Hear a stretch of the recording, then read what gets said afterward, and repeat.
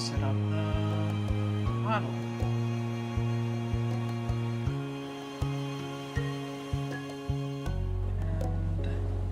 And yeah, it disappeared.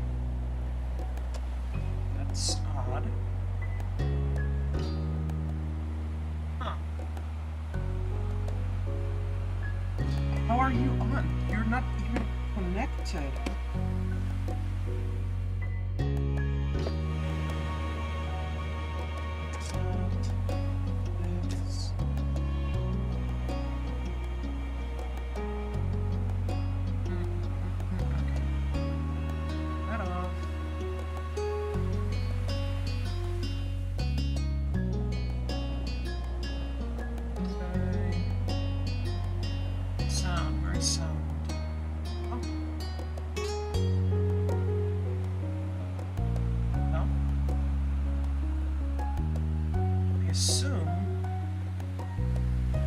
Hear the audio.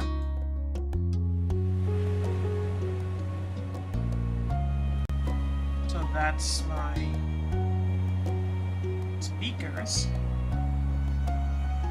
So there we go. I don't know what was going on there, but it's fixed. I can hear the game again.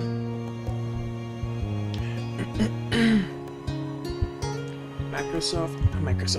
Microphone repositioned. There we go. Now it's closer to my face.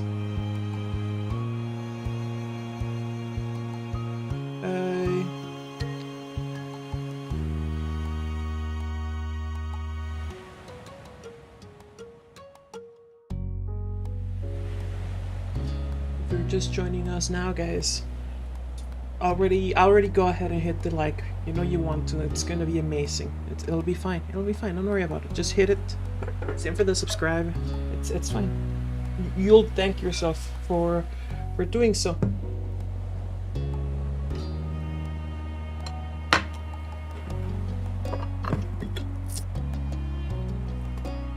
Okay.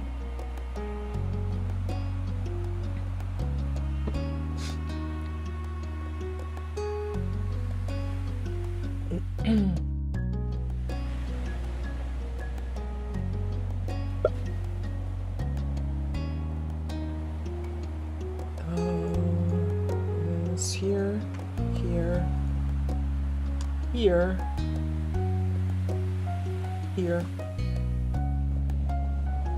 And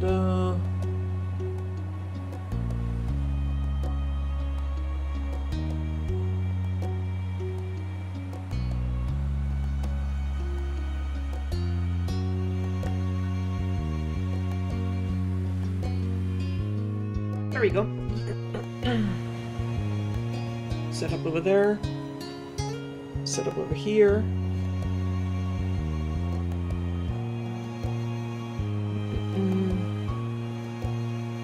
Okay, microphone a little bit to the back, a little bit higher up.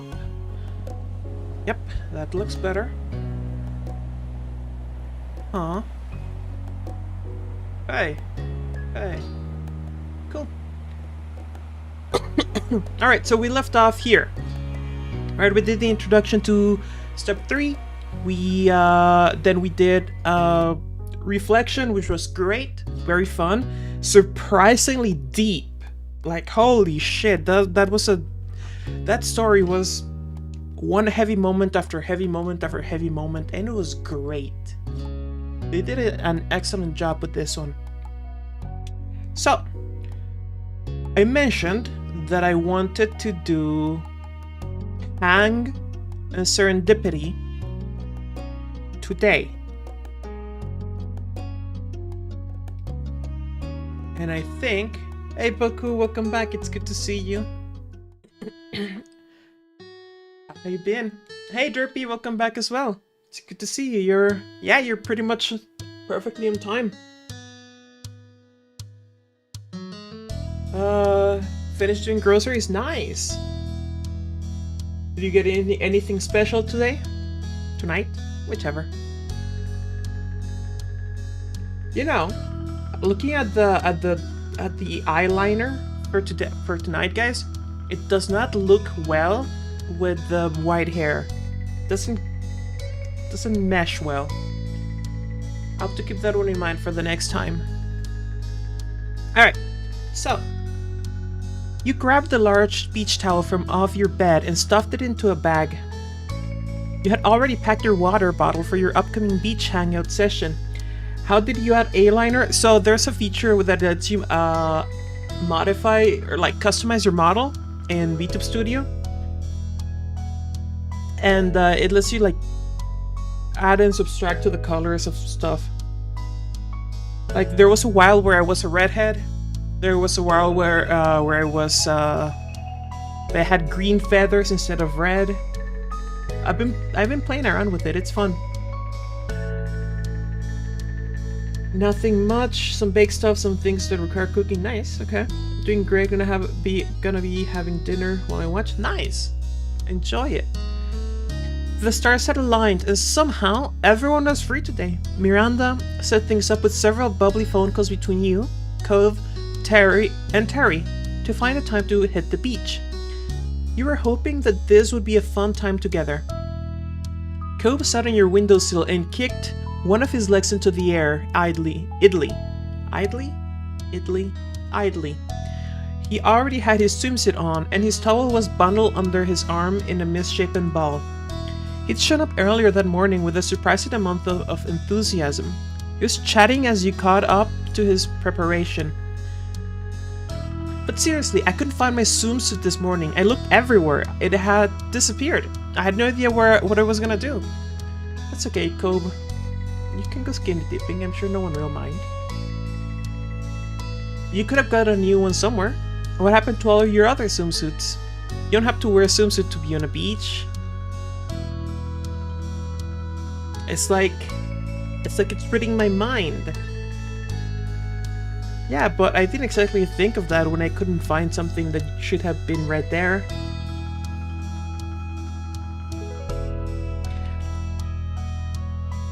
Anyways, I don't know why it was in the bathroom when I never put it there. Look at this face, like, it's not my fault it was doing dumb things being in places where it shouldn't. He gave a small smile.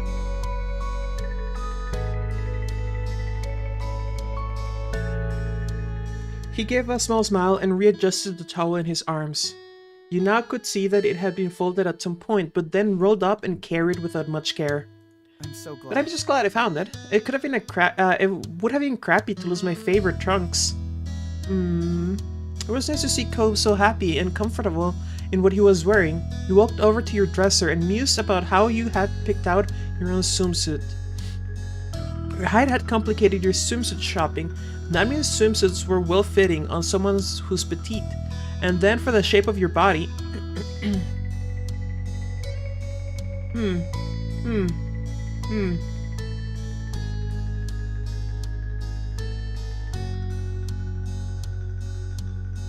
I think I remember having sores. You want 3? Alright, let's go with 3. We got curves. Short stack for the win. And you had noticeable muscles, you had a little definition, your body was delicate. That's stuff, it's stuff. Stuff, okay? So, in the previous one we had muscles, right? We're muscled. So, we have the option of going, now we have nothing, right? Because we let it go, or we kept it up. And went for noticeable muscles. Be Cobe's muscle mummy. Be Cobe's muscle mummy short stack. How would that even happen? Like losing the muscles? Just not using them, really. Like, if you stop exercising, they go away. Unless you're very lucky with genes. Hey Elmo, welcome back. What did you come into? Well... You know how we joke about committing diplomatic incidents? Right? And how our alliance, our corporation is well known for committing diplomatic incidents, according to you, even going so far as to start a galactic war, which I don't believe, by the way. More or less the same, except yeah, use it or lose it, but didn't think they would go with it quickly. Yeah, no, yeah, they go quick. They go quick if you stop using them. Like call it a couple months and you'll lose definition fast. It was clear how solidly you were built, and the dense muscles were visible without having to flex them. You had gained more muscle in recent years. It was clear when compared to how you were when you were younger. Are you okay? You alright? You're Norwegian? What's that got to do with committing diplomatic incidents? Oh yeah, I was thinking about some things. What things? Just myself and my body, really. His eyebrows rose at your admission of self-reflection. And what do you think? What do you think of who you were? You considered your identity further. Oh, so this is the recap episode. Okay. Well, sure about your gender, being called her was right for you, and alright guys, now we're talking boobs here. Kinda, well, it's not the recap, but it's like the establish it. Boobs, small, medium, well endowed. Alright, let's go with 3 then. Dave Bautista lost all his muscles, he looks so different. Who's Dave? The name sounds familiar. Dave Bautista. Your boobs were a large part of your frame. Like the size you had. Consider your options. Binder. Wish they were bigger. Nah. Perfect size then. People had a lot of their identity wrapped up in their physical form. It shaped their self-image. You were confident in yours.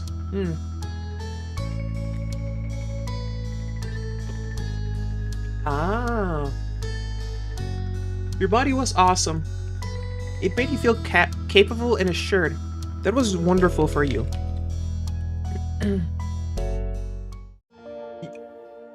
Huh. I don't recognize him. Or maybe I do, but it's from when I was much younger. Alright, you had pretty much always felt good in your body. It was that way through your main growing years, and now that you were an adult, you didn't see that changing anytime soon. Ah, Bautista. Maybe that makes a difference. No, it shows me the same person. You had pretty much always felt good in your... okay. You focused on Cove again. He smiled at you and tilted his head. A question is still in his eyes. He was waiting for you to come to an answer. But before you could, you had something to say to him. Ooh, okay. So... Ah, okay, so it's a stage name. I'll have to check him out. Drax and Guardians of the Galaxy? Like, this will show the progression if you choose to make a trans character? True. I hadn't thought about that. I didn't go with that in this playthrough. You want to? You like the way I look, right? What do you think about me? Let's put a pitfall in front of her boy. Yes, Elmo? Oh yeah, our brown cheese melts tunnels. Yeah, but that's because it's sweet. You can hear the children crying? Let me ask you a question. You looked at Cobb expectantly. Cobb smirked a little, his eyes taking you in easily. Fishing for compliments, Corey. You look great. Everyone knows that, including you, by the way. Unless that's changed. You pout. You blush. By the way, Elmo, if you can hear the children's crying, let me ask you a couple of questions. Are you at the gas station? If you are at the gas station, remind me to link you the details of the gas station so that you can properly enjoy your situation, okay? If you are at home, make sure you get the video. Make sure you get the video so that I can watch it later and see the cryptid that's stalking you. That's been stalking you because it's not the first time you mentioned something like this. And yeah.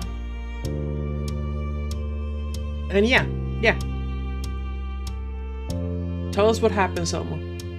And just in general, make sure to check that it's not an actual child. You wouldn't want an actual child to freeze to death. You know? And you have a dog, so it's not like you'll be alone. What did I miss since we started too much? Not much, just some character progression stuff, for lack of a better term. Yeah, just saying, oh, I look like this, I feel like this, etc, etc. Not my problem. Okay, Elmo. Have a dog. You pouted, you laughed, you blushed. I didn't want to compliment. You just asked. So what if I want you to? So what if I wanted you to compliment me? You still should. I'm waiting. I said you look great. Cobb shook his head. His hand went up to try to subtly cover his smile. I was kind of worried you were so in your own head. Because something was wrong. Guess not. I'm glad. Hey. Hey, Corey. Cobb gave you a bent smile, pointing to your arms. You're looking particularly buff today. Okay, there's a compliment. He answered not with words, but a solid okay sign with both hands and the same cheeky smile. Cobb suddenly flushed when he realized how boldly he'd complimented you. He stood by it, even if he was a little red. You were a little taken aback. That came out of nowhere. You glanced at yourself. I didn't know you liked my arms so much. Yeah? Okay, Cobb's into the muscle mommy vibe. I'm into it. Good boy. Yeah? He started to flex and show off jokingly. You felt tirelessly stretched. You're so sweet and fantastic. You have some very good arms yourself. You hugged him. Alright guys, I'm thinking 1 or 2. This Cobb, yeah, of course.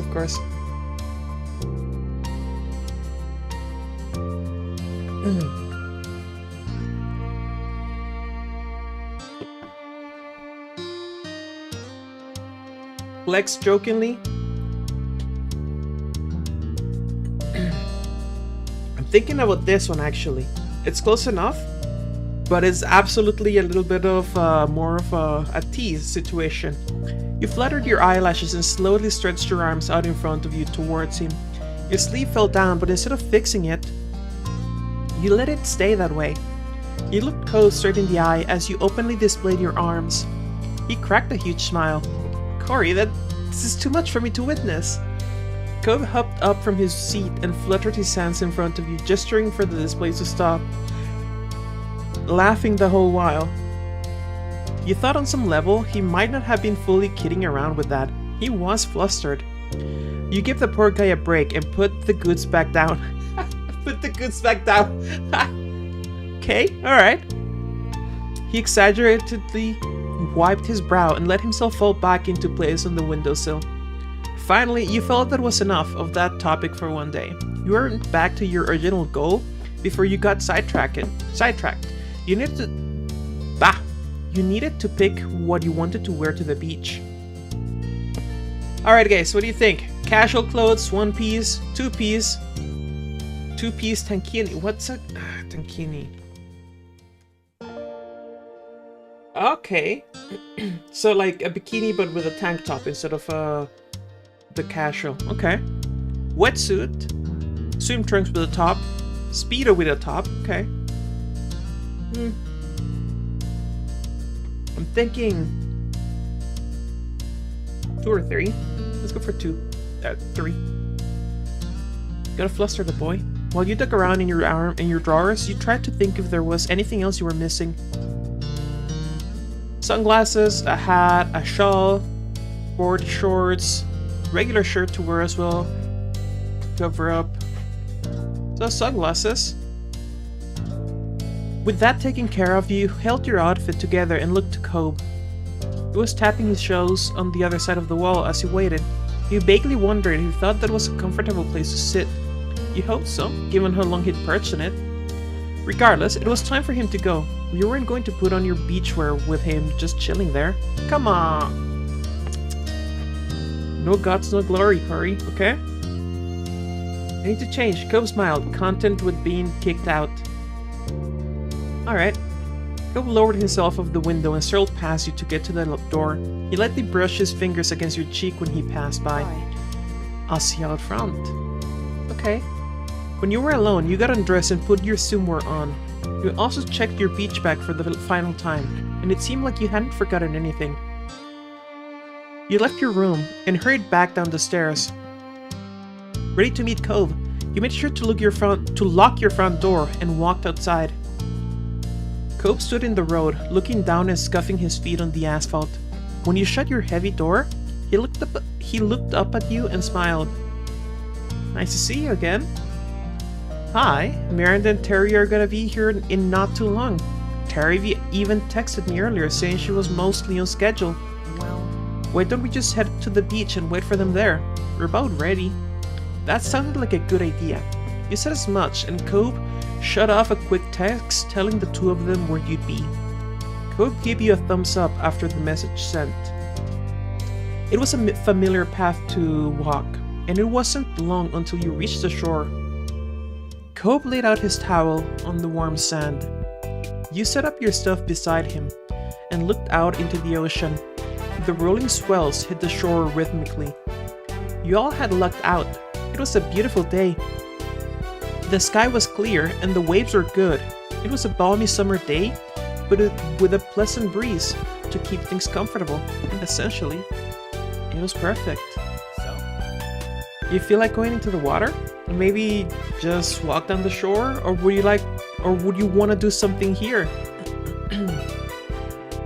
So the last part seems, maybe it's just me and my mind, right? Maybe it's just me having a bit of a specific kind of mind that tends to focus on certain kinds of things. Or would you want to do something here? Seems like an invitation. I'm not quite sure here. Either way is fine. What do you want to do? Get some sun, taking a stroll. Water sounds good.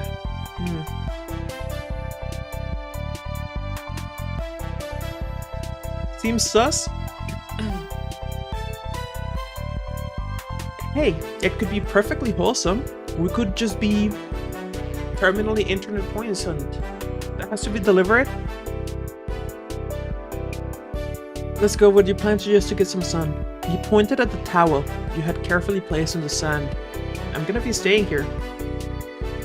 I'll record it and send it to you if it starts up again. Please do so, Elmo. I always love some creepy stories and creepy videos of absolutely normal children crying in the middle of the night. It's like what? 3 a.m. over there, Elmo? I know, right? I love it. I love it, Boku. Spooky stuff is fun, especially today. It's Day of the Dead. Feel it's something trying to lure you out? Very possibly. Do you have 5 a.m.? Alright, fair enough. Yeah, probably. Do you have your cider already?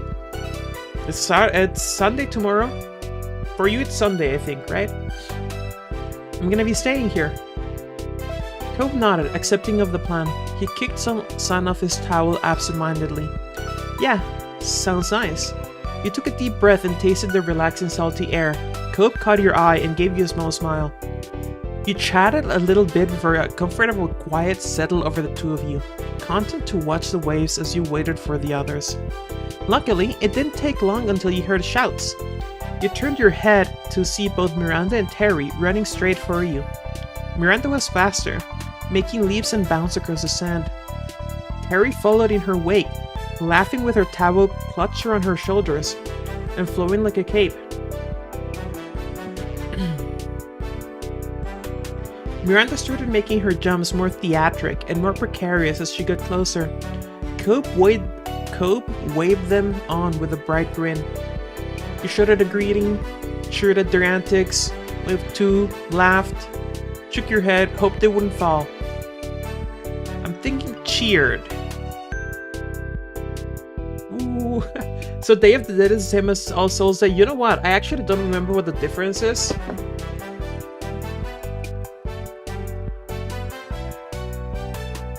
Okay. Depending on the locality. Pay respects. Remember. Have some friends. Versus All Souls Day. What is it?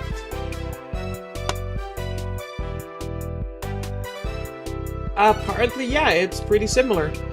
Yeah, as far as I can say, it's pretty similar. They're pretty similar in function. Alright. Dos Santos is the first, and Dia de Muertos is the second. Alright. I defer to your knowledge, Pokemon. I'm very bad at the at keeping the names of some holidays in mind, except for the big ones. The two officially arrived at Cope's and your setup, looking completely ready for an ocean adventure. They were already in their swimwear and were raring to go. Hey Terry, Miranda, welcome to our beach. Hey! Hi. Hello, hello. She beamed and Miranda nodded with a smile. Oh, yeah. Man, I'm so pumped. Yeah, I'm really glad this worked out. What have you been up to over here in your town, Corey? Have we missed things? Cope blinked and then shrugged when nothing he wanted to mention came to mind.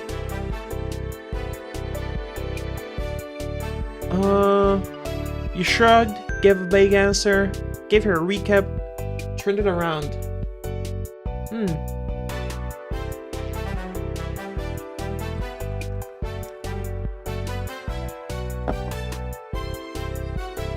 I'm thinking... Give her a quick recap. Your moms were the same as ever for the most part, although they were definitely still adjusting to you being an adult now. You're what, 18? You're barely an adult. Too young. If there's one thing I actually agree with the US is that it's 21. It's probably a better age for a lot of things. Even then. Anyways. Liz had asked you to take pictures of her latest makeup look the other day. There was nothing too dramatic going on right now. Terry nodded along and mentioned a couple things about her own parents. Miranda brought up her family and shared some of the wild things her older brother had done. Terry then started talking about her morning and how she'd almost overslept since she had stayed up too late last night. She bounced on her feet as she spoke. But don't worry about me being tired today. You know I ran on less back during school. Miranda filled in the group about her morning. Apparently, everything had gone smoothly. She'd met up with Terry on the way here, and you knew the rest. Cope offered a suggestion to the girls. Hey, you guys should lay out your towels. We can relax. Elmo, I do not for one damn second believe that's a real picture. I do not believe that's a real picture, Elmo. That... Give me 1 second, you guys. I need to look at this closer. Okay, now I believe that's just you posing to create the picture, Elmo. After looking at it closer, Elmo sent me a picture and it looks like a headless person walking around in a white bathrobe. And so Elmo sent me a picture on Discord, and it's just like, it looks like a headless person walking around in a bathrobe. And once I looked at it closer, I'm just certain that it's Elmo fucking with us. Well, with me. Hey, you should lay out your towels so you can relax. Okay. Oh yeah, definitely. You felt pleased that Cope remembered what you wanted to do. Sometimes he could be thoughtful like that. Terry and Miranda settled down on their towels. It took a little arranging, but soon you were on your back and soaking up the sun. Miranda had built up a small ridge of sand as a backrest, and Terry laid on her side, facing the rest of the group. She drew everyone into an involved conversation about the merits of ice in a drink. I'm sorry, what conversation could there be about the merits of ice in a drink?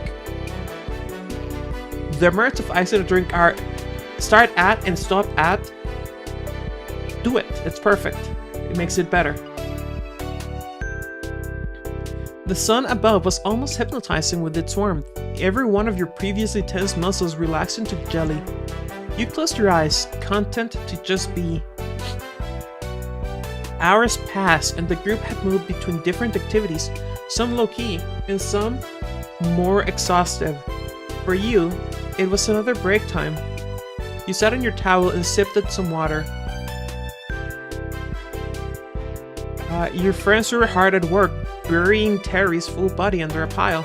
Miranda used her arms to force up sand on Terry's sides. Cobb worked on covering Terry's feet. You took another drink and closed your eyes. Eventually, a shadow passed over you, dampening the light that was still notable even behind your eyelids. You checked to see Cobb had joined you there. He knelt down to dig around the pile of assorted beach stuff in the middle of everyone's towel setup and pulled out the sunscreen. He took a seat next to you. He opened the bottle with a soft pop and began to reapply the cream. To us? Hey. He ran his hand across his chest, to work the sunscreen in. And you might have checked him out a little from the corner of your eye, while still sipping some water. He noticed you noticing him, and Cobb tilted his head your way as a smile formed. Would you want to help me reach my back? The yes! A cold drink is better than a drink with ice? That... I think I will disagree. I prefer the ice over the cold drink. The cold drink is fine, it's great, even. But ice is better for me. Thanks. You scooted up behind your boyfriend and reached a hand around his front so he could squeeze a small pile of sunscreen into your hand. It is something that my mind instantly went for a reach-around joke. You rubbed your palms together, spreading the cream out more evenly, then began applying it softly to his shoulder blades. From there, you moved to the tops of his shoulders, the nape of his neck, and down his spine. Cobb was mumbling the entire time, but you could make out what he said. He might not have even realized he was doing it himself. The tone of his voice and the look on his face got the message across just fine, however. He was happy. And you were too. After he and you finished up, Cobb let out a comfortable sigh and looked off into the distance. Then he sighed again, this time in an exaggeratedly disappointed way. You wondered if he was going to sigh again, even more dramatically, if you didn't say anything.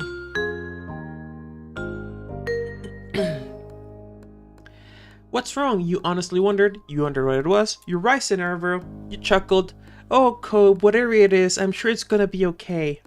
I'm tempted to see if he actually does try to sigh again. You didn't have any solid guesses on what was up with Cobb. Given his expression, it was probably going to be something silly. Cobb shook his head, comically despondent. His frown didn't match the sparkle in his eyes. Don't worry about it. I'm just becoming another jaded adult, that's all.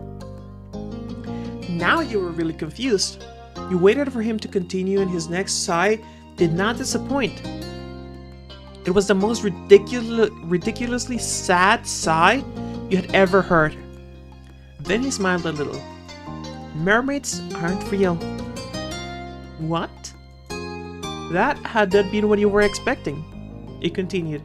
You know how much I liked mermaids as a kid? Well, merfolk as a whole. I really hoped that they were out there. I mean, the ocean's a big place, right? They could be somewhere. But the older I got, the more I had to accept it. They were just a fairy tale. He jerked his head over to the waterline and the rolling waves. They crashed against the shore and then drew back.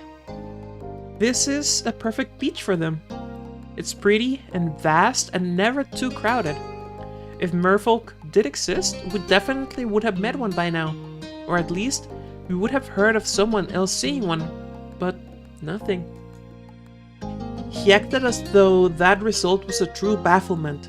He let his head hang. I gotta let the dream go. Burst into laughter. That's hardly proof. It's not like this is the only beach in the world. You pretended to be shocked and disappointed.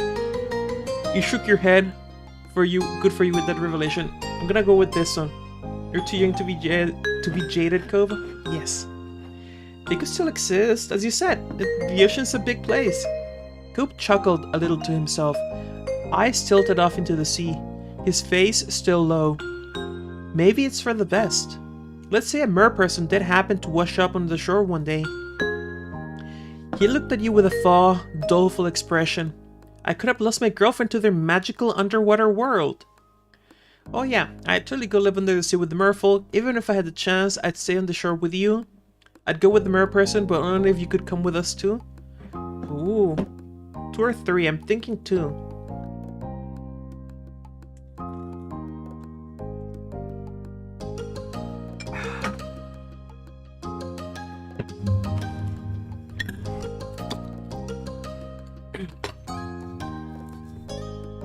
I'm gonna go with 2. Even if I had the chance, I'd stay on the shore with you.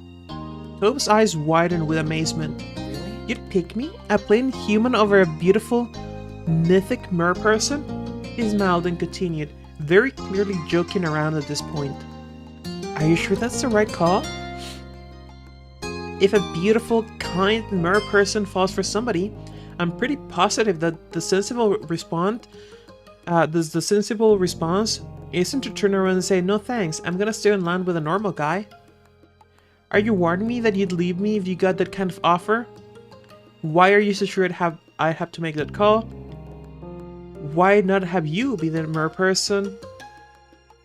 I should get to be a mer creature and then I'd invite you to the underwater world. Code, there's no one who could ever make me leave you. Okay. 1 or 5. You want 2? Why are you so sure I'd have to make that call?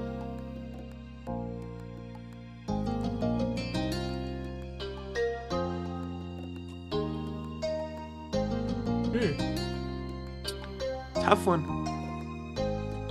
I'm gonna go with the fluster him. Cope, there's no one who could ever make me leave you.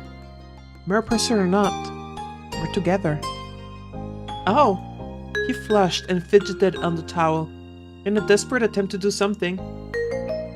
He picked up the sunscreen bottle he had dropped.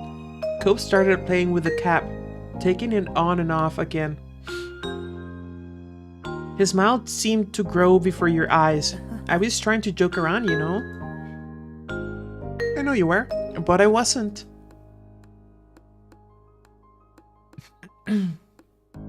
He giggled and continued to look deliriously happy. He had no way of going back to the joke. You couldn't help but feel happy at how much your words meant to him. And then you heard Miranda screech. Your attention immediately switched over to your friends. You saw that Terry had gotten impatient and shifted her legs. The walls Miranda had been meticulously building collapsed into a wet heap of sand. She surveyed the damage critically. Wouldn't I have to start over on that part? Do you just want to give up on this now? No way. No way! The burial must continue. I'll try not to move anymore. Okay, if you're sure, I'll try to fix this. I shipped them. Ship them together. It just... no particular reason, it just came to mind.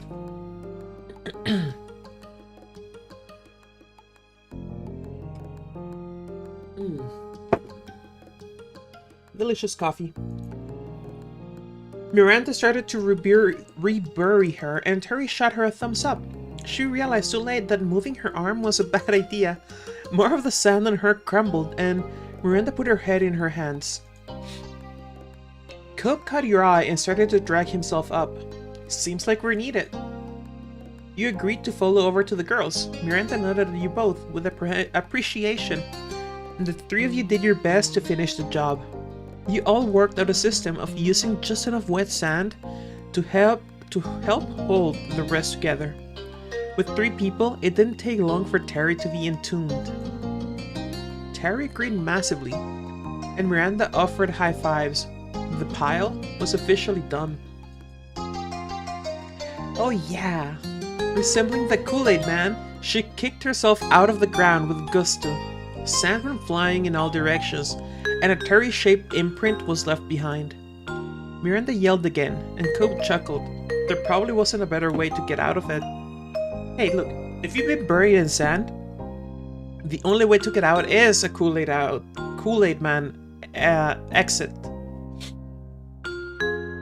The 4 of you continued to have a good time. You went on a shell hunt. Miranda managed to find the biggest while you found the most colorful. Cope caught a tiny crab. You did a bit of everything. There were impromptu games to just soaking up each other's company. However, after a while, you all had run out of water. Drinkable water, anyway. It was decided that you'd head to your or Cove's house. Things were gathered, and you started to cheerfully walk up the road. What next? I don't have anywhere to go, so it could be whatever. Same, I guess we can't keep hanging out?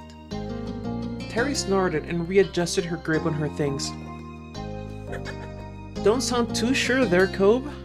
By that point, you could see your house. It hadn't taken you long to make the trip. The conversation continued with everyone throwing out suggestions. Are people hungry? She looked from face to face in inspection. Cove and Miranda shrugged in concern. No one was overtly opposed to it. However, you weren't really starving. It wasn't quite a mealtime yet. We could get dessert. Miranda put a finger to her lip and thought. With a smile, her voice became more confident. Yeah, that would be fun. Terry considered it and then shot Miranda a thumbs up. Sure. Sounds great to me. I can definitely go for that. You know, I'm up for more. But there's nothing sweet at my house. Your friends glanced at Cove and his place. He shook his head immediately. That doesn't have anything good either. I mean, unless you want dessert, dessert-flavored protein shakes.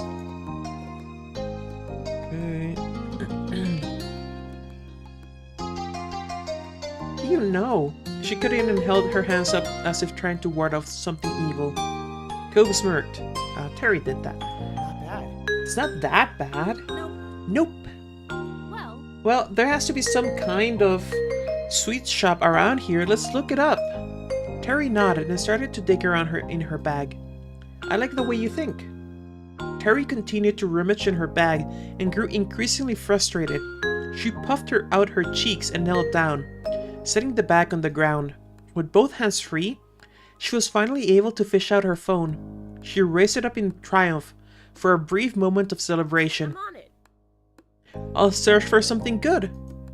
Terry got back to her feet, hefting the bag over one arm, tapping away at her screen in the other. But she assessed Cove from top to bottom. No shirt, no shoes, no service. I mean, look at him. I'm pretty sure if we find the correct dessert place, they'd give us free dessert just for having him there. Cove glanced down at his bare chest and feet, having not even registered it prior. He chuckled a little. I'll grab something. He moved over to his house. You looked toward yours.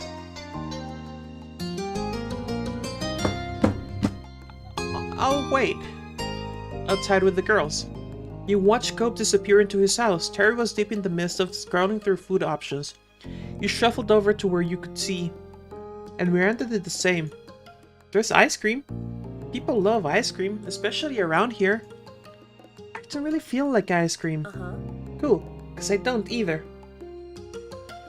She flicked her finger up and another ice cream place showed up. Melty Moo Moo's Frozen Treats. With an unfortunate cartoon mascot. I like ice cream, it's just not for today.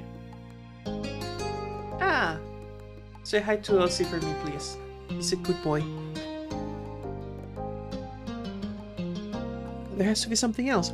You thought on it, and Terry kept scrolling. You heard a door open and Cove reappeared. You were about to be surprised at how quick he was, but then noticed he'd just thrown on a t-shirt over his swim trunks and slipped a pair of sandals on. Of course. Hey! Everyone else exchanged their respective greetings and then looked back at Terry's phone.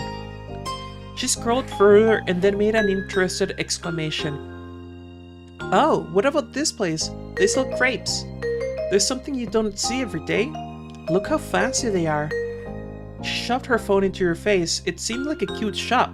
It didn't show any pictures of the actual building, but the food seemed good. It was one of those places that put a lot of effort into presentation. With branded wrapping for the other crepes and well-applied toppings. Girl on the right looks like she's about to commit murder. She looks normal. Maybe it's a little bit on the yandere side of things, but it's fine. Huh. Weird, I've never heard of that place. I haven't either. Mysterious, but crepes are so good. She nodded her approval as Terry admired more of the photos. I'd go. It's not too far, but we could drive. Terry cheered at the success of a plan well made, and you all walked around to Cope's car. He had to run inside once more to grab his keys. You wrote "Wash me" in the dirt on his car, of course. You noticed a thin coat of sand and dust on his car. It had probably been a while since he'd washed it. With a smirk, you carefully wrote "Wash me" with your finger. Normal, look at her, now she's dreaming about it. It's fine, don't worry about it. I mean, we're friends, so if she murders someone, it's not gonna be us. It's gonna be some random, person, and when she needs an alibi, we'll be there. Because that's what friends do. They're there to be an alibi. Allegedly. Please don't look at me, FBI agent personally assigned to my case. Although I play Eve Online, so probably anything as I'm probably on the list of concerning, but they play Eve Online, so it's probably fine. 9 out of 10 people get murdered by their loved ones. It's fine, don't worry, we're part of the one. Don't worry about it, we're part of the one. Good work. I wonder if he's even gonna notice. Wait, what? Oh. The car beeped and unlocked. Cope ran up to you with his car keys in hand. His hair slipped onto his face, and he brushed it back. Shotgun! She clambered into the passenger seat without hesitation. You didn't argue, and climbed into the back with Miranda. Terry activated the directions on her phone map and acted as her navigator, directing Cope to the crepes. Is that how you pronounce them? I'm pretty sure that's how you pronounce them.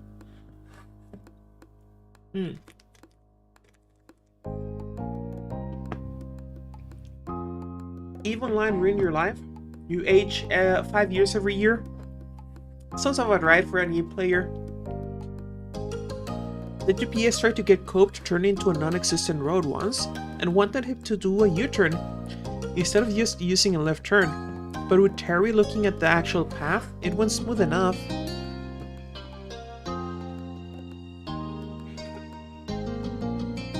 You were led to a small stall in a parking lot rather than a full building.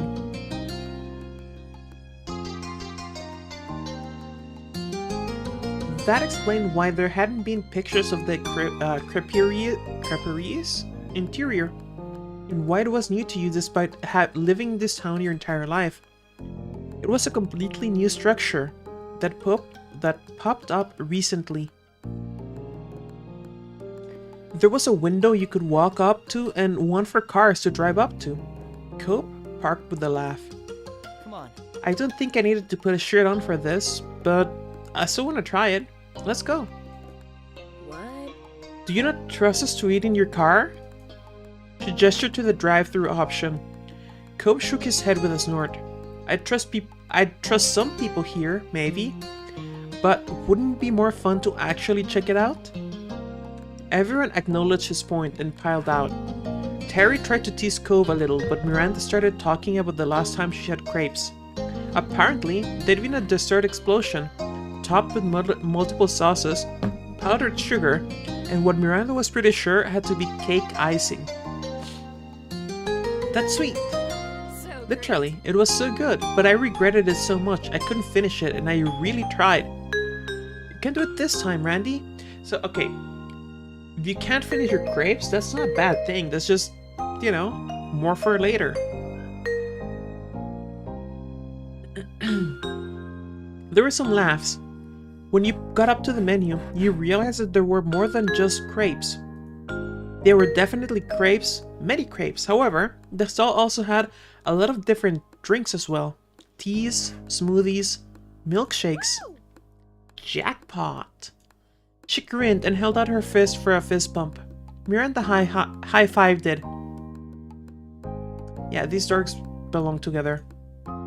The two stared at the awkward, vaguely turkey-shaped hand configuration they had made. And then slowly put their hands down. Cope's mouth twitched in a smile. You stepped up to order first. You glanced back at the menu. You ordered a crepe and a drink, of course. There was a woman who looked a little older than you taking the orders. She smiled back at you, ready to hear the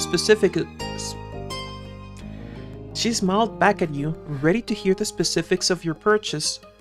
For the crepe itself, you wanted chocolate. Come on, chocolate. For the fillings and toppings, you picked. Okay, chocolate with chocolate chips and condensed milk and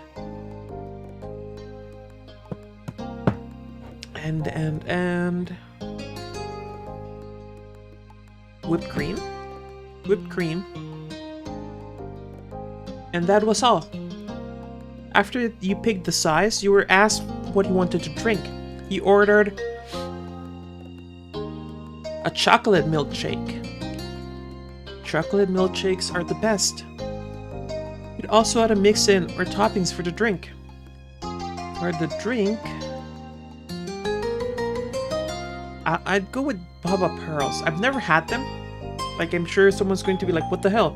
But I've never actually had Baba Pearls.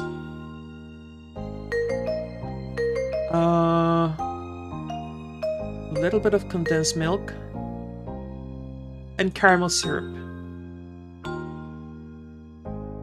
And that was all. You paid and stepped aside to let your friends order.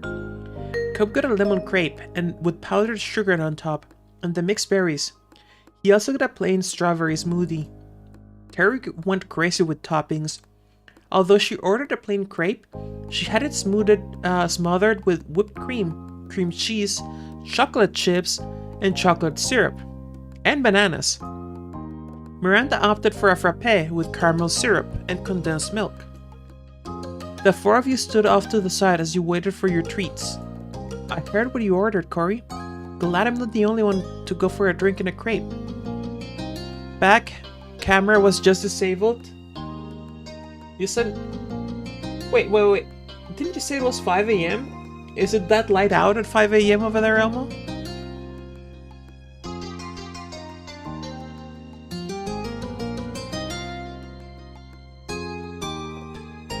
What bubbles? Oh, the boba tea ones. Yeah, I've never tried them. I've heard they're good, but I couldn't say one way or the other. Like, legit, never once tried them. I couldn't pick just one, and why not? Exactly. It's gonna be good. Wow. Your drink sounded good. I thought about copying you. She looked at you with a curious look in her eye. Why do you pick all that? I just felt like it. I really like the stuff like that. It's pretty normal for me. I just felt like it. It's completely dark outside, but the camera looks like it's light outside.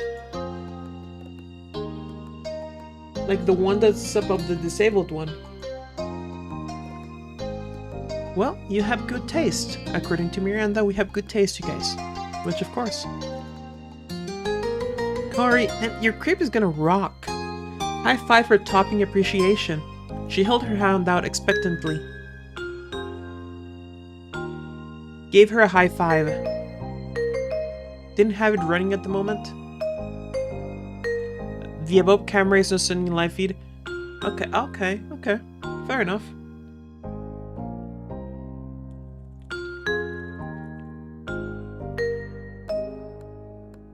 Okay, so hear me out here, Amo. Why don't you turn on that camera? What if you're missing on the cryptid striptease of your life? There could be hot skinwalker women waiting for you, and you won't be able to see them because you turned off the camera. How do you feel about that, Elmo?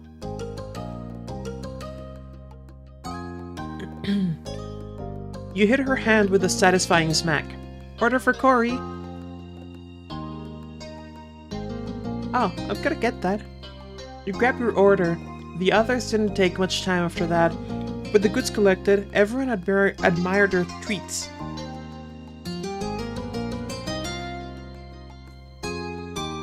Terry dug right into hers, and Miranda gave hers a tentative sip. Terry nodded acceptingly, with her mouth completely full. Miranda tilted the frappe over to her with a grin. Terry sipped it and clearly loved it. She raised her crepe over to Miranda. You could tell that there was an intent to make it look nice, but with all the assorted toppings piled on, only so much could be done. She took a huge bite with gusto and sighed happily. Terry seemed satisfied and took another slurp of Miranda's drink. I'm still shipping them. Scusi? What is Scusi, Elmo? They had but only gotten one thing, probably because they knew they'd end up sharing. Yeah, I'm shipping them even harder now. They had both only gotten one thing, probably because they knew they'd end up sharing. Yeah, no, they're shipping themselves. It's not even just me now.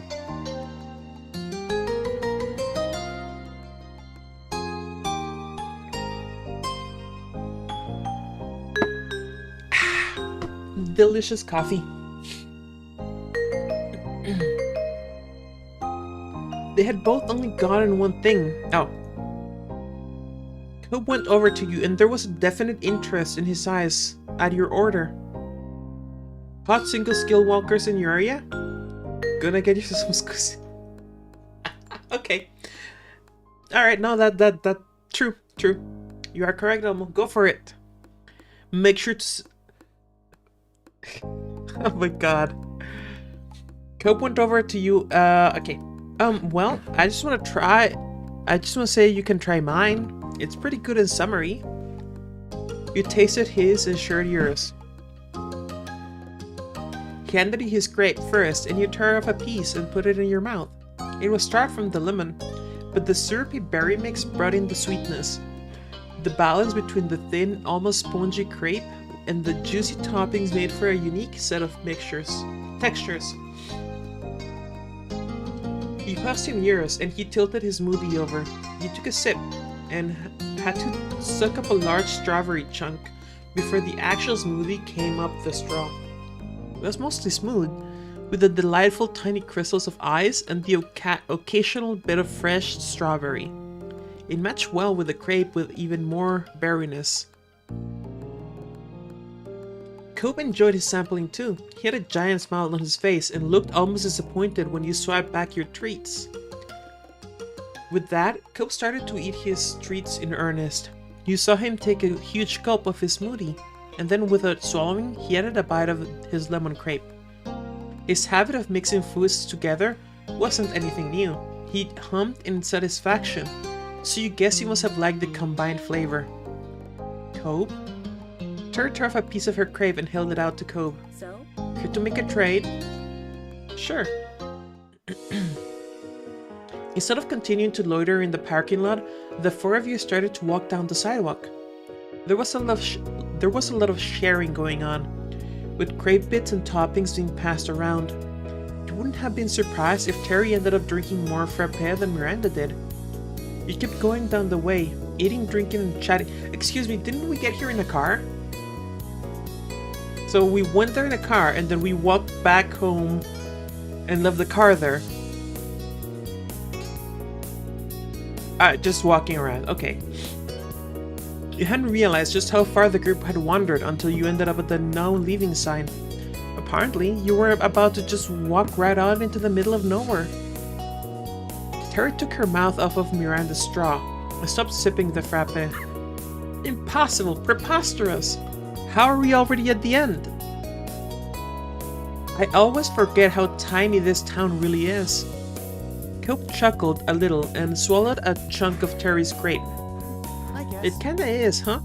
It didn't feel that small when we were growing up. Definitely felt bigger then. Tinier places, decent-sized cities. Let's go number 1. It definitely felt bigger then. There was a time when Sunset Bird had felt huge. It seemed as endless as the ocean. There was always some street you hadn't wandered down. Something new for the tourists. But now you had realized it was just a pond in this big, big world. Feel like how this just does callbacks? I know, right?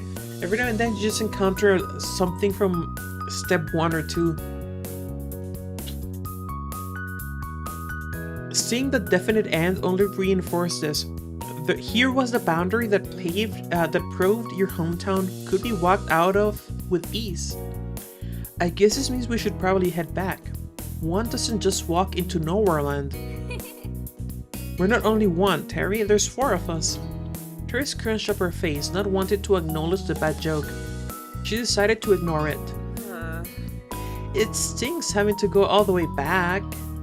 Yeah, but it's not like there's anything out that direction. And if we did keep going forward, it'd be an even longer trip home. You stared off into the stretch of road as Cope agreed that he didn't want to go out any further. Can we take a break here first before we turn around? We've been walking for a while, and someone finished my drink. Right on cue, Terry loudly sucked air from the straw. It was so good. Miranda looked at her, but Terry remained unrepentant. In the end, though, it was agreed to hang around the sign before heading back to the car. It didn't take long to finish the rest of the food and drinks. Everyone gathered up the trash and stuffed it into bags and pockets for now. The group relaxed on the grass, keeping account of all the cars that drove past. It was not a high number. 14. The newest passing car drove into town from somewhere outside. But as the vehicle came by, it slowed down and you watched as it ultimately rolled to a complete stop. Baxter. It's gotta be Baxter.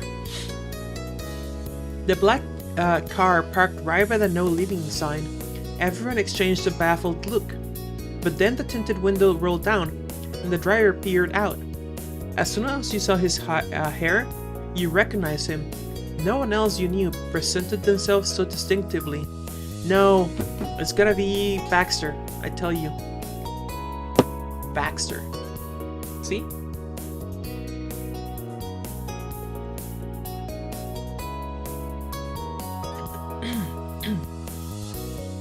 Hey, neighbors. Cope also jolted with recognition. He pasted on a cordial smile and waved politely. Afterwards, he put his mouth back over the straw of his long empty drink, as if trying to act cool. Yeah, we met him in the start of step 3. We met him at the start of step 3. That's how we met him.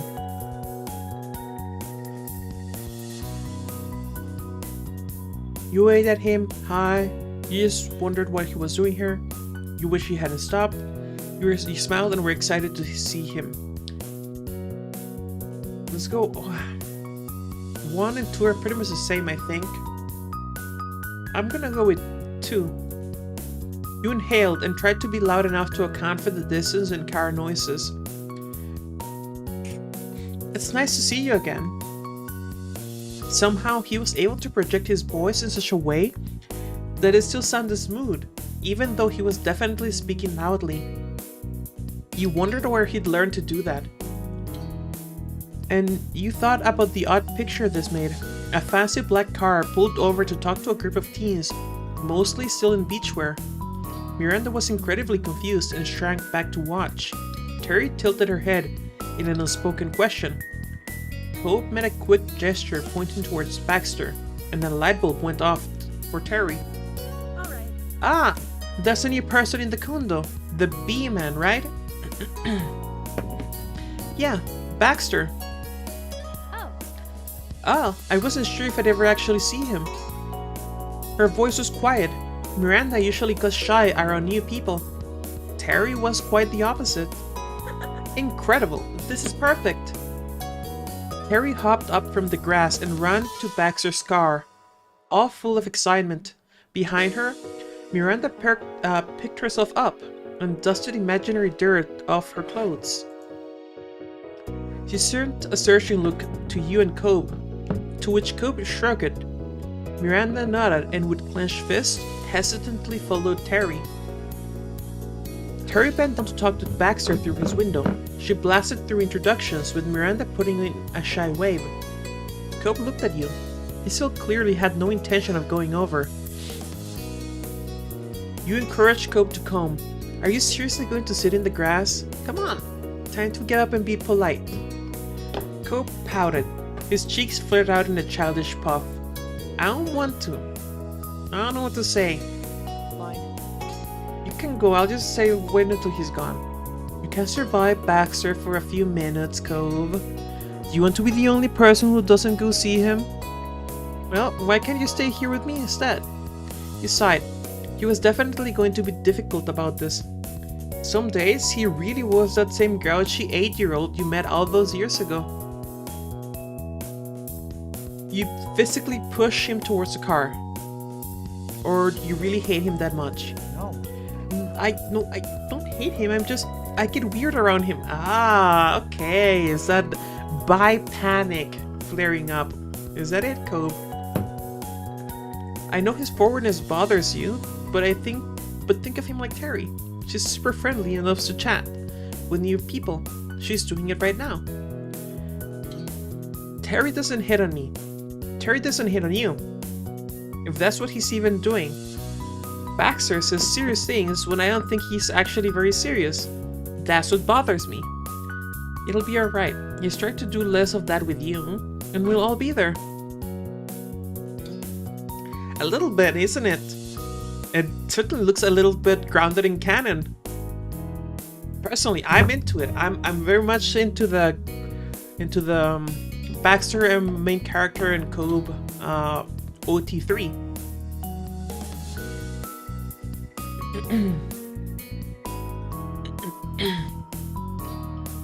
With an unnecessarily whiny groan, he relented. Fine, let's go. Slowly, progress forward was made, until you two arrived at the driver's sidecar window. Baxter smiled welcomingly. Hello. Hi. Cobb greeted him mildly, his expression cautious. Sup? Baxter gestured to Miranda and Terry. I just rented this car for my stay here and was coming back from a bit of sightseeing when I spotted your crowd. Then these two were kindly introducing themselves. Uh-huh. Yep, it's only polite. Speaking of polite, Baxter is giving us a ride. I was asking him to. What? Baxter shrugged guilty, seeing Cobb's dramatic reaction. The offer is open. And we're taking it. Okay. Poor Cobb. You were just happy to get a ride? Annoyed? Nope. Happy to get a ride. Thank you. Back in high school, I was always happy to get a ride from a friend. Regardless of anything else, you didn't have to walk back. That's what counted. And you were grateful to Terry for arranging it. Alrighty. Plan made. Let's hop in. You excitedly opened the passenger side door and buckled yourself in. The car was pristine, and you were right near the new car's scented air freshener. Okay, the car has the steering wheel in the correct place.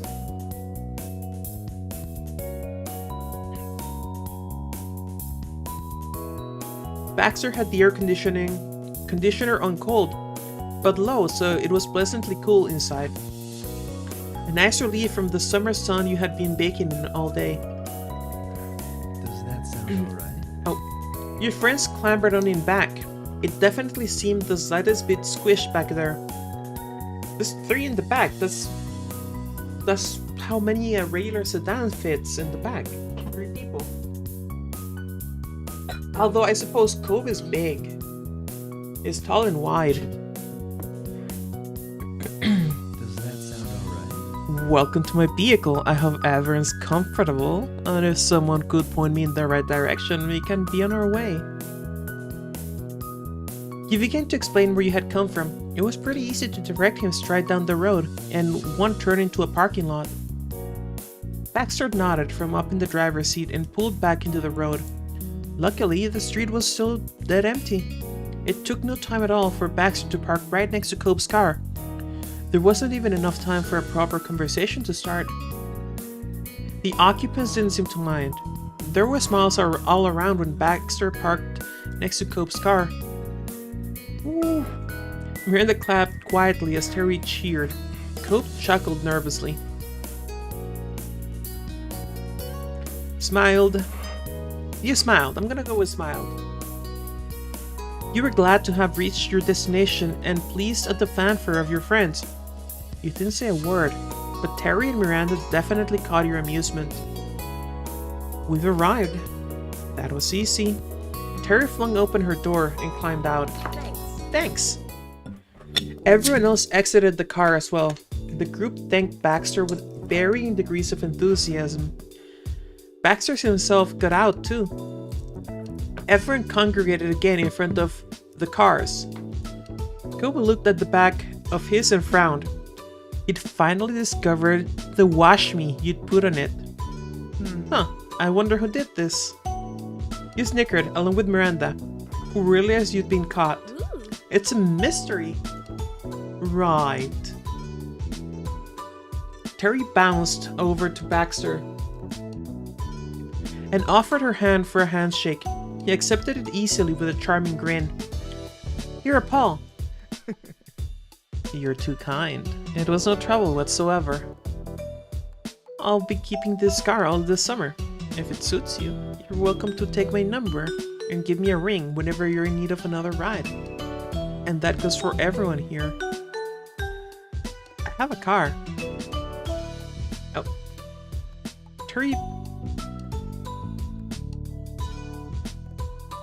Terry busted into laughter, and Miranda fidgeted. She did not know what to do with that. Baxter really went fast, didn't he? He noticed her discomfort and smiled with a soft tilt of the head. What? Where's my... I'd be happy to help again, but that's the only reason I offered. If you don't need it, you can pass on it. Okay. I know how it looks, right? I know how it looks to say, can I have your number? To this random rich kid, who's like the epitome of the pretty boy trope, right? I get it. But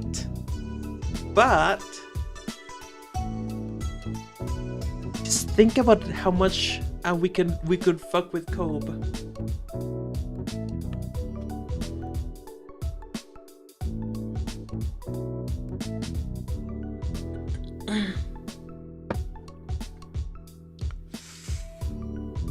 He beamed widely at your response. Absolutely. Oh, absolutely. Baxter pulled out a pen and had a pen he had with him for some reason and jotted his number down. He passed a little paper to you and you accepted. When her giggles subsided, Terry put a hand on her chin with brows furrowed. I wonder, would that option be available right now? Could ballet or somewhere cool? What? Cope was taken aback. He put a hand on the hood of his car. Weren't we going back to the neighborhood? Wasn't Baxter going back to the neighborhood too? Why would we go somewhere else? Because we can. Miranda squirmed nervously and then committed to piping up. Maybe? We could go to the park near my place. It's a really nice place to hang out. You and Co shared a look. The big park was pretty nice. Let's do it. Baxter tapped the side of his face and thought. It's doable. That sounds doable. He glanced at Cove and then switched focus to you. Well, we have 2 cars. If some people want to go to the park, I could still take the others home. But if everyone's going, it wouldn't make sense for me not to.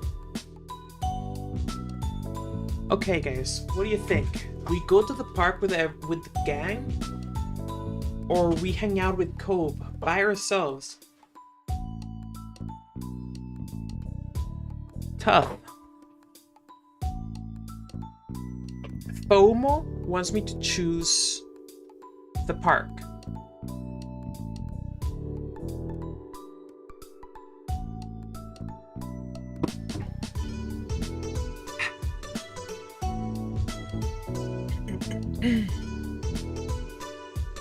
You want one?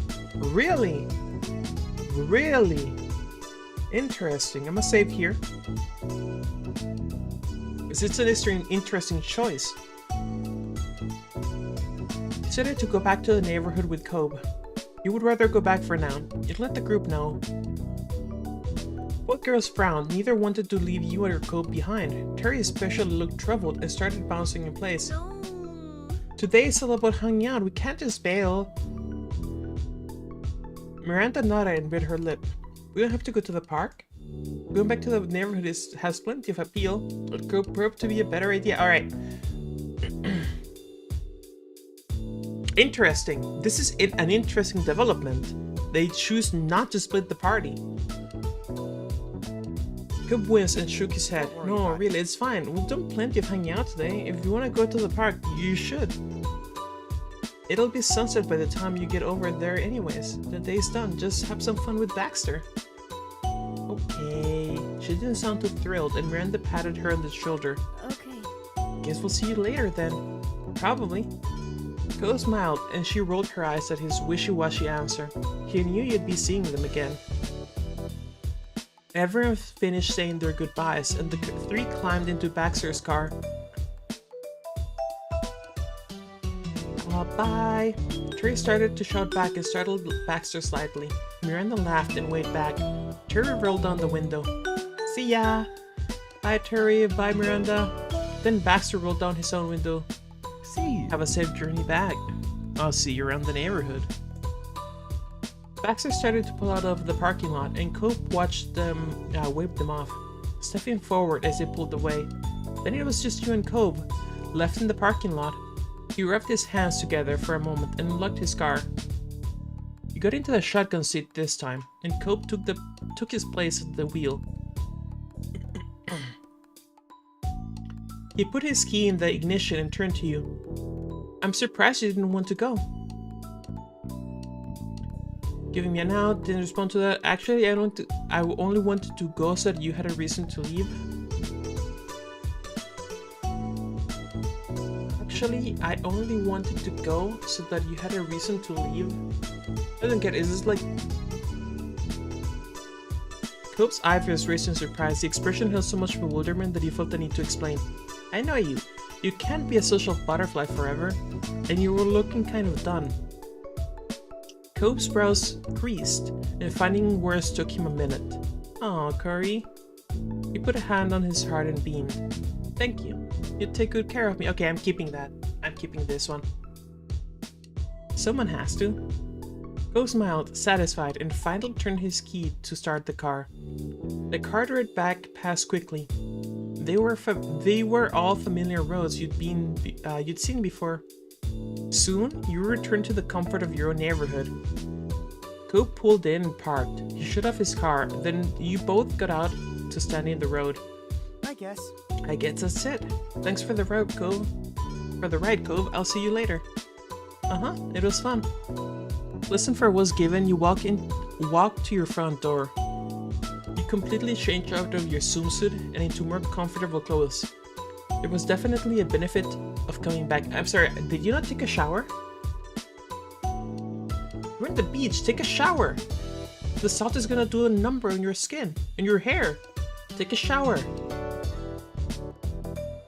Okay.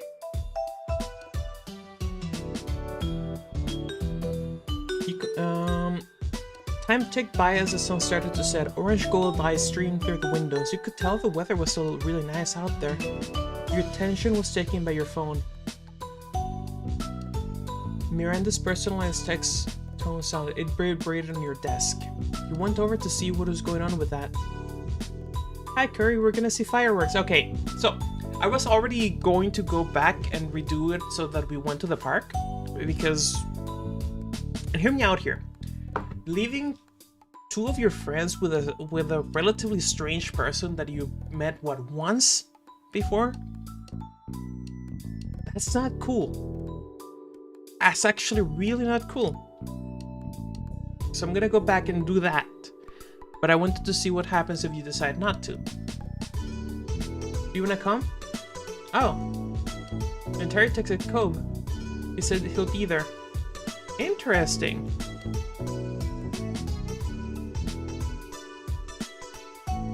How did their trip start hanging out in the park and end up with finding some previously unknown fireworks spectacle?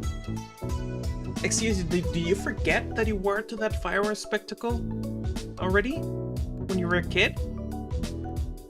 Fucking like 10 years ago? Fireworks? I'd love to, yes, okay. I love to. Fireworks was kind of out of the blue, but sounded like a lot of fun. That was something you couldn't miss. Miranda sent back a cheery smile face, not even 5 seconds later. Then you got a yay, and she sent another message that he told you that Cobb would be at his car soon. Alright. I'm gonna save here. He texted that he was already outside. Just as promised, Cobb was waiting by his car. He hadn't bothered to change at all. Was quite comfortable going around in swim shorts. He slipped his phone into his pocket and waved you over without needing to say a thing. You got into the shotgun seat. You noticed that the exterior of his car was no longer coated with dust. He must have washed it in the past few hours. Direct action. Cobb looked over to you from the driver's side and smirked as he started up the car. Here we go again. Yep.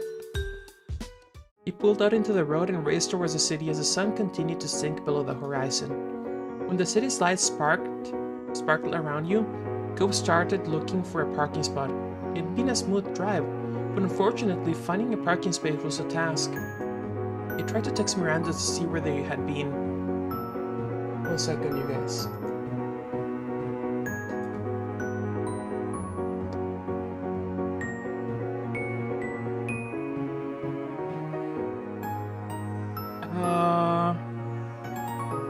Where they had been, but she admitted that there hadn't been any openings around there.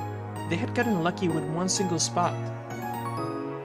Cobb had to drive around a few blocks, but finally you spotted something. He pulled it in and parked, feeling just as triumphant as if he'd won an actual prize.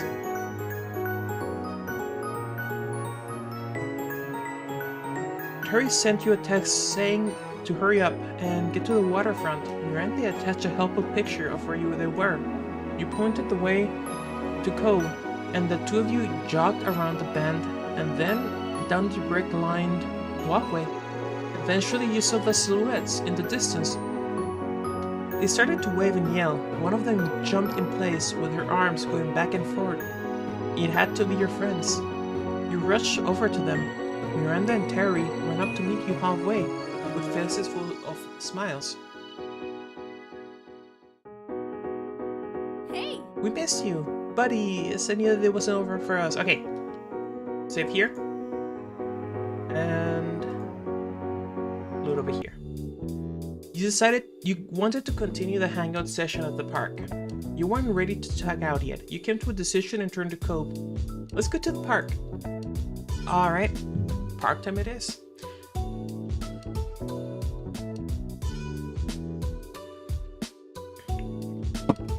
He smiled a little. Terry cheered and Miranda nodded happily. You felt like you made a good decision. Yeah! To the car! Again! Yeah, whatever car that may be. He gestured at Cobb and then to Baxter, seeing who would volunteer. Cobb sighed and ran a hand through his hair. He tapped on his car's hood nervously. I guess. We can go in Baxter's, I guess. It'll be less of a pain than bringing both. We're all going to the same place. Are you okay with that, Baxter? Certainly. I meant what I said. When you need a lift, I can give it. You know, I just realized this t-shirt is just eyes. That's an eye print. It's making me think of the Magnus Archives. Good podcast. 100% recommended. Neither you nor Terry brought up any objections, and so the gang climbed back into Baxter's nice ride. This time, Baxter offered to turn on some music. After all, it would be a little bit of a drive to the park. Didn't realize it until you pointed it out? I know, right? I guess.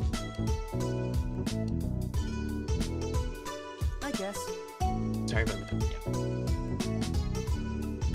Yeah. Give me a second, you guys. I'll be right back. There's an important idol meeting that I need to attend.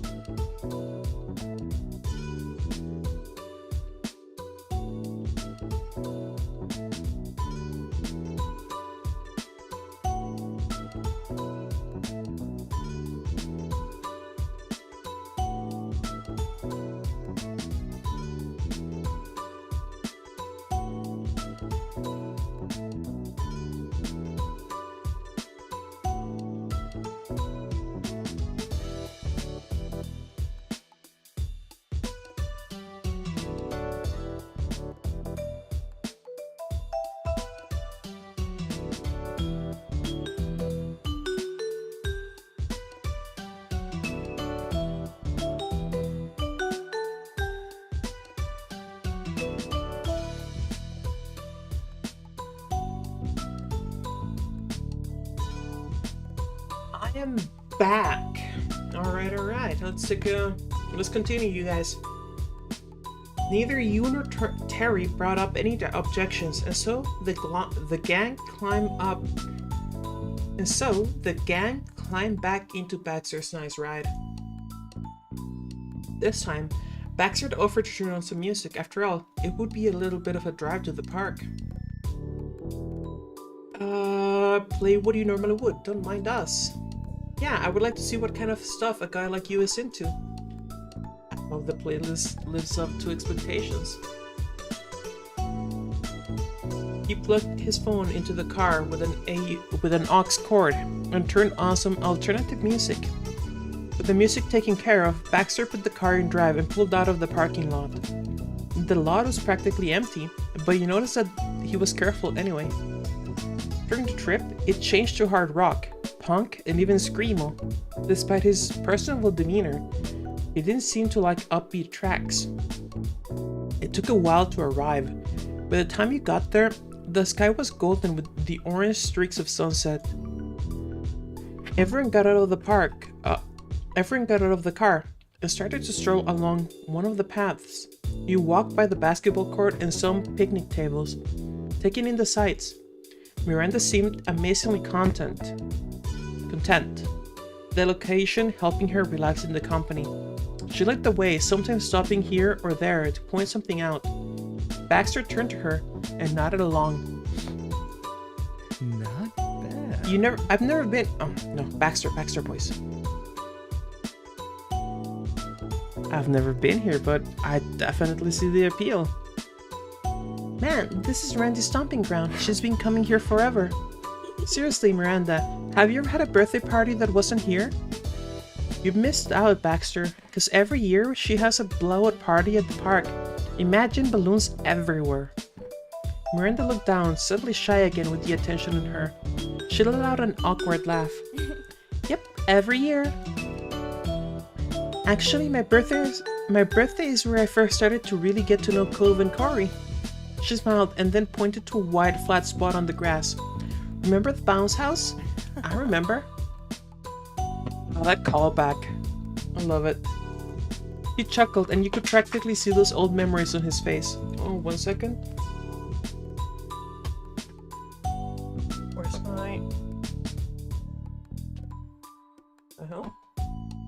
What did I drop?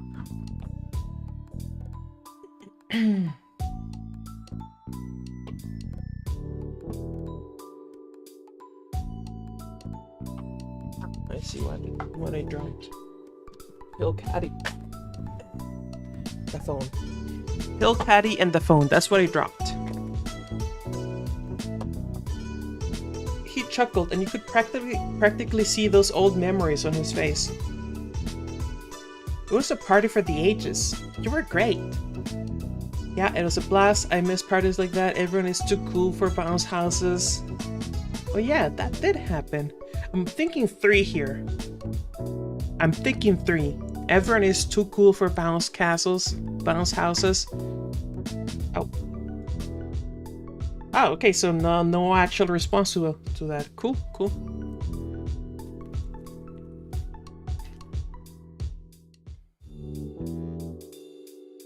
Delicious beer.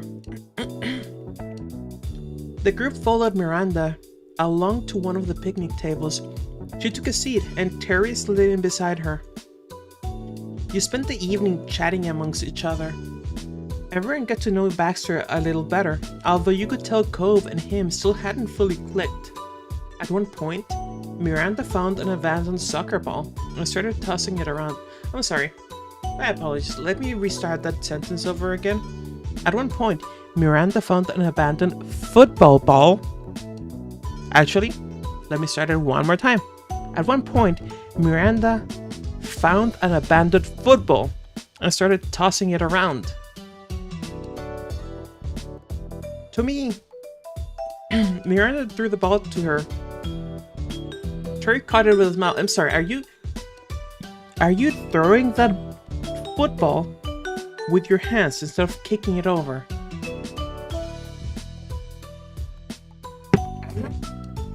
I'm not pleased with that. Look, it's the fault of the English. How is it the fault of the English? I mean, it's usually the fault of the English, I know, but specifically, how this time? Terry cut with a smile. Think fast. Association football is shortened to soccer. I hate it. I fucking hate it. Damn you, British. Why did you have to do that? Think fast. She chucked it at Baxter, who only had enough time to squeak. It bounced off his chest and he stared at it dazed.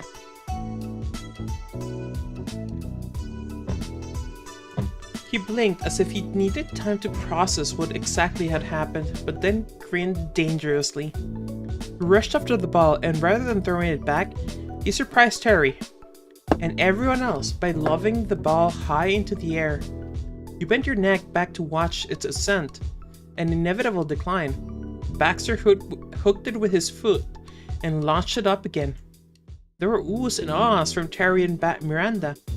Baxter gave them a very proper bow. Okay, so Baxter plays football. Okay, alright. When it finally fell to the ground for real, Cove was the one who picked it up. He was impressed, and he wanted in. With that, everyone was drawn into the game. It was unspoken that whoever did the fanciest trick won.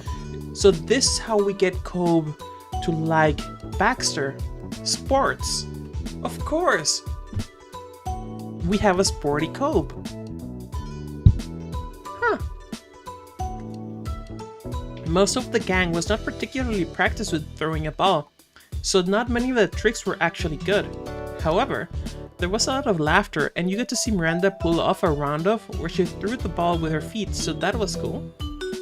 I have no idea what any of that means. I don't know what a roundoff is, and why throwing the ball with her feet would make it any, cooler. If you know what a roundoff is, please enlighten me, because zero idea. The sunset eventually darkened into night, and the streetlights turned on. Your group's chosen picnic table laid in a bubble of light. The occasional bug cast a shadow as they flew by. It's a little strange being here so late on a normal night. Usually that only happens if there was a party, or an important game, or a fireworks show. Fireworks! Her yell startled Baxter, who was throwing the ball nonchalantly from hand to hand. He missed catching it and it sailed sadly back to the ground. He looked at Terry for her loud outburst. I just remembered, there's gonna be a fireworks show tonight. It's in the city. At everyone's questioning looks, she huffed and tried to explain further. It's some celebration for the opening of something. I don't remember what. I don't think we could get into the actual event anyways. Oh yeah. But we should still be able to see the show if we get close. You can't keep explosions in the sky away from the public. Cope raised an eyebrow and drummed his fingers on the table below him. You want to change locations again? Wasn't the last 2 times enough? Terry rolled her eyes and then shook her head. To her, it was obvious. Don't be a wet blanket, Cove. What about you, Curry? Randy? Baxter? Don't you want to go see fireworks? It's fireworks. We gotta go. Actually, I want to see what happens if you say anything. You looked away. Terry sighed. Okay, never mind.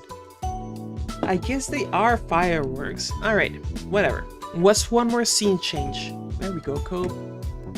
Yes! I knew this was a good idea.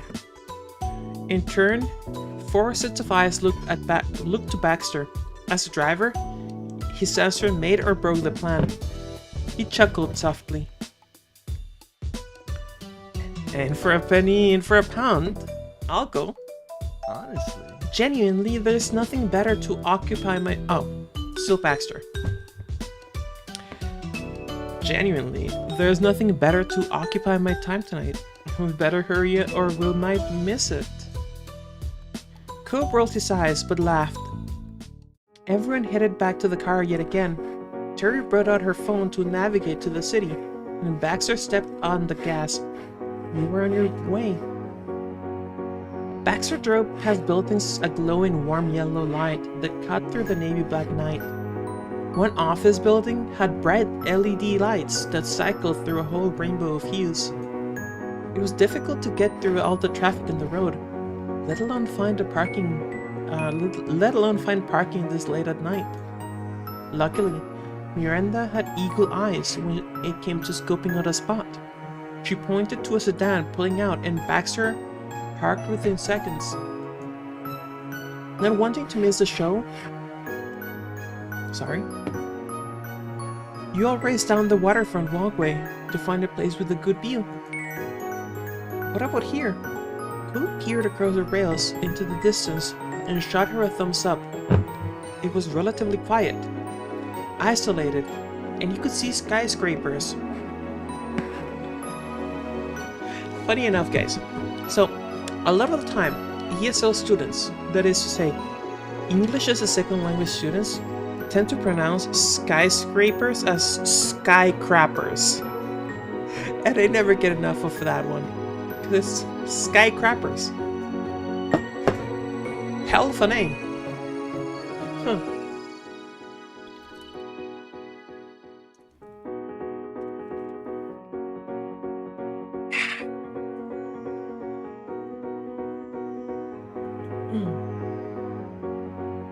Alright.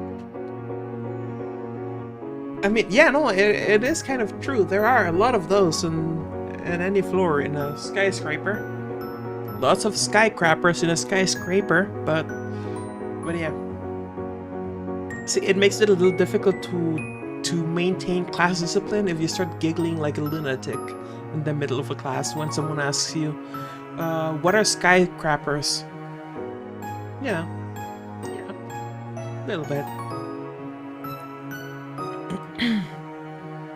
That was a good sign, based on where Terry thought the event was. Yes, this should work just fine. She stopped and tried to catch her breath. Her hands on her knees, Miranda leaned against the wall between establishments as she recovered. Cope wasn't even breathing hard. He stood by you with a slight smile on his face. He only let out a relieved sigh. Think we're missing something? Oh. Think we missed something? So I made a mistake. I said, think we missed something. And that is technically incorrect. We really shouldn't be using something in a question form. Think we missed anything is the correct form of asking the question. So yeah, think we missed anything? No way. Not a chance. Nothing's happening and we can't be so late that we missed everything. Maybe it'll start soon. You felt excited. Nervous about how close, pretty laid back about the whole thing. Felt excited. The spontaneity of the whole thing combined with the amazement of fireworks was a recipe for you to be bursting with anticipation. It couldn't start soon enough. Terry led Miranda to sit down on the oval slabs along the path. Miranda took a seat and began tapping her knees together as she waited. Terry, meanwhile, crouched more than sat. Baxter smiled politely and looked from you to Cobb. He seemed to be waiting for one of you to speak first rather than wanting to directly start a conversation. Something seems to strike Cobb as he tried unsuccessfully to hide a smile. We're also in swimsuits. Wearing beachwear in the middle of the city, in the dark, while waiting for a fireworks show, was clearly the joke of the day for him. Cobb snorted once and then looked back up at the sky. Let me remind you, by the way, guys. Cobb is wearing swimming trunks and a t-shirt, right? Normal. Well, I mean, yeah, I mean normal, pretty standard, whatever. It's not a big deal as far as clothing is concerned. Right? Baxter, ripped jeans and a button-up shirt. Right? Cool. Terry is wearing a wetsuit. Miranda is wearing a one-piece. I am wearing a two-piece bikini.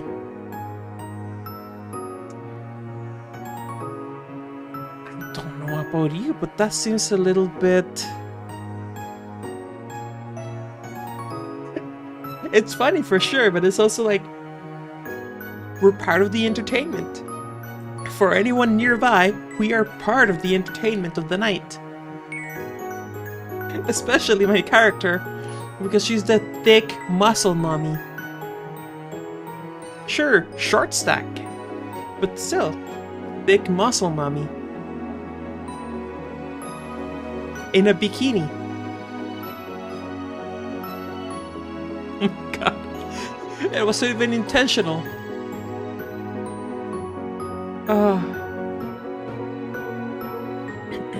Cobb snorted once and then looked back up at the sky. But I'm not sure if this stops that one night you went around town with me and Mom dressed in my pajamas. You laughed too when you remembered that incident. It had been quite the escapade. That sounds like a story I'd be interested in hearing. Cobb looked at him and then you, shaking his head lightly. That kind of is the story. There's not a lot else to say.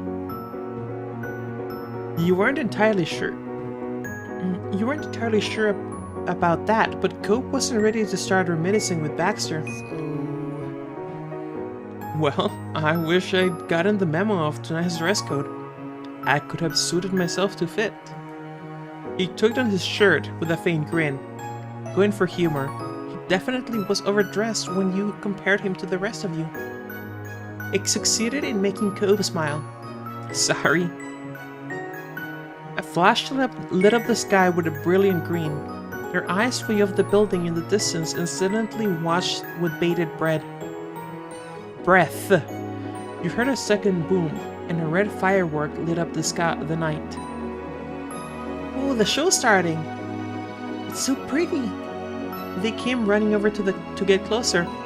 Positively beaming, Terry pressed herself to the waterfront fence, getting as close as physically possible. Without just going swimming again, more fireworks went off, shooting out hundreds of tiny sparkling lights.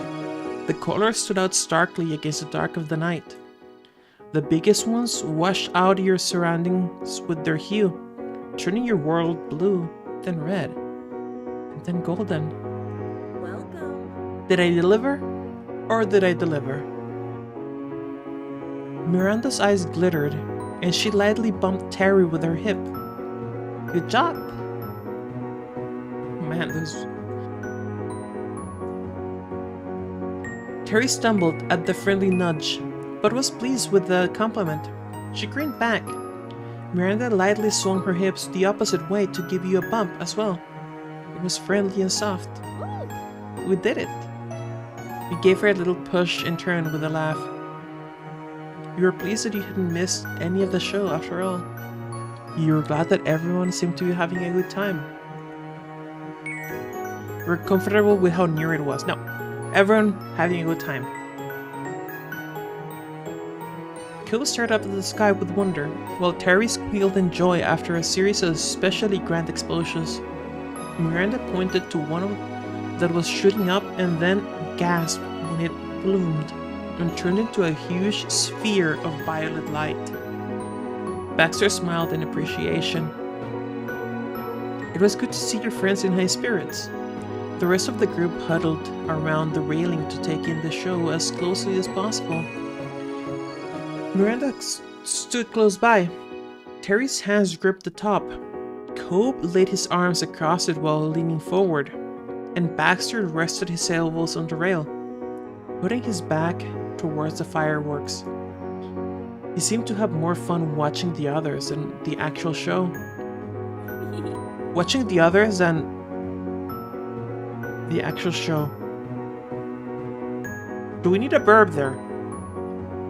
He seemed to have more fun watching the others than watching the actual show. No, it's fine like this, I think. Oh! She pointed out a golden firework and beamed. Ah, that's so cool! Terry held up a hand for a high five and Miranda obliged her. Terry whooped and shot at you a smile.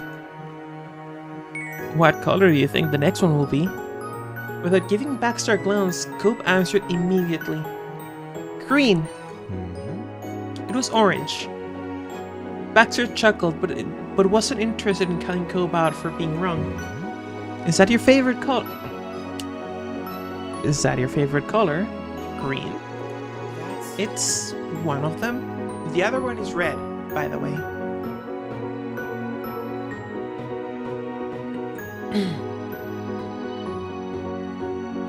I think that's nice. It matches you. And is yours black? That's one of them. Cope smirked. Just a little, and left the conversation there. You stood next to the girls. You stood next to Baxter, stood next to Cope. That's a tough choice, actually. The girls are Cope. Core's favorite color? Red. Second to that, green. More specifically, second to that is Cope's eyes, or Cope's hair. But number one is red. Because red is the best color. What do you think? The girls or Cope? Or Baxter, I guess.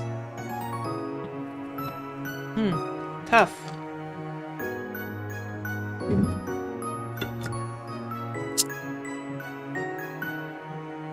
You want Baxter? Really? You want Baxter? Interesting.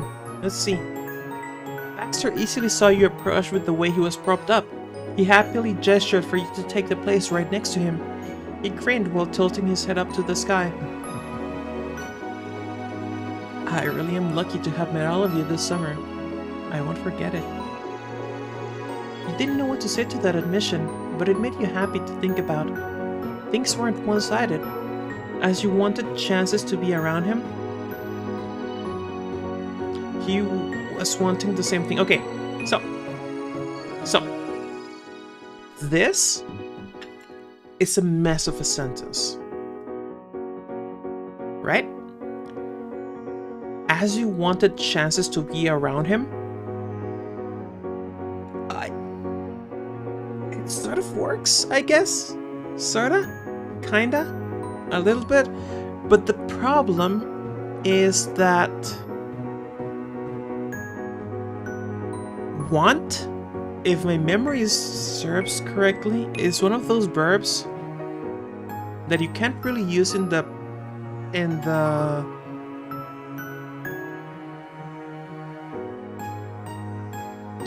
continuous tense. You either want or you don't want. There's very few situations where wanting in its gerund form, in its continuous form, gets to be used. And it's not he was wanting. So I would say change that as to a since. Since you wanted chances to be around him, he wanted the same thing, right? Change that he was wanting to just a simple he wanted. It's still a weird sentence. You didn't know what to say to that admission, but it made you happy to think about. Things weren't one-sided. Just as you wanted chances to be around him, he wanted the same thing. Okay, yeah. Yep. Just as you wanted. It's missing a just at the start of the as you wanted. That's why. Just as you wanted chances to be around him, he wanted the same thing. And we would modify this second part of the sentence to simple past. Oh. Simple past. Not simple past. It would be more like a conditional? Not a conditional. More like the subjunctive mood. He wanted the same thing. Anyway. Look, the moment the pulley rod became grounded, I became curious if it's possible to enact. It's not possible. It's, as far as I know, it is not possible to enact the pulley rod. Even if I think Baxter would make a very nice dummy daddy for Code. The spectacle continued to up the ante by bringing more fireworks out at a time. The colors danced across the sky and reflected over the water. He reached out a hand and watched as it was tinted green with a big boom sounded. Well, a big boom sounded. So that was a line to tune back in. Oh, what line was it, Trekkie?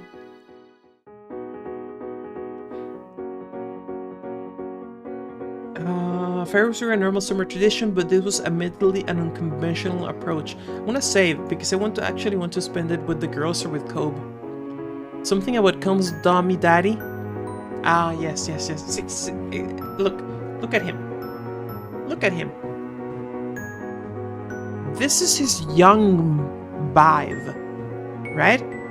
When he grows up even more, right? When he was from 18 to like 20s. It's good shit. It's good shit, okay?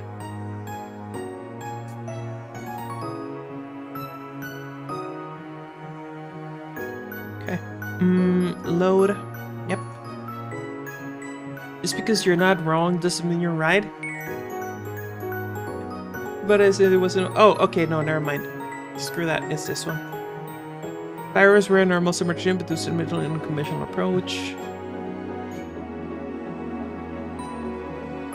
Alright, let's see what it looks like standing next to the girls. The girls noticed you moving closer and made room for you in the middle. You stepped into the space and they smiled at each other. Then Toon leaned in, sticking your firmly in between them. Okay, we are the meat in a girl's sandwich. I'm perfectly okay with this. Terry laughed. Bread sandwich. Close enough. Miranda laughed as well. Oh, it fucking read my mind, huh? Look at that. Miranda laughed as well, and you smiled. The three of you watched the show all bundled together. The spectacle continued to up the ante by bringing more fireworks out at a time. The colors danced across the sky and reflected over the water. You reached out a hand and watched as it was tinted green, while a big boom sounded. Fireworks were a normal summer tradition, but this was admittedly an unconventional approach. don't know if I ever linked the fan art. I don't think you have. You can't link. Sorry about that. That's one of the rules. Those rules that I'm not gonna change. You can't link. But if you can drop the name of the fan art in the website, or if you have access to other methods of communication, you can use those as well. Let's see what Cove. Cove looked away from the fireworks and grinned at you. Copy and paste the thing? Yeah, absolutely. He was glad to be spending time with you and tilted his head at a spectacular, multicolored firework above. I think that's been my favorite so far. The Baxter Cove main character pulley fan art, to be specific. Oh yeah, that's. Thank you. I would like to see that. I think this is my favorite so far. He showed you another look and nodded, wanting you to move up closer. In front of him, you could see the nice lights reflected on the water. You took a moment to watch him and the fireworks reflected in his eyes. Cope grinned like a kid. You leaned your head against Cope. You held Cope's hand. You wrapped your arms around him. You cuddled against his chest. So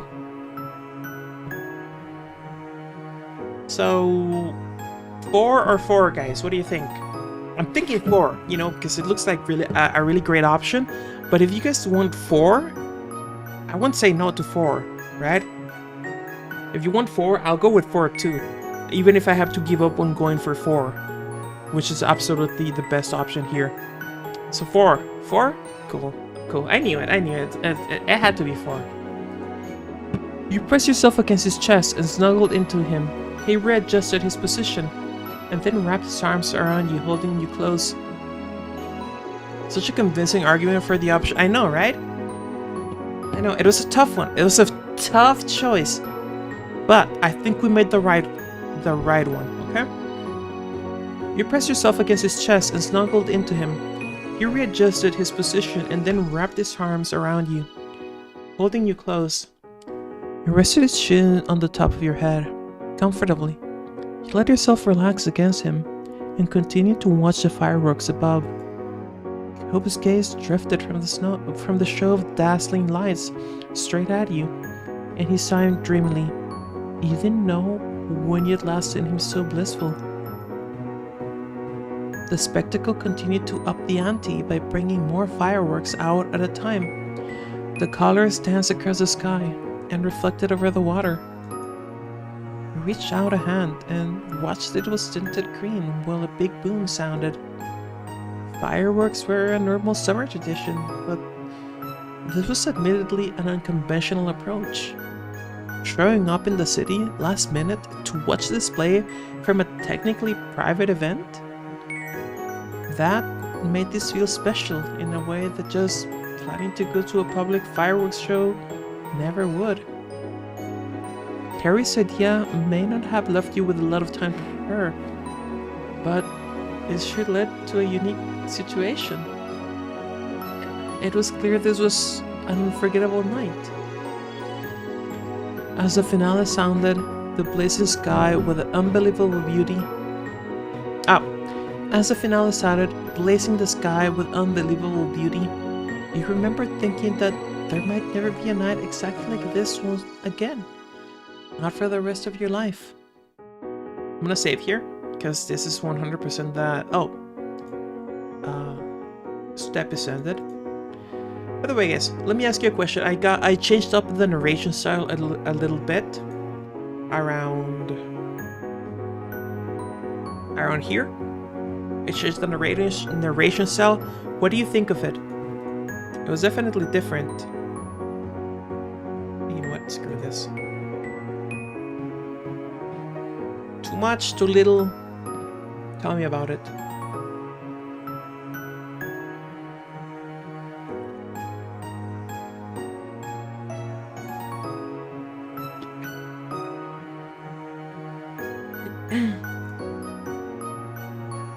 You planned to hold on to the feelings you had in that moment for as long as you could. Boom. I'm keeping that one.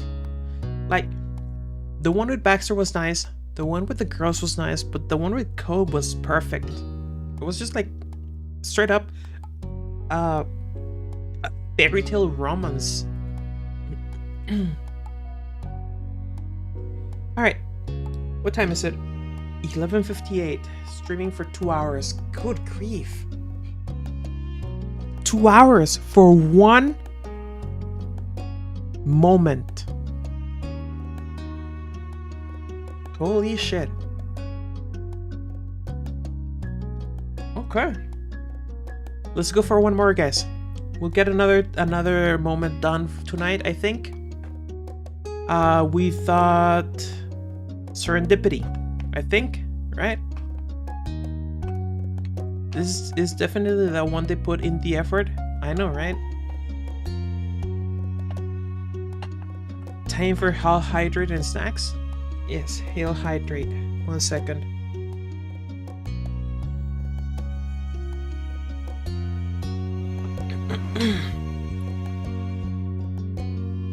And I'm having snacks. Well, I mean, I have candy. What's it called? Hormigas. Indie hormigas. So essentially, this is just called indie ants. Cool.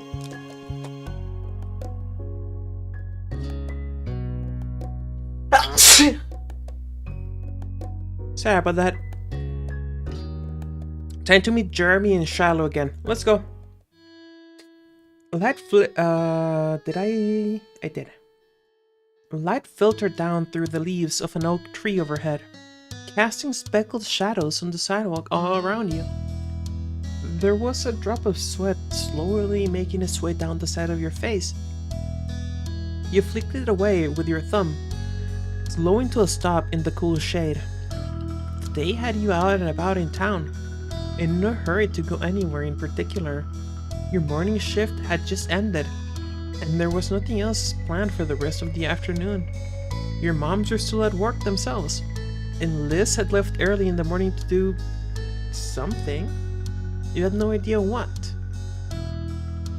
You took out your phone, idly noting the time when it started to buzz.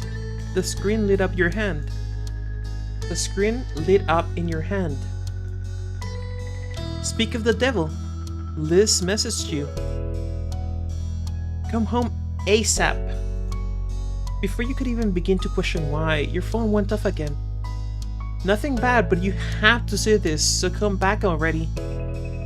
And with that final message, you were left only slightly less confused than you were before. You hadn't seen much of your sister lately. She had been acting strange for days, always shutting herself up in her room. It's because she's pouting, because Shiloh seemingly didn't remember her.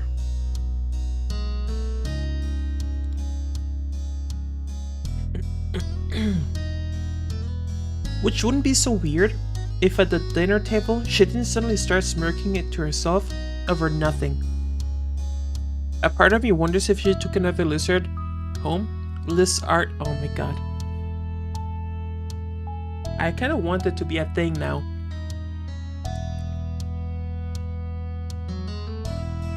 The rare times you did see her, she would sneak you expectant looks, like she was waiting to be asked what was up, but all your questions led nowhere. She'd answer you with a put up on sigh, proclaiming that she was busy and tell you that she would have to talk about it later. Okay. Trying to eat candy while doing something narration intensive does not work. If you ever have feel the need to ask yourself if it works, here's your answer: it does not. Don't eat candy and try to narrate at the same time. Surprising? Yeah.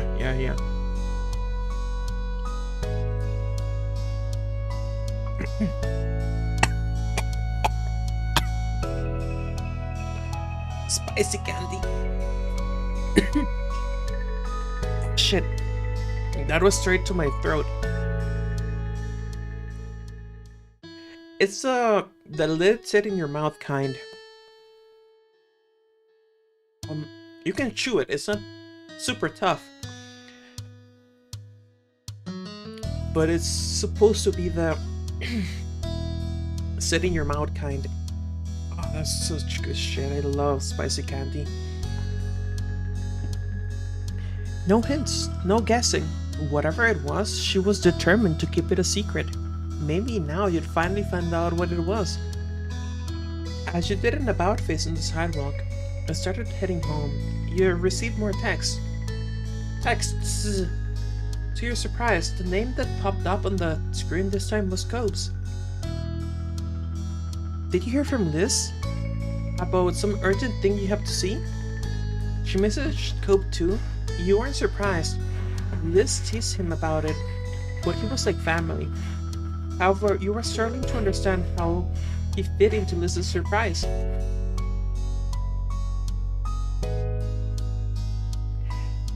Yeah, Liz sent me the same thing. Is something on fire? Why would Liz tell you her news? What do you think, guys? 1 or 2? Super smart folks. I'll have you know, it's ultra smart fox, okay? Positively genius fox, okay? Okay? Cool.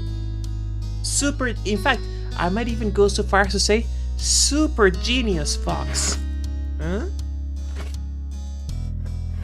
What, is there something on fire? His reply came only seconds later as he waited to cross the street. Something tells me it's not that, and something tells me you know that too. You laughed to yourself and as you read his message. A short-lived joke, but you knew when to let things go. Supercalifragilisticexpialidocious. Come at me, bro. Come at me, bro. Supercalifragilisticexpialidocious is pretty fine. I like it. Who doesn't like supercalifragilisticexpialidocious? I think I'll put that in the same category as supercamidende. Ultra smart fox, ultra genius, super genius fox. Yes, yes, yes.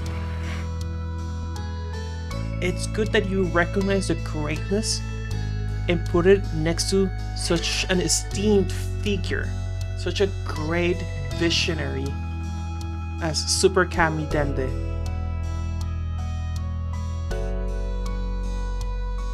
Oh, you laughed to yourself, a short-lived joke, but you knew. You laughed to yourself as you read his message, a short-lived joke, but you knew when to let things go. You got me, detective. Too bad, that's all I know. Are you going to see what's up? I'm walking there now. Me too. Glancing up, you saw that the light had changed to a walk sign while you were busy texting. You hurriedly wrapped things up, texting Cope a quick goodbye before crossing the street. I think that's some real super duper Saiyan energy. Hey, what can I say? As a super genius fox, we absolutely have the ability to transform into a super duper Saiyan form, okay? I'm sorry, that's the rules. I don't make the rules. Take it up with Senno, okay? It was fine. You'd be seeing him later anyway. Not expecting any more messages, you put your phone away so you could walk without having to worry about tripping over the curb. Thankfully, it was a short walk. It was a short trek home, and soon enough, you were walking up your street. The familiar face of your house already in view. Oh my god, that just sank in. Derpy. Did you really do me that dirty? Did you do me that dirty, really? Supercalifragilisticexpialidociously smart? You did do me that dirty. I can't believe this. Betrayed by my own chat. Supercalifragilisticexpialidociously Smart.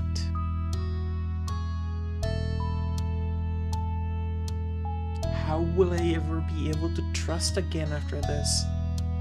How? Anyway, thinking of what might be waiting at home was making you worried, left you entirely lost, and the more you learned, the more questions you had. They were all buzzing around in your head. Too many to try to pick out and make sense of. Lost in your thoughts, you almost didn't see who was walking further up the street. Cobb. Even from the back, the bright sea green color of his hair was unmistakable. You quickened your pace to catch up to him, the scuff of your shoes loud against the pavement. He heard it instantly, not missing a beat. As he turned towards you and slowed his steps in sync. Hey, Curry. Hi. Here we are at my house. At that, Cobb gave you a wry smile. Here we are.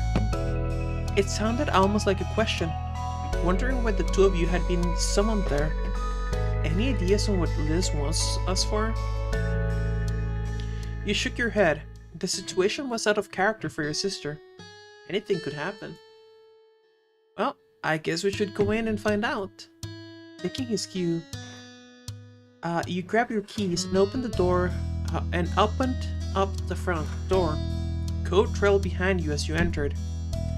You walked through the open door and peered about, not sure what you were looking for.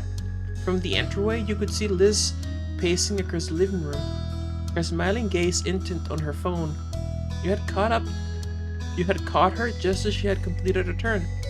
Behind you, the door clicked shut. The second she heard it, her head darted up to your direction, her features lighting up at the sight of you and Cobb. Ah, you arrived, and together too. That's perfect. Just perfect. Okay. Is it just me? Or is this giving you vibes like Liz is really into seeing Shiloh again? Because despite the age difference, she's had a huge crush on Shiloh for the past 10-ish years? Because that seems like it to me right now. She flashed you a radiant smile. You could almost see her limbs vibrating as if she was poised to pounce. Cobb raised an eyebrow at your sister's bizarre behavior.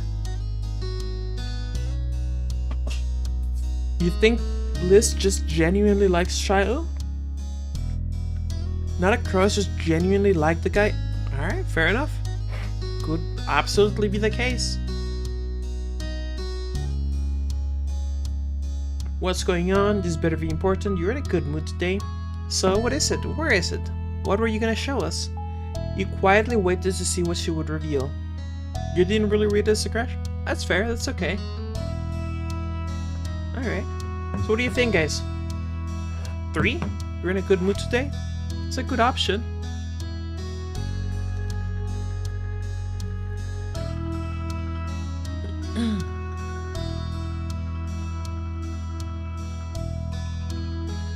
I'll find 3 acceptable.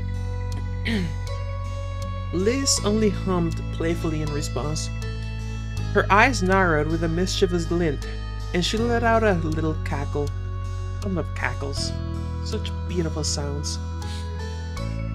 So lately, I've been hard at work on a little plan of mine, and you two get the honor of seeing it all come together. Here it is. Surprise! She lifted a hand in the air to present the very comfortable but completely mundane living room. In the resulting silence, you and Cobb glanced around again and then made eye contact with each other. His face mirrored your bafflement. Then suddenly, another voice rang out in the room. Surprise! Surprise! Ah! Cobb flinched at the shout, his shoulders shutting up to his ears. Laughter came from your sister, as well as from the other side of the room. Your head whipped around just in time to see a familiar figure with a freckled face and a purple cap springing up from behind the back of the couch. He gives me like hipster vibes. Probably from the hat. Cope's mouth fell open, recognition immediately coming to him. Shiloh? Hi, Cove. Hi, Curry. Going to call him out? What, for pretending he didn't know us? Because if that's the question, then yeah. Oh, the hat? Oh, for looking like a... Yeah, 100%. The hat makes him look like a... hipster. Hi, Cove. Hi, Curry. Shiloh greeted the two of you so casually, like he had been gone for 10 days rather than 10 years. Shiloh, you were too stunned to speak. What in the world were you doing there? He started laughing. But I thought you weren't the Shiloh we knew. You're actually here. What do you think, guys? I'm thinking 3 or 1 or 4. I would like to hear your thoughts on it, guys.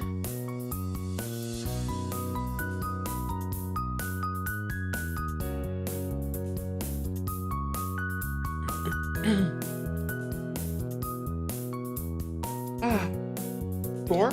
Started laughing? That's a very good option. 4? Is since we are anonymously for 4. You couldn't help it. The image of Shiloh popping out of nowhere and Cope being startled into a squeak had you clutching your sides in unrestrained laughter. With a glad grin on her face, Liz snickered and clapped her hands together, as pleased as a child after a fruitful night of trick-or-treating. You and Cope's reactions were adequate offerings in her bucket full of treats. As amazed as you were, you were still wondering one thing. Hey, didn't you not know who you were when summer started? What happened between then and now? Alright, so it seems like we didn't even get a choice in calling him out. We automatically call him out. Cool. Makes sense.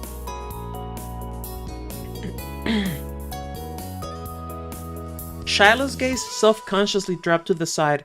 He took the brim of his hat down, bracing himself to answer, but Liz waved a hand at him as if to say, "Don't worry about it. I'll explain. When we got home that day, I changed my mind about letting it go. Why did I have to? Social media exists, right? You know what? As far as reactions go, that one's pretty straightforward. Social media does exist. Like, if you don't want to let it go, fuck it, don't let it go. Google, search them on Facebook, Twitter, whatever. So I thought, why not try finding him and sending him a little reminder message? Luckily, there are only so many 17-year-old Shiloh Fields in the world. It wasn't that hard to do. Look at that blush. He's adorable. Hearing Liz speak seemed to encourage Shiloh, who pulled himself together to face both you and your sister with a careful smile. Sorry. I'm really sorry about what happened. When you talked to me that first time, I was in the middle of a tour for a school field trip. I couldn't get separated from the group and didn't expect anyone to want to be talking to me. Okay. Small detail. Brace yourself, guys. This is a smart folks rant right now. Wanna,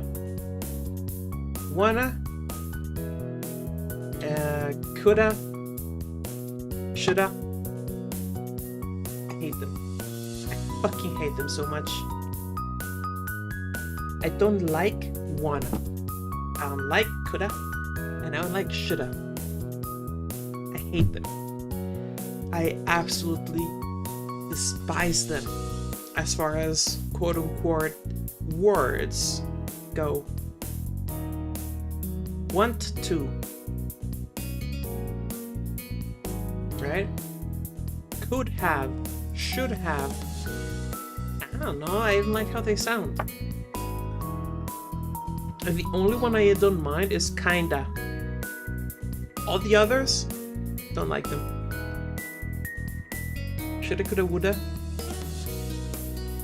And wanna.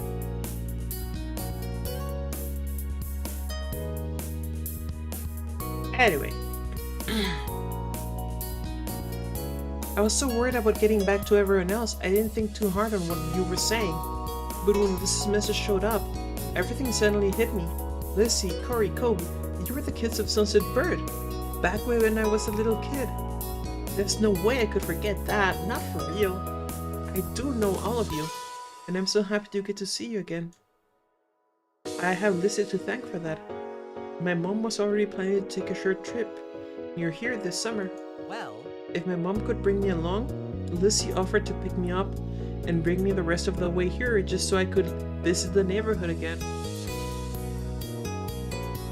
And that's why I decided to make it a big reveal instead of outright telling you too. I got back in contact with Shiloh. Okay. So Derpy, I know you didn't read it as a crush, but I'm sorry, I'm terminally internet poisoned, okay? The internet toxicity in my blood is so high that I am practically a DNS server at this point, right?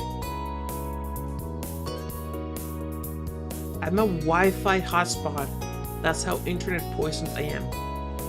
So, all that to say, I really fucking ship them. Like, sure, age gap, whatever. But ship them. Yeah, sure, give it another year so Shiloh's legal, whatever. I don't care. I don't know. They fit. They fit together. I don't know. Maybe it's just me. Once again, she lifted a hand in the air, properly presenting that long-lost childhood friend you all shared. So, ta-da! It was impressive how it all came together. Alright, still pretty stupid of you not to realize sooner. I'm glad they were able to see each other again. Amused. 1 or 3. Better character when he was off in the mines? What do you think, guys? 1 or 3? I'm thinking 3. His smile softly at Liz, remembering how Shiloh used to follow your sister around like a baby chick after his mom when they were kids. It's nice seeing the two of you together like this. Just like old times. Did I? Okay, not my phone. Cole blinked slowly, still a little dazed by everything that was going on. Okay, I'm going to get some water.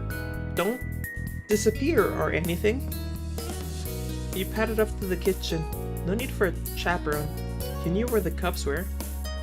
Wow, you really surprised him, Lizzie. And Corey too. Did you see her face when I appeared? Yes, I did. Liz patted the cushioned front of the couch. Make yourself comfortable. You don't have to keep hunkering down behind there anymore. With a laugh, Shiloh crossed around backside and took the seat. But maybe it was awkward being the only one sitting because he kept idly twiddling his fingers. You could hear him humming himself. You could hear him humming to himself. A nonsense tune with no real melody. Something to keep his boys busy. Being here again could be more nerve-wracking for him than he let on. Coop's soft voice announced his return. He paused to drag the back of his hand across his mouth, wiping away what droplets of water lingered there. Hi, Shiloh, welcome back. Wait, no. Hi, Shiloh, welcome back? At Cove's confused greeting, Shiloh laughed cheerily. Thanks. I think it's amazing you're still here in this same neighborhood. It's just like how it was way back then. With a giggle that implied differently, Liz nodded in your general direction. There have been some changes since then? You narrowed your eyes at Liz. There was no way you could miss the teasing look she was fixing you and Cove with. Shiloh's eyes shifted across the group. Still smiling politely, but there was a slight tilt to his eyebrows. He didn't know what to make of what she was saying.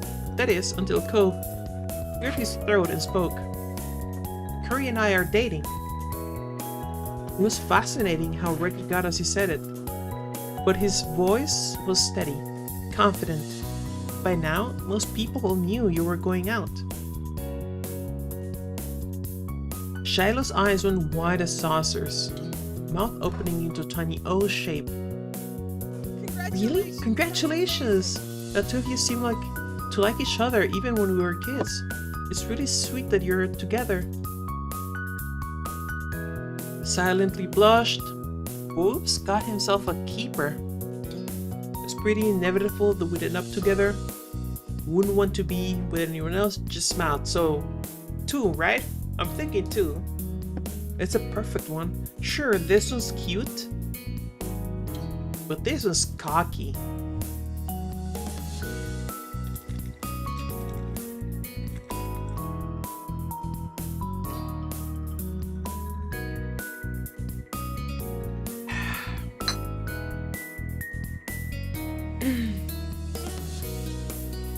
You lifted her head high in confidence. So what if it sounded cocky? Were you wrong? Aww. Adorable. She knows exactly how amazing she is. Good. Good. I'm glad.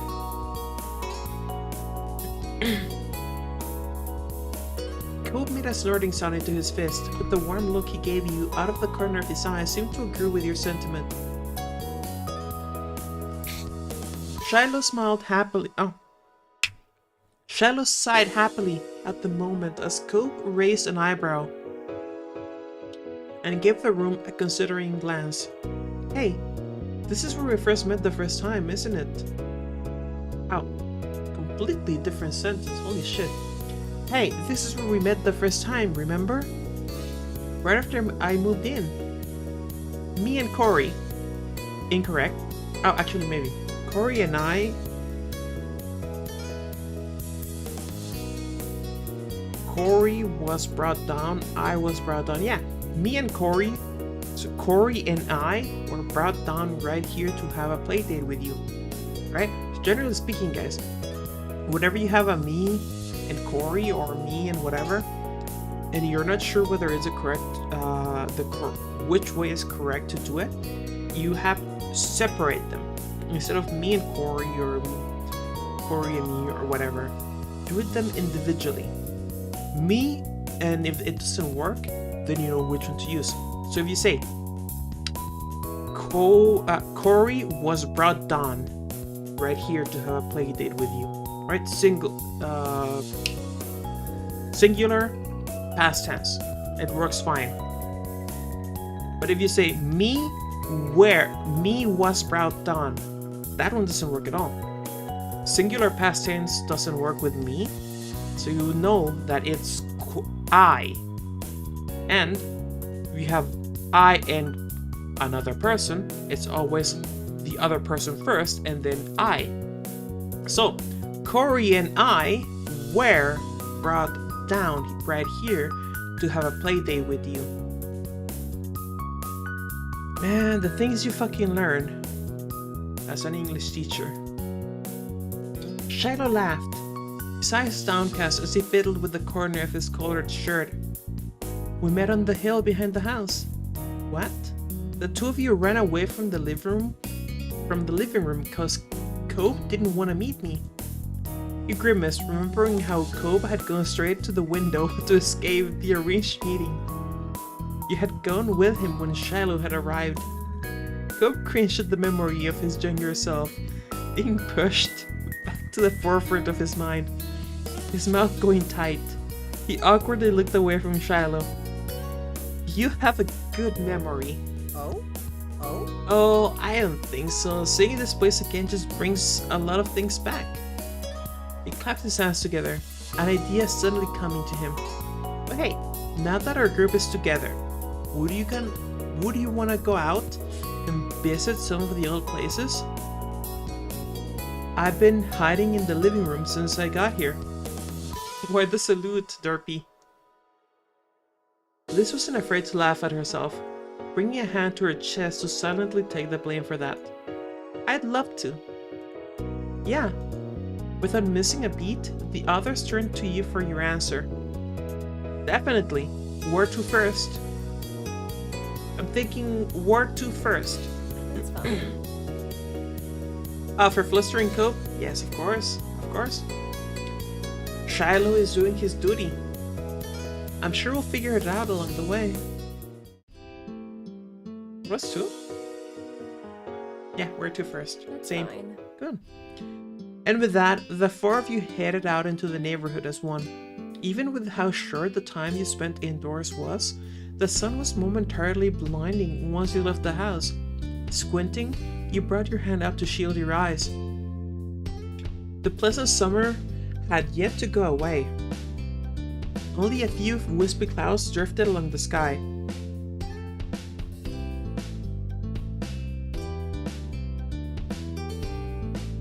As you strolled down the way, Lizzie took the lead, followed by you and Cobb, walking side by side. Shiloh freely took to walking in the middle of the road, his arms idly swinging back and forth at his sides as he turned his head every which way to take in as much as he could. It was very much a trip down memory lane for him. You wondered how much the neighborhood had changed in his eyes. Not a word passed between the group about where you were heading first, but soon enough, you found yourselves walking to the usual path to the shopping street. Before you reached it, the sounds of it did. A collective of sandals tracking sand, the shrill calls of seagulls, the overlapping conversations of beachgoers, and random strains of music from various stalls. Wow! The odd gasps had come from Shiloh. His eyes were all lit up. Were there always so many different stores in one place? Yeah. Yeah, of course. Wow, I can see why so many people come here. Hey, do they still have those nice little ice cream stands? Of course they do. Yeah, we should get some. It'll be my treat. Thanks, Shiloh. Ice cream sounds perfect on such a hot day. How about you, Cobb? You could see that unlike Liz, Cobb was struggling with the decision, brow wrinkled in thought. Finally, a hesitant smile appeared on his face as he settled in keeping to the spirit of this special occasion. Yeah, sounds good to me. Awesome, and Corey? I like the things. I'll buy one for me and one for you, Shiloh. Oh, alright, what? Shiloh's voice rose to an octave, so taken off guard that you wouldn't offer such a thing. You never let me do anything for you when we were kids. Now that you're here to visit, you gotta let me treat you for a change. Ah, that's really sweet. Red-faced, Shiloh gave a helpless chuckle. Why is Elizabeth so, glad-faced here? See, this is what makes me think that maybe she does actually have a crush on Shiloh. Oh. See? She's smiling here, right? Smile. Awesome. And Corey? I like that, thanks. Smile. I don't want any. Smile. I'd rather pay for myself. Smile. I don't want one, but I'll pay for yours, Shiloh. Smile. And then no smile. Okay, smile. Smile. Smile. But if you offer to pay, she stops smiling. And that's weird. Why should she care? Right? Oh, alright, what? Boom! No smile. Shiloh's rose voice an octave, so taken off guard that you would offer such a thing. You never let me do anything for you when we were kids. Now that you'll be here to visit, you gotta let me treat you for a change. Aw, that's really sweet. Red face, Shiloh gave a helpless chuckle. Alright, I like it a lot if you paid for me. Alright, so she's smiling again. But okay. You were glad to hear that. Shiloh was still his overly generous self. But not everything was the same. If it had been that time from when you were kids, the two of you might have gone back and forth on this forever. Liz not so subtly sidled up to you, her shoulder bumping against yours with a smirk. What a goody two-shoes. You roll your eyes at the childish insult, but you knew she didn't mean it. She was happy to see you getting along with Shiloh. I think you might be right, Derpy. I think you might actually just be right in that one.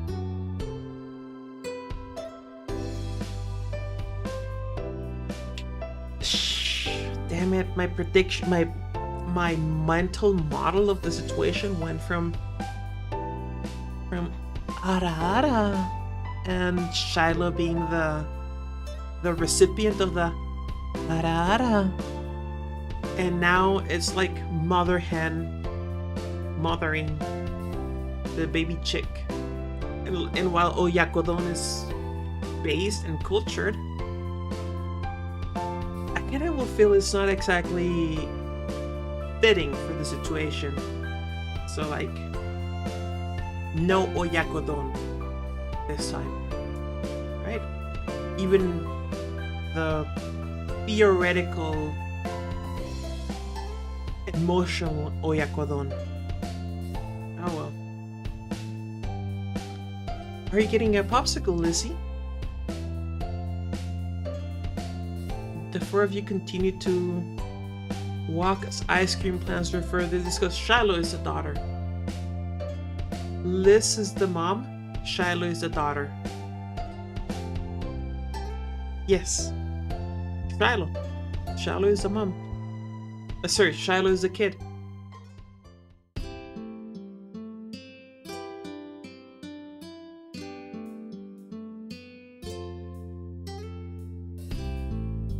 The four of you continue to walk as ice cream plans were further discussed. Are you getting a popsicle, Lizzie? Yes. Hearing that, Shiloh smiled shyly. So who is the one who is courting them? You know, I have to wonder, does Oyakodon necessitate a third party? Or can it be Oyakodon if it's just the mother and child?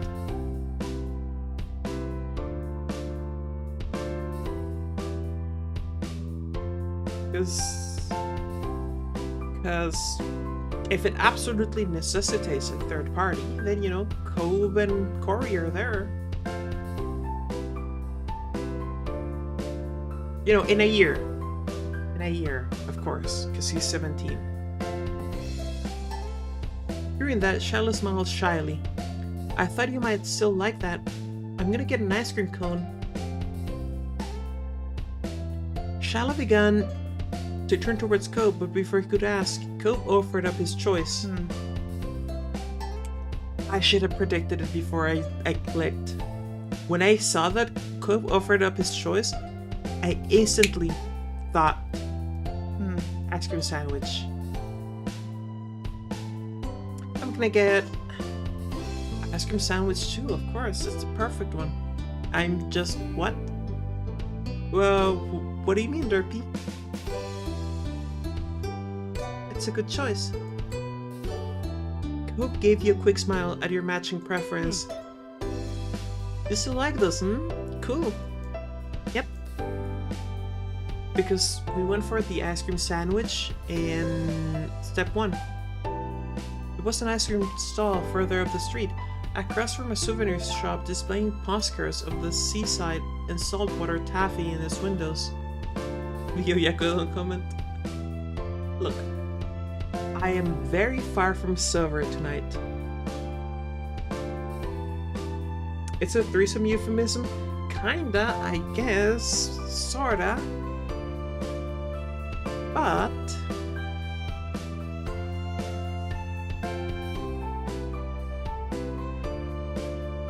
it sort of still fits if it's the chicken and the egg by themselves. as opposed to chicken and egg by a third party, right? I think it fits.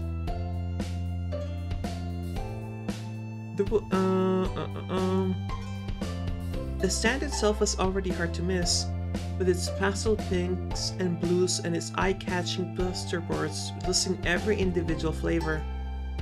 It doesn't? Fair, fine, you win. It was impossible to ignore once a catchy little jingle playing from its speakers was added. Shiloh greeted the owner and began picking out the treats that everyone had chosen. He paid for the others, stepping aside to let you buy his as he handed the rest out to their respective owners. You picked out your choice too and added that to your purchase. Sinking your teeth into your ice cream sandwich, you relished the sweet chill it left in your mouth. This was right. This was a perfect treat for a summer day. Around you, everyone was eating at their own pace. Liz held her popsicle away from herself, careful not to let it drip into her dress. She was trying to go about eating it as delicately as she could while Shiloh dug into his. Because oyakodon is a threesome euphemism, saying mother hen or something parental would have been better. Only because we wouldn't have to deal with certain mental images. Fair enough, Derpy, fair enough. That's perfectly fair. You counted only 2 or 3 bites before Cobb had devoured his. Shiloh laughed, also noticing the way Cobb inhaled his food. Already finished? Cobb shrugged a little in reply, his attention more focused on crumpling up the sandwich wrapper in his hand. So, what have you been doing around here since I've been gone? Well, I already told you about me attending college away from here, so I don't really live here anymore. But to be more specific on my life, I'm pursuing a degree in architecture. Shiloh perked up at that, his mouth falling open in awe. Amazing! Thanks! Actually, I was thinking about it, and the first time I really decided I liked buildings and building them was when you and I would make sandcastles out on the beach. Aw, Lizzie. At such a sincere admission from your sister, all Shiloh could do was blush and lower his head, too flattered to know what else to say. Liz laughed, just as flustered, though she had been the one to say it. The atmosphere was awkward, but not unpleasant. Shiloh shyly glanced over at you and Cobb. Then what about you two? What have you been up to? Oh, Me and Corey just graduated. Corey and I just graduated. High school, I mean. I'd get a part-time job. I volunteer at this organization to clean up stuff. Things like that. You nodded along with Cobb. You idly explained you're doing normal things. It's a secret. I explained how you had lots of plans, mainly taking it easy. I'm thinking secret.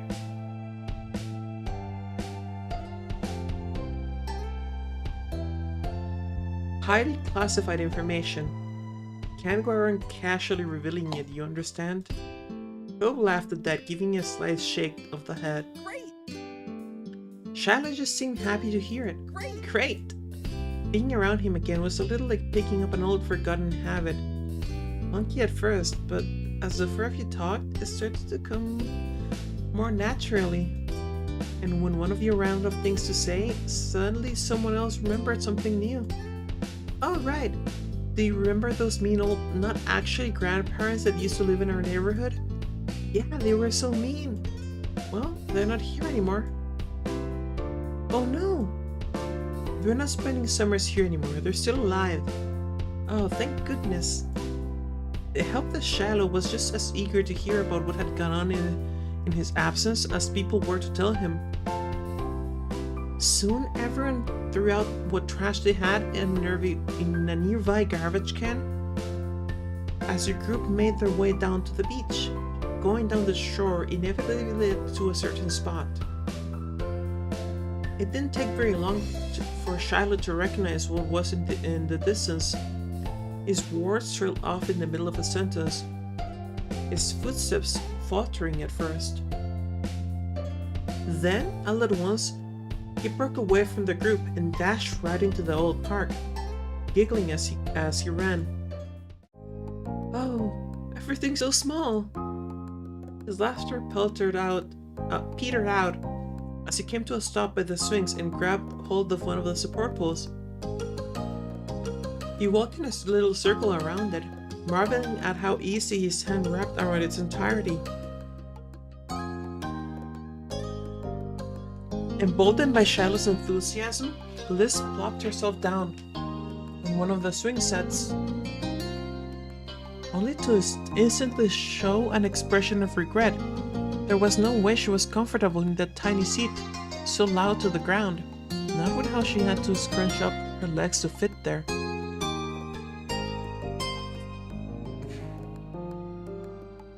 Shiloh crept up behind her. He took a hold of the chains of her swing, one in each hand. Seriously? "What are you doing?" And with a grin, Shiloh started walking back. Liv shifted in her seat to look at him. "You cannot be trying to push me. These are made for kids. It's never gonna work." But Shiloh just humped and kept pulling back, resigning herself to her fate. Liz tucked her legs up as much as possible as Shiloh moved his hands to her back. With a running start, he got her forward and up as far as he could go before jumping out of the way. Liz had her eyes squeezed shut, a screech escaping her as the swing started falling backwards, and when it swung back around, there was Shiloh again to push her. She couldn't kick the ground like when you were kids. Her legs were too long for that now. But Shiloh was pushing her enough to keep this momentum going. The air was filled with their wild laughter and the almost rhythmic jangle of the swing chains. Coast sat against the bars of the jungle gym, wearing a bent smile as he watched them. He was fiddling with something, turning it over and over in his hands. So this bent smile thing. You ever heard the expression a crooked smile, right? And it's like a smile that only has one side of the face up and the smile, right?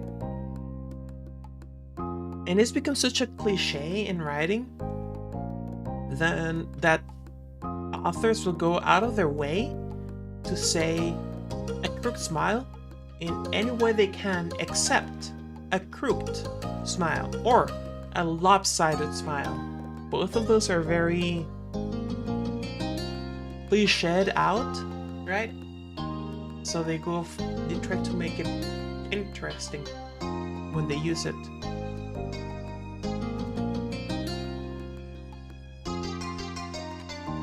When you crane your neck to get a better view, he obligingly lifted it for you to see. It was a piece of shell, one side rough and mottled gray, the other side completely smooth, revealing a faint blue sheen when it caught the light.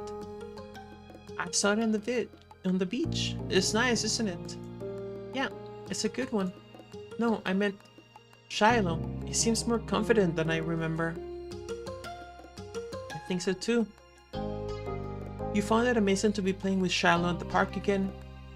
Crazy how much time it had gone by. Why don't you push me in the swings like that? I'm gonna go with I think so too.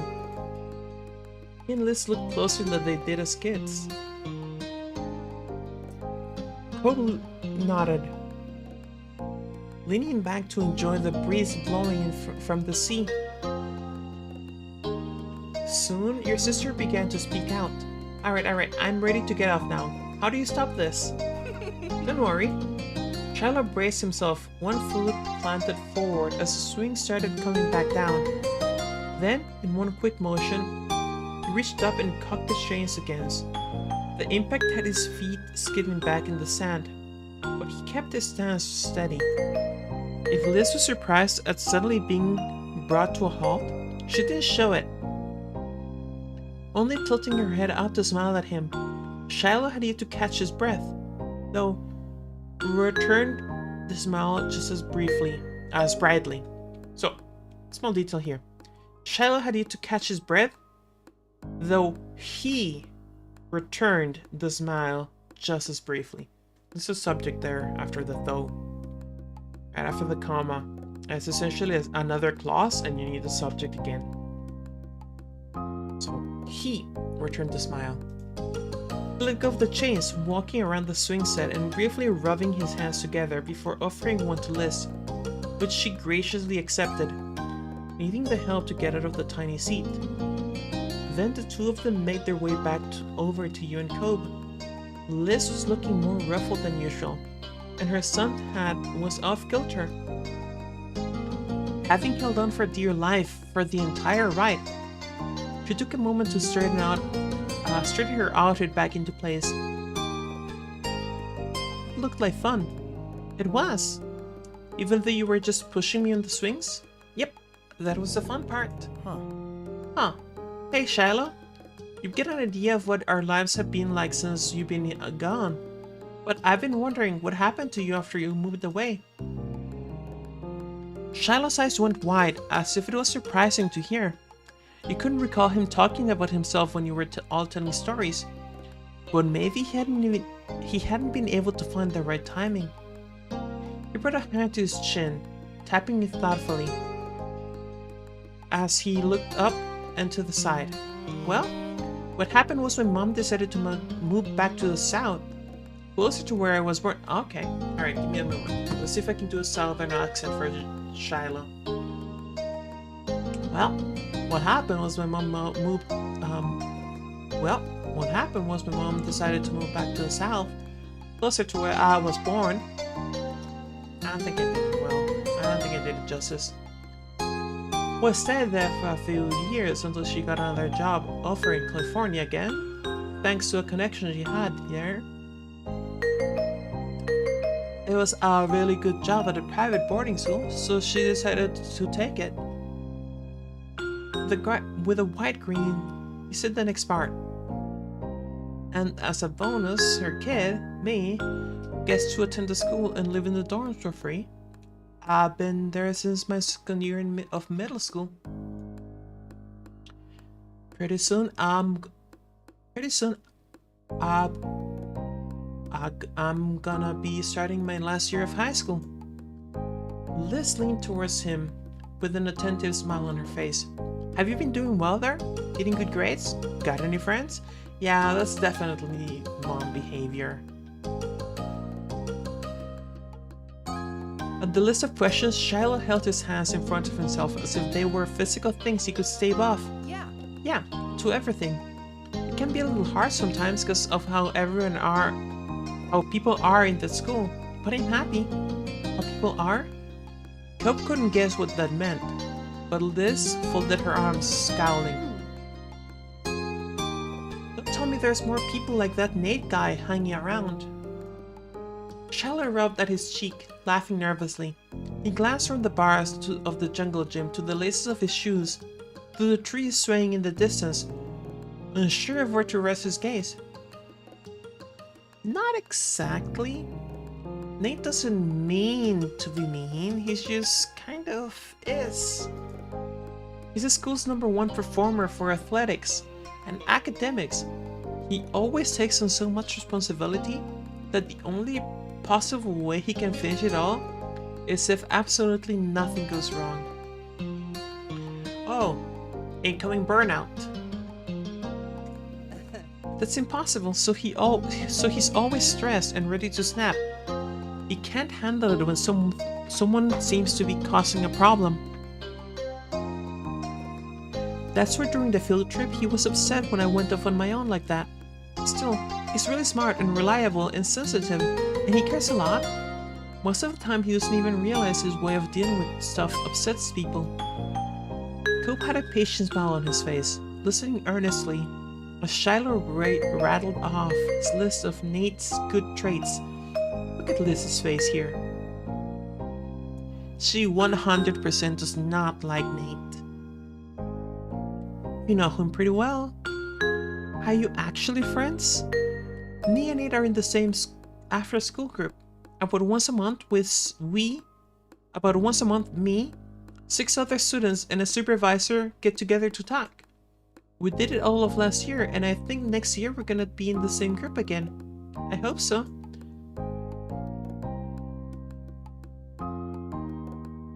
I'm glad Nate's not so bad after all. Didn't comment on it. Nice. Especially since Shiloh might have to be in the same after-school group as him next year. Liz shook her head at your words. It would take much more for her to be convinced of Nate's upstanding character. Personally, I still appreciate having a word with Nate about his communication skills. She's such a mom, I love it. Her tone of voice was low and pointed. You'd be worried for Nate if not for the playful smile that accompanied her words. Shiloh let out a little laugh at that. I do have Nate's number, but he wouldn't pick up. The people in my group only answer when they feel like hearing from me, so usually I have to wait for them. Oh, that's fucked up. That's fucked up, Shiloh. Buddy, come on. That's fucked up. Those aren't your friends. Those are just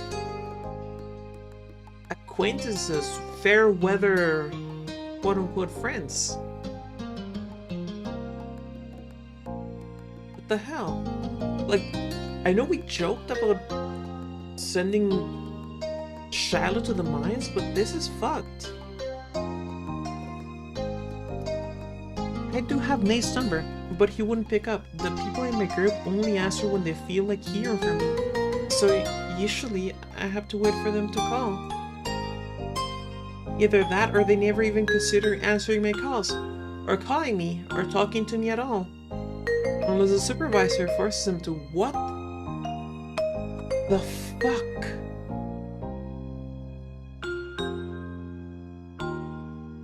Holy shit, Shiloh! I'm really glad Lizzie decided to be a stalker and found you. Because what the fuck? You need friends, buddy. I'm sorry, Trekkie, but we're keeping Shiloh. He's now the official little brother of the group. It was such a bleak description of his dynamic with his group, but he didn't seem to realize it until he glanced up and he saw the concerned looks on everyone's faces. A smile fell. He hastened to add one more thing. Well, except for one who'll always answer for sure. Oh? She immediately perked up. Really? So that's a friend of yours? He hesitated to answer. Something Ko picked up on. Not exactly. Yeah, I'd like to be friends though. Alright. Liz crossed her arms together once more, grim-faced, like she was the commander of a ship about to lead her little crew into battle. I think we remember that part, but I don't remember his situation being fucked. I know, right? Let's see what Jeremy's like in a moment. You should call them. Right now. What? If you want to is he gonna call Jeremy? If you want to be friends with them, I can help. If you're going to be in the same group again, then you should at least try to get along. No, I couldn't. He quickly grew flustered, his tongue stumbling over his sentences. I don't want to be a bother. I mean... Liz, what are we going to do? Watch him while he talks to someone on the phone? No cove? Shiloh? The last syllable of Shiloh's name trailing off into nothing. It soon became clear. Liz had not fully thought out the plan yet. Well, she wouldn't be Liz if she just stopped there. Shiloh, could you put them on a video call? And we could all talk together, of course? Too soft for the fact that thing wasn't bold. I see. No cove? Shiloh? How was that? The last syllable of Shiloh's name trailing off into nothing. It soon became clear. Liz had not fully thought out the plan yet, but she wouldn't be Liz if she just stopped there. Shiloh could put them up on a video call and we could all talk together, of course. She clasped her hands together, a wide smile on her face didn't leave room for dissenting opinions. Alright. It's a good idea. It'll work.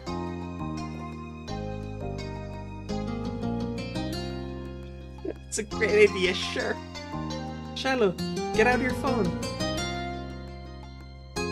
Being in a video call would make me not pick up? Depends on the situation, be honest, and depends on who is calling. There are some people for whom I would absolutely answer a video call, right? Sister being one of them. There's a couple of friends, but just random person? Yeah, I would not. Wait, what? Cope gave a long-suffering sigh. Come on, Shiloh, we'll just talk to them. Say that we're your friends from out of town. The worst that could happen is nothing changes. Like, just straight up no video call? Really? That's interesting to hear. But once they have more chances to talk to you, I know they'll be convinced to be better friends. It's going to turn out okay. Shiloh stalled to answer, but his hand was already hovering over one of the pockets of his pants. Alright, we can talk. Yes! Liz clenched a hand into a fist, shearing as Shiloh officially reached into the pocket and pulled out his phone. You noticed it was the same type of model as your own, but his had a red case around it. The screen lit up, and Shiloh requested a video call with some number in his contacts. None of them on the list had names. He must remember what number belongs to what person. That's impressive. He inched closer to the three of you so everyone could hear better. Vaguely, you wondered how this looked from the outside. 4 teenagers on the verge of adulthood hanging out on an old playground, all huddled up on a single phone. Strange? Suspicious? The ringing of the phone broke you out of your musings. You kept your eyes on it, your heart speeding up at the end of each dial tone, thinking, could this be it? I'll let to have another start up. Strange? Yeah, 100% weird. You've been ringing for a while when you started to think of what Coop said about all of you watching as Shiloh talked on the phone. Maybe even that wouldn't happen. Shiloh could sense the awkwardness in the air, smiling to try to dispel it. This is normal, don't worry. Oh, fuck, Shiloh, I'm so sorry, buddy. Your friends fucking suck. I'm sorry, your acquaintances fucking suck because those people don't fucking deserve to be called friends. Just as he said it, the call ended, not even going to voicemail. Shiloh clicked redial. He never answers on the first call. He always does on the second. That's how he is. At least with most people. There are exceptions. You, Liz, and Cobb furtively shared ambiguous looks, none of you wanting to accidentally discourage Shiloh. Then you focused on the phone again as it started to ring once more. The jingling suddenly cut off in the middle, followed by the faint sound of white noise. With a big smile and flushed cheeks, Shiloh brought the phone up to his face. A voice, low and groggy, came rasping out of the speakers. Oh? Shiloh, on the other hand, was much more chipper.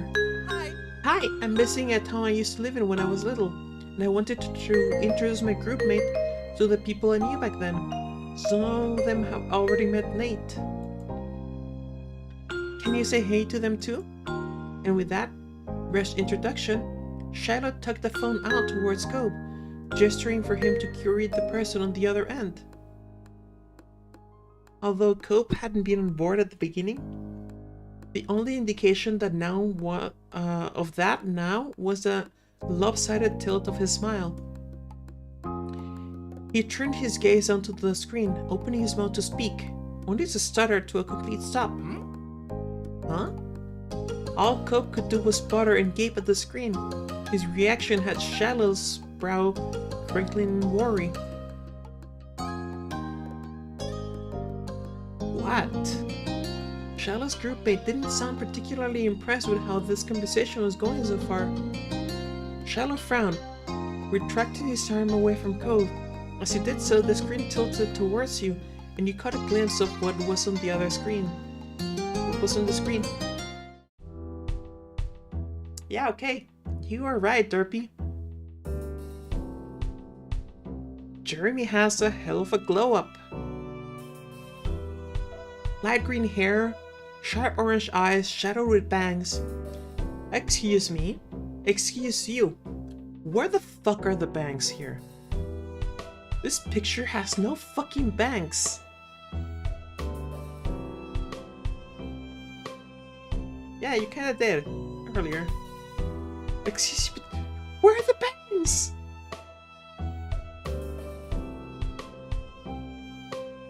I mean, the implication was glow up, but bangs! Look. Oh, bags. Never mind. Fuck, I'm so... Oh my god. Shut up. You heard nothing. I wasn't ranting about failing at reading comprehension. Girl, shut up. Okay, light green hair, sharp orange eyes shadowed with bags, and icy pale skin, all tied together to make up the scowling face of a person who clearly had no desire to be here. You knew him. You had no idea what was going on. You knew him. A flood of memories arose, flashes of that one summer years ago, at this very same park. You holding onto an arrangement of fruit, Derek and Cove at your side, and that kid.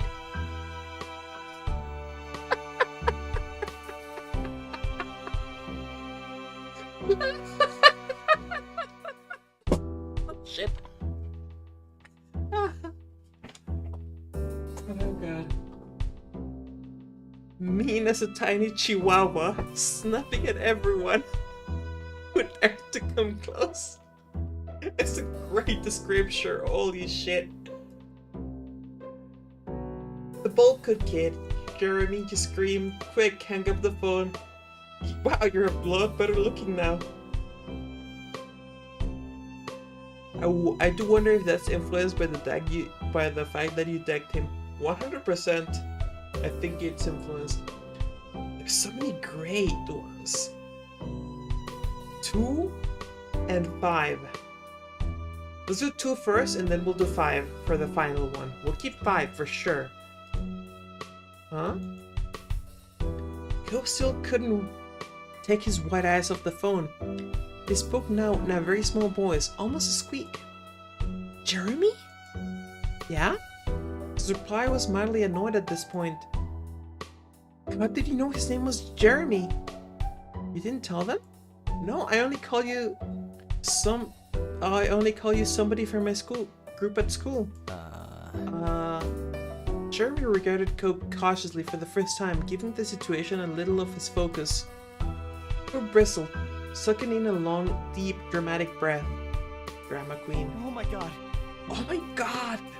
And all at once he started shouting, and not just with his voice. He waved his arms around, gesturing wildly with his hands as he repeatedly yelled, "Oh my god!" with all sorts of inflections. Oh my god!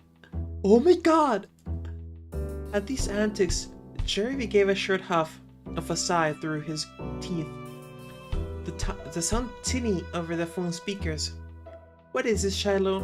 Are you trying to make me suffer? Are you still mad about what happened at that amusement park? I was on your side, you know? Liz, who had been entirely lost this whole time, finally spoke up. Huh? What happened at the amusement park? But no one paid that question any mind. I know what's going on. Had you met each other before? Nope.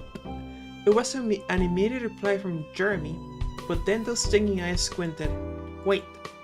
There was a flash of recognition there as he leaned his head forward and scrutinized the both of you.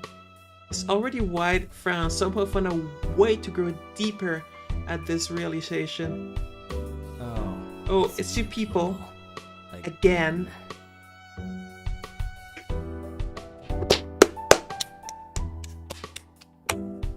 The screen instantly went blank. Shiloh gasped, looking from his phone to the rest of the group. He hung up. Okay, let's go for the other one. Wow, you're a lot better looking now. Really did affect things 100%. It did. Jeremy drew back, his nose wrinkling in disgust. You think I'm appealing? What kind of mess up taste do you have? That's an insult to yourself. So what? And Cope still couldn't take his wide eyes off the phone. He spoke now in a very small voice, almost a squeak. You know, looking at how femmy he looks, I'm thinking, and how he has issues with his look, I'm thinking Jeremy might have some body image issues, you know, some gender issues. Maybe. I don't know.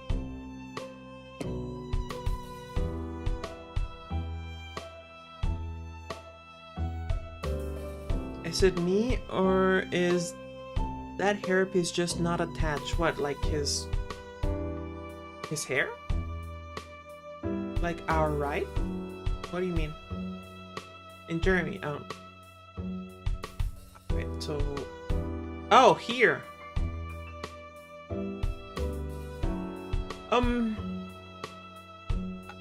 I could sort of see it as the start of a widow's peak, right? Because a widow's peak would actually just be here, and will start going here. But I do see what you mean here. Wait, what? Is my... Yeah, there you go. Widow's peak here. But I see what you mean. Jeremy? Yeah? His reply was mildly annoyed at this point. How did you know his name was Jeremy? You didn't tell them? No, I only called you somebody from my group at school. Jeremy regarded Cove cautiously for the first time, giving the situation a little of his focus. Cove bristled, sucking in a long, deep, dramatic breath. Wait, so did we just deck a dysphoric? No. We didn't just deck a dysphoric. We decked a dysphoric, possibly. We possibly decked a dysphoric kid 10 years ago. It's less bad. Right, it's less bad. No, not 10. 4. Or 5. It's okay. It's okay. Don't worry about it. Cook bristled, sucking in a long, deep, dramatic breath. Oh my god. Oh my god. And all at once he started shouting, and not just with his voice.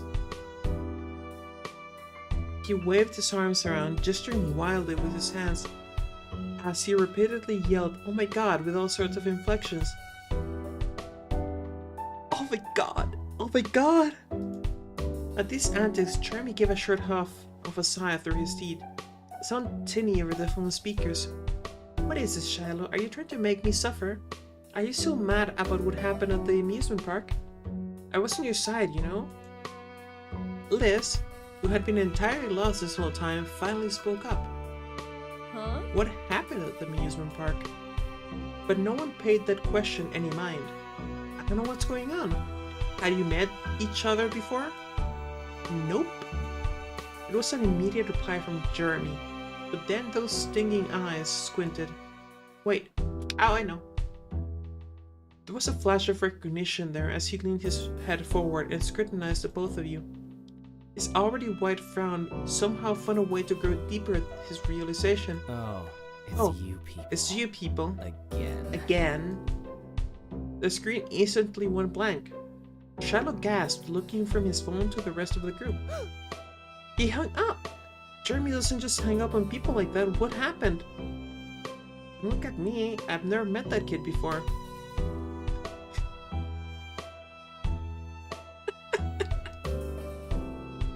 Could feel Cove's stare poking and prodding at the side of your head. You caught his expression, wide-eyed and tense. You knew what happened. Cove knew what happened. But he wasn't giving any answer to Shiloh. Nope, no we have not. We have not told them that. Kept your mouth shut too. I don't know what to tell you. When the past, I kinda hit him. I punched him. He earned it. So 3 or 4. I'm thinking 4. Yeah, that's what I thought. What? You what? Corey, really? You resisted the urge to grin and sit short. I gotta call him back. You can make up.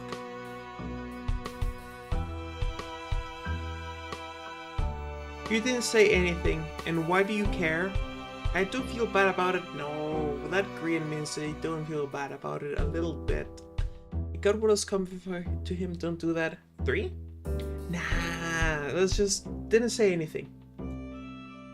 This whole situation was already far beyond what you ever could have predicted for today. It was awkward, but you waited for Shiloh to finish. Oh, you do feel bad? Ah, shit, that is fork one. Ah. Fine. Oh. No, I get it. I get it. It was only a moment, but you caught Shiloh briefly pause while he was redialing the number. You wondered if he had something he wanted to say. He shows against voicing it in the end. The phone rang for a long time. Long enough that you were surprised when Jeremy actually picked up. I'm going for both at this point and choosing the one I like best. Oh, I don't feel bad. He answered with an even longer sigh. What? Shiloh held up the phone close to his face, looking close at the screen with large apologetic eyes. Are you okay? I'd be better if you hadn't called back. So cute. Aww. Oh, Jeremy, can't we talk it over? I don't want any of us fighting. Do I have to? Do I have to? I think so. Shiloh held his phone out towards you and Cove once more. He's going to apologize. He cares for Shiloh. No other fucking reason he would have answered this call. Right? The second one? No fucking way he answered it. Right? And bet you he's going to apologize to us first. Shiloh held his phone out towards you and Cove once more. Next to you, Cove glared defensively and silently.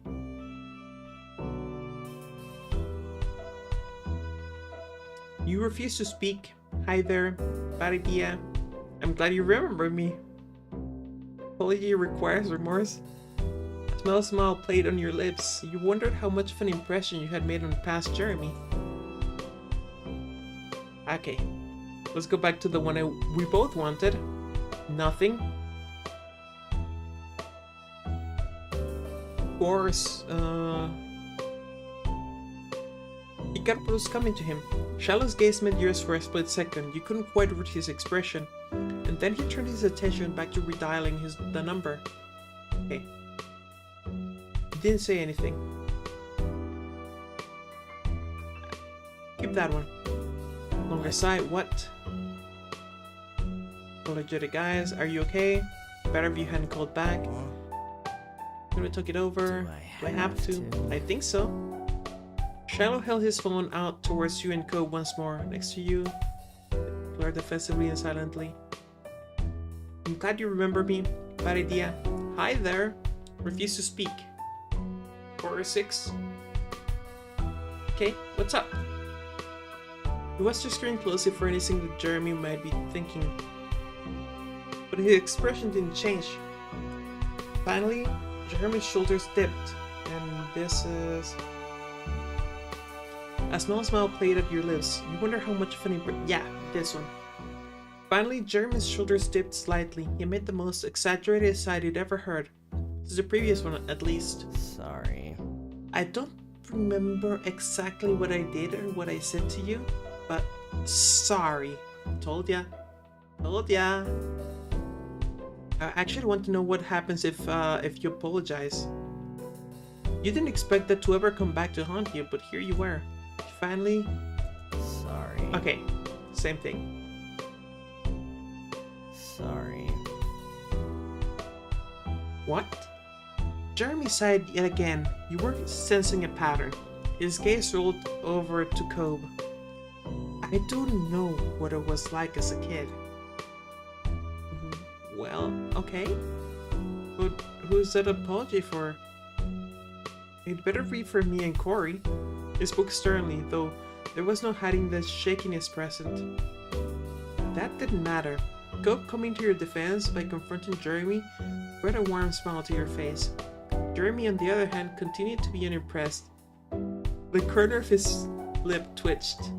I didn't need to know what the teenage guy equivalent of a smooshy squeak.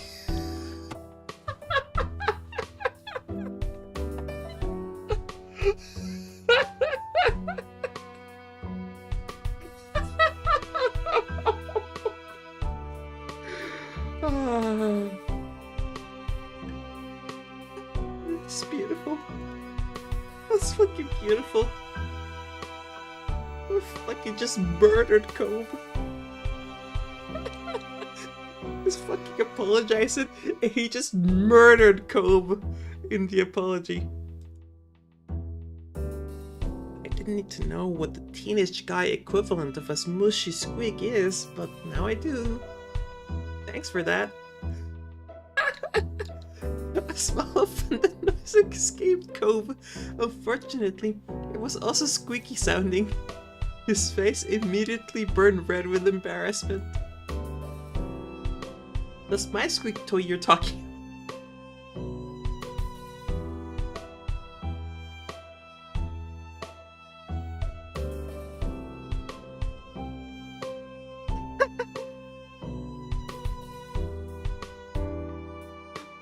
Oh my god. With a perfect description, Cobb is exactly that. Don't you just spread across your face? You didn't need to look at Cobb to know he was pouting. That's my squeak toy you're talking about? With your thumb pointed at Cobb for added emphasis. Cobb huffed in disbelief, but he couldn't fight the smile tugging at the corner of his mouth. Jeremy didn't react at all. He continued watching the four people on the other end of this unwanted call, lackadaisically. I feel like you can word this better. He continued to lackadaisically watch the four people on the other end. Better. Whatever. The apology is for whoever. Anyone who had to deal with me back then wasn't having a good time. Corey just had the spine not to take it. And that's whatever. Amazed, Cobb took a few processing moments before he could respond. He blinked and rubbed the back of his neck. I hope we can invite them to the wedding. I would love to invite Jeremy and Shiloh to the wedding. I got the DLC for the wedding. I had to. He blinked and rubbed the back of his neck. Cobb did. Oh, thanks. I mean, it's no problem. I still got my. I accept your bill. Thank you. This is honestly incredible. Okay then. So, I think okay then, because this is like very pointed in my eyes. Okay then. This was so weird for you. Suddenly, you wondered what the statistical odds were for you, Cobb, Shiloh, and Jeremy meeting again like this. And I want to do it in the most... Oh, by the way, you're getting married and you are invited away. You got it, buddy. Because that sounds perfect. Like, oh, we're getting married. Wait, what? This is fucking when. That's what I want people to think when we tell them. Especially the family.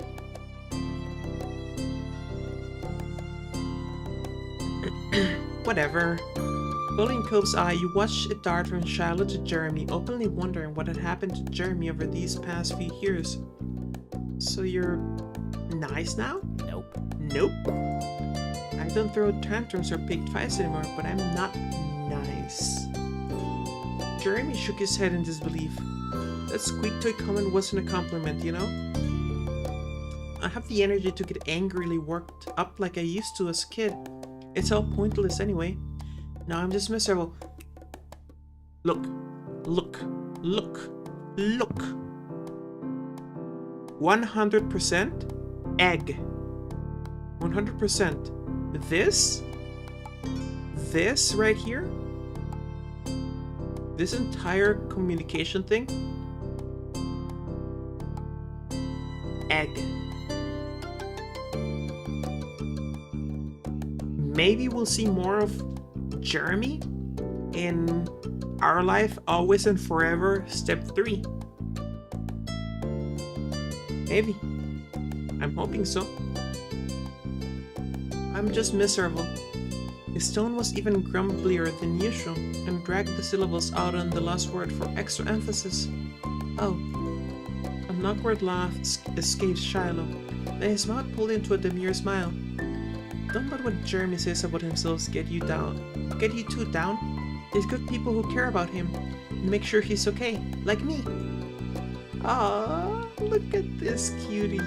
He's such a tsundere. Don't listen to Shiloh. It's not you're looking out for someone else, Shiloh. I don't really care if he's sad. I'm still never with it. I'm going for number 1 here. I am releasing the maybe unconsciously LARPing as Cliff.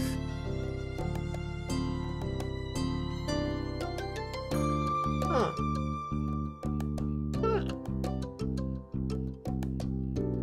Nah, we're not LARPing as Cliff. Shiloh blushed at the compliment while Jeremy fixed you with a blank stare. Thanks, Scurry. Okay, seriously, how long am I meant to be out of the loop here? Her expression twisted in frustration as Liz rubbed her right temple. Why am I the only one who doesn't know this kid? Shiloh goes to school with him. That's fine. But how did the two of you meet him and I didn't? With the whole just dump things into her loved ones sort of... Holy shit. Okay. A little bit. However, it's different. It's different. Because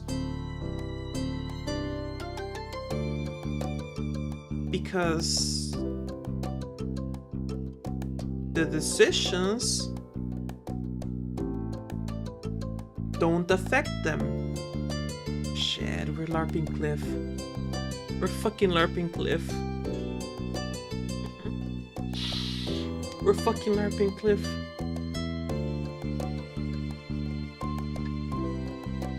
Derpy, why? Why, Derpy? Why did... Okay.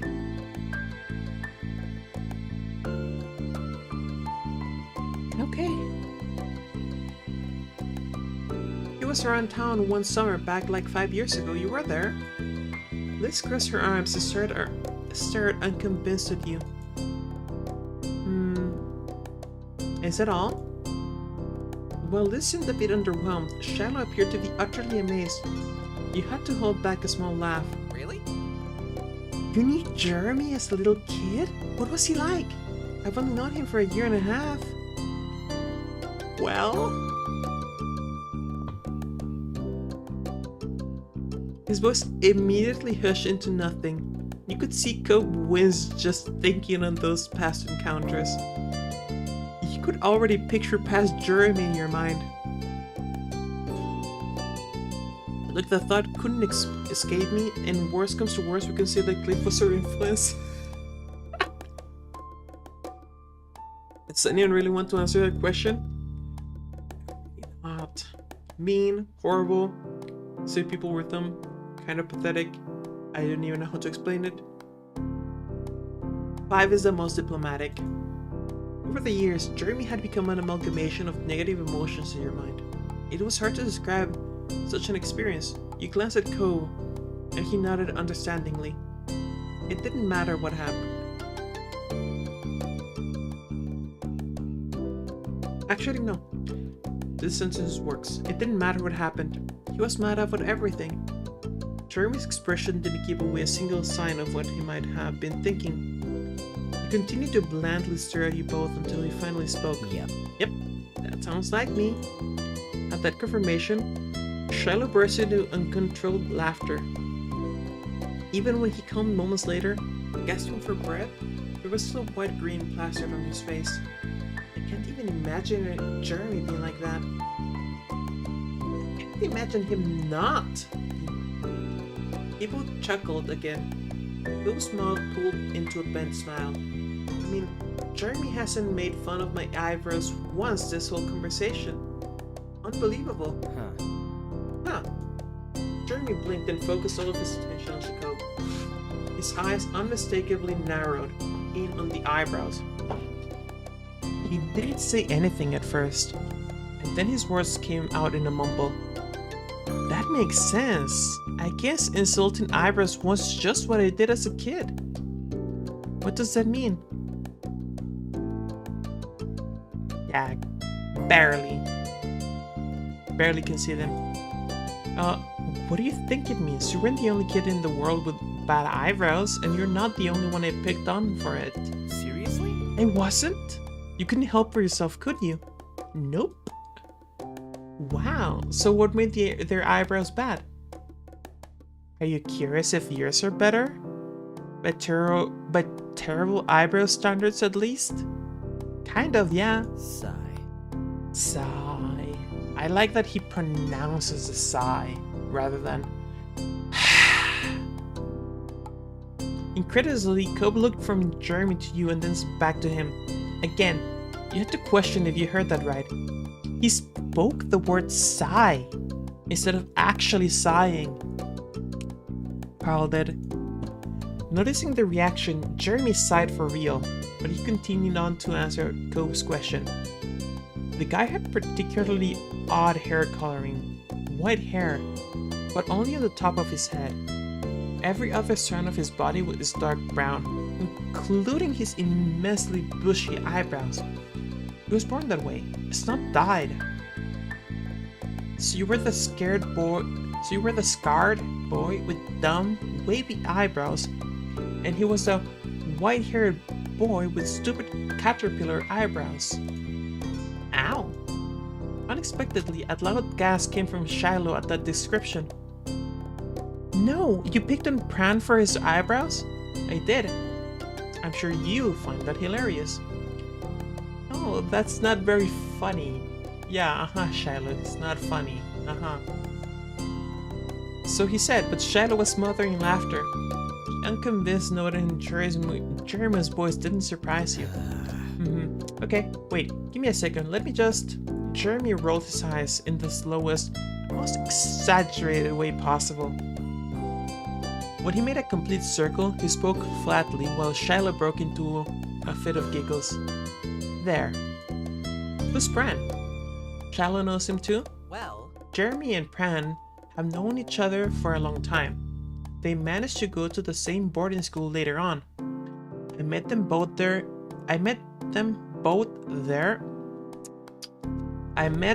of them there. Okay, in the spring of last year, we were all group mates. Jeremy's gaze slid away from Shiloh. He looked somewhere between you and Cole. Pran and I met about 4.5 years ago, back when I was still an intolerable brat, and Pran was meek. You can only imagine how amazing that combination was. Yeah, it must make those group meetings awkward. Nope, somehow, someway, for some reason, Pran chose to stubbornly stick with me for as long as we've known each other. He's my best friend. What?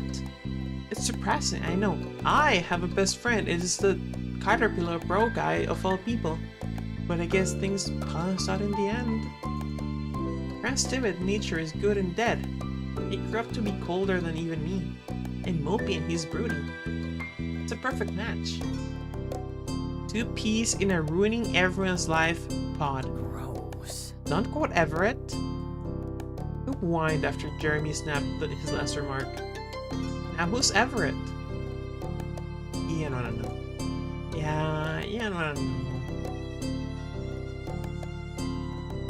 Now I'm shipping Pran, Shiloh, and Jeremy. That's how it works. Shiloh hummed and he watched his 3 old friends. And they all hate fuck Nate. It's Nate, right? Everett. And they all hate fuck Everett. Shiloh hummed and he watched his 3 old friends with an amused smile. He was having fun. Before you could say anything, Jeremy continued. Everett is also part of the group, unfortunately. But he chose not to elaborate further than that. Liz sighed this time. You could feel her frustration. You couldn't blame her for that. She hadn't been able to participate much at all. She didn't know Jeremy then. So there was no basis for reminiscing now, and there was a 10-year gap in her history with Shiloh. The whole situation struck an odd chord with you. 2 boys that you knew separately came to know each other, and now they knew each other much better than they knew any of you. Shiloh was almost a stranger. You shook the feeling off, you know how to feel. Same page, felt it down. Seemed to be going alright. I'm thinking with this one. Jeremy hadn't left the call, and you were learning bits and pieces about Shiloh's new world, outside of Sunset Bird. You were taking both as little wins. Turning to the 3 of you, Shiloh smiled apologetically. You wondered if he was picking up on how, in the dark, cold and loose you were feeling. He was perceptive when he wanted to be. Hey, is there anything you want to hear about Jeremy? I can tell you all about him. We should get to know each other better. Don't do that. It'll be okay. Jeremy whined, but Shiloh brushed his complaints off. He remained happily focused on the rest of you, and Liz seemed to perk up at the conversation shift. That sounds great. We should get to know Jeremy. So, who wants to go first? Despite being eager, it was obvious that Liz didn't have any ideas herself. Jeremy let out a very long sigh. Birthday, full name. Be right back. I will be right back because I need to do a thing.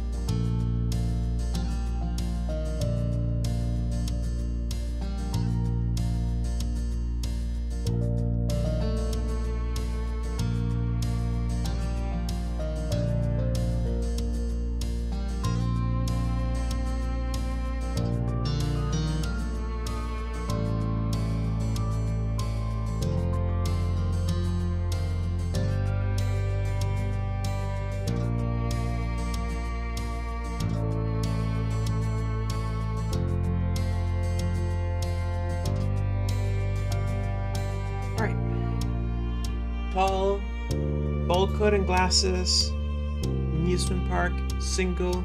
Ooh, okay.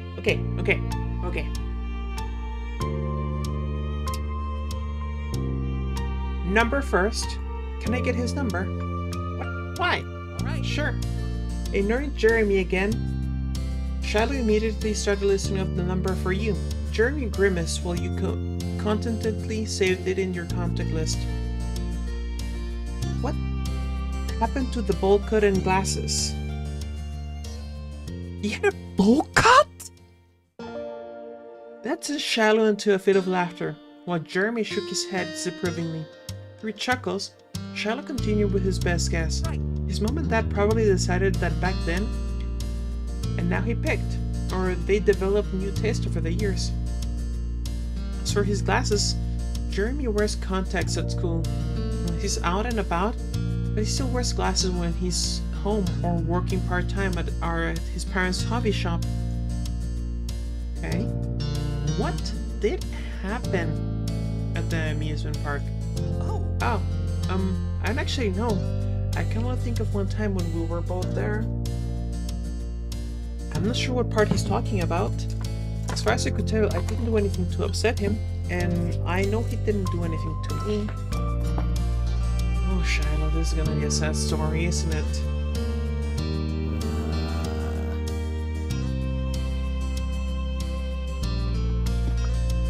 Sigh. That's what you're going with, Shiloh?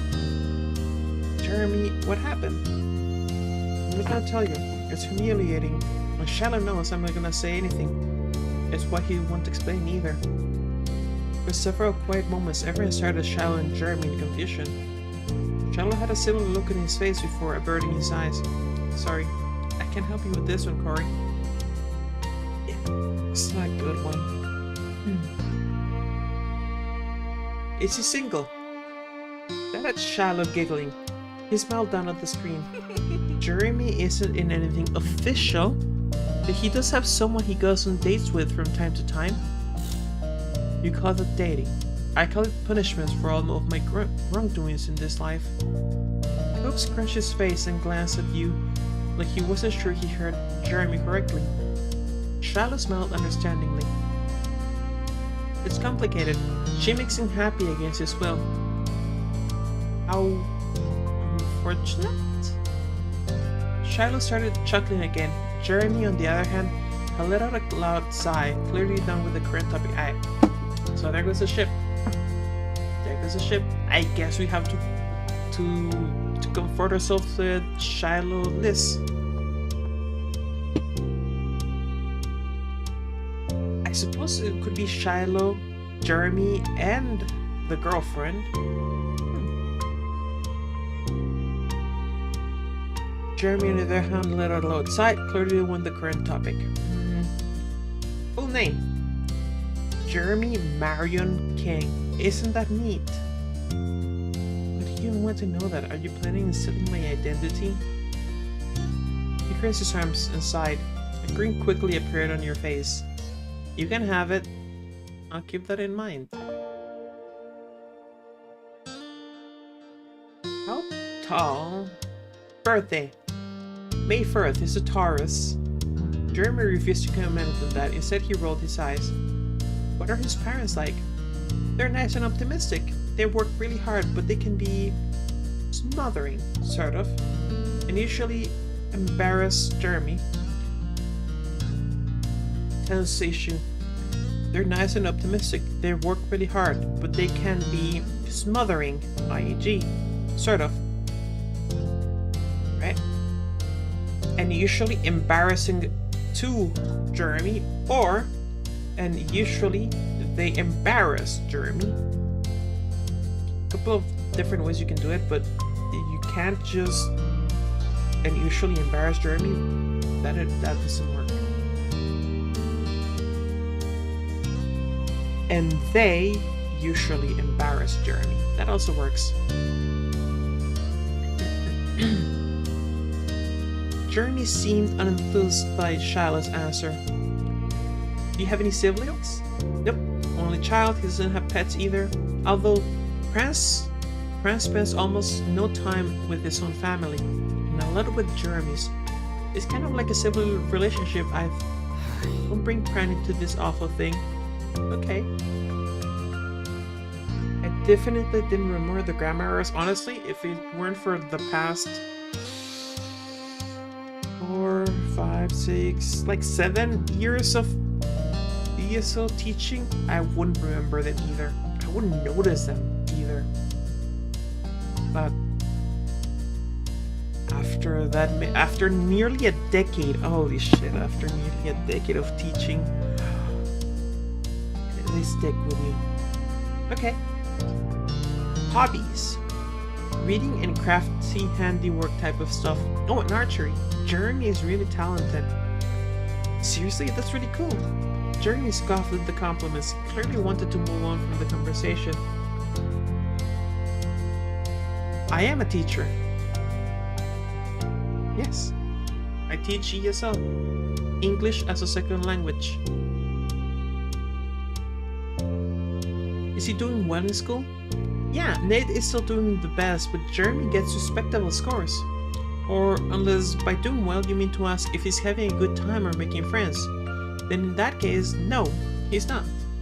You weren't sure how to respond to that at all. Glancing back at Jeremy, he rolled his eyes.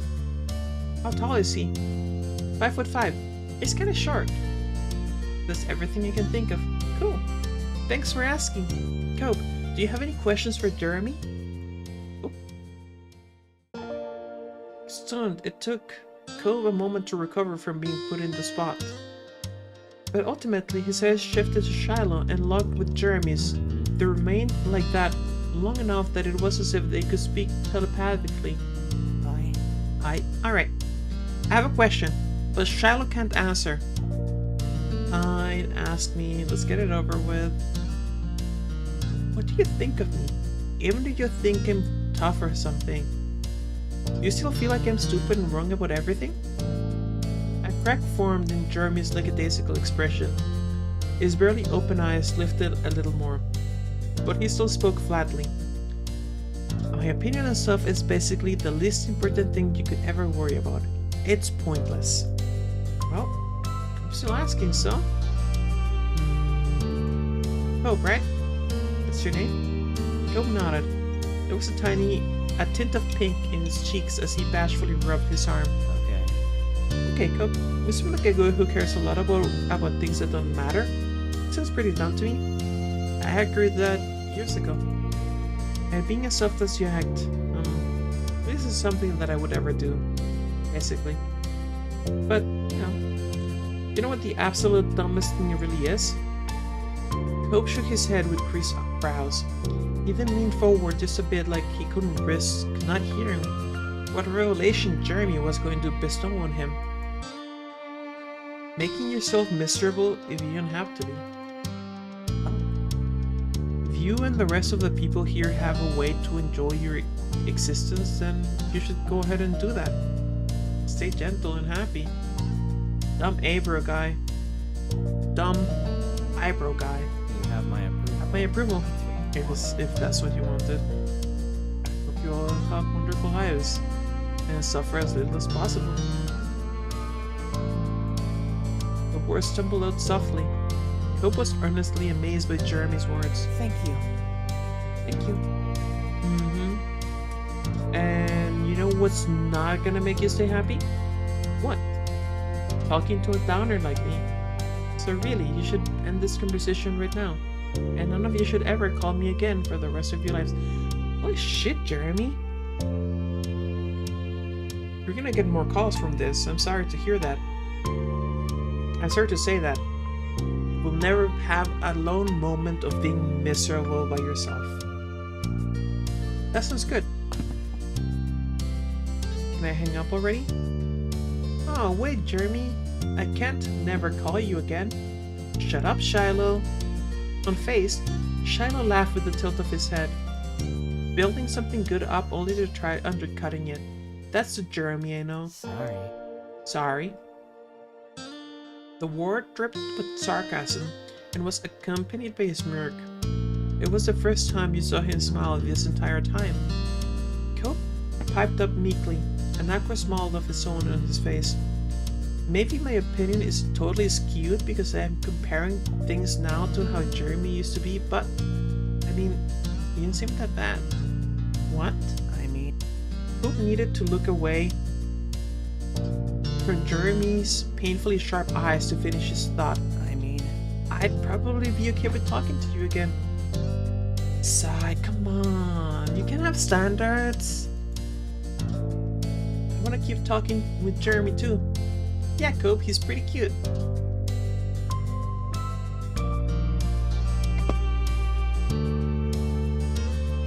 Please tell me you're making fun of me. Nope, I mean it. drank loudly at the affection, but there was a slight blush in Balloon. Oh my god! Ladies and gentlemen, we got him.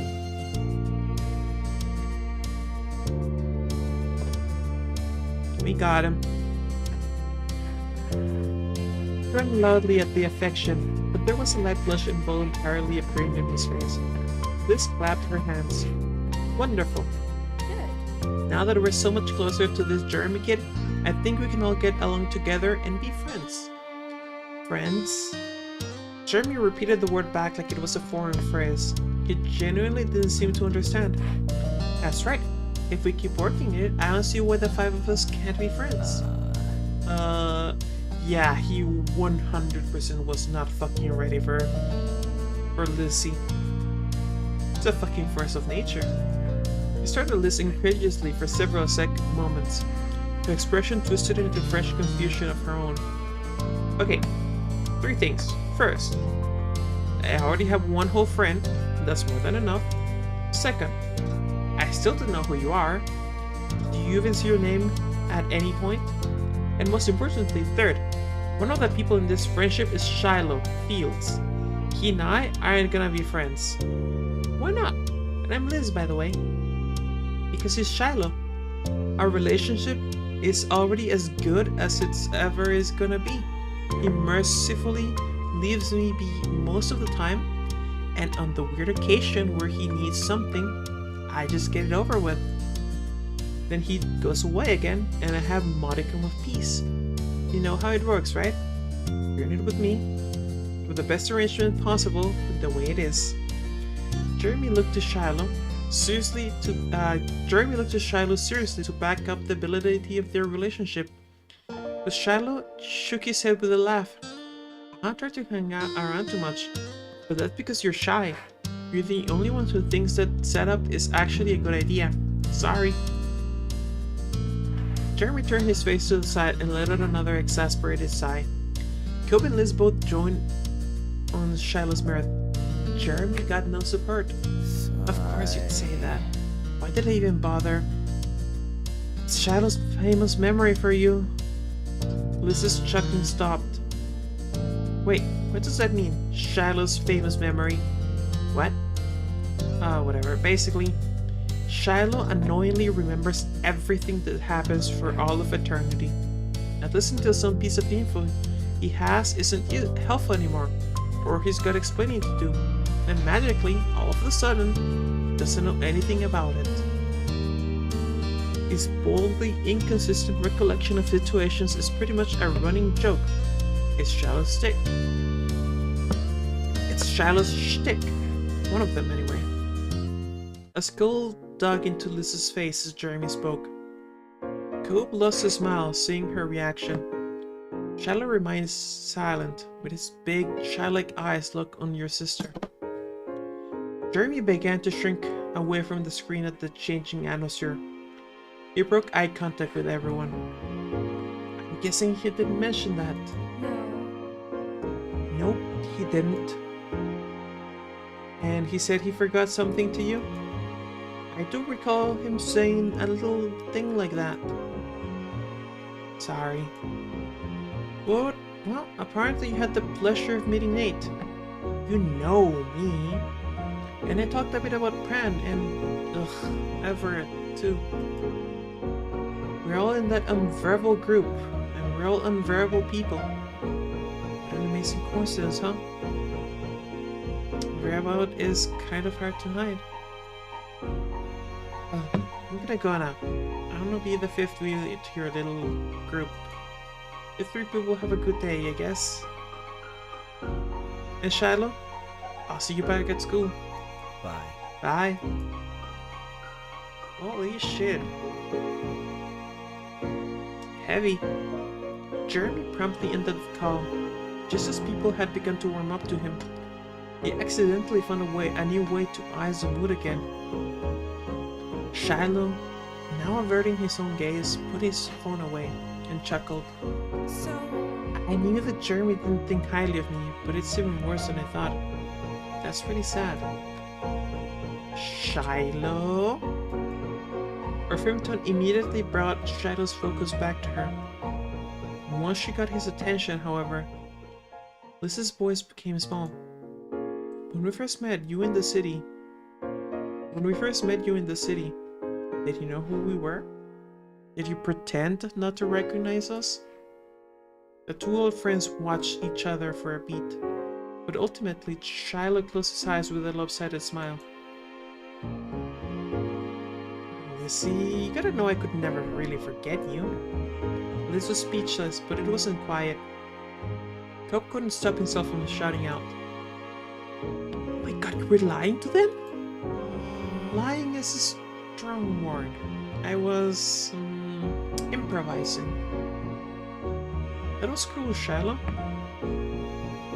Yep, that makes more sense than you not figuring it out. He didn't really mind, but were instead concerned about what he felt that was the best option. Aggressive liar.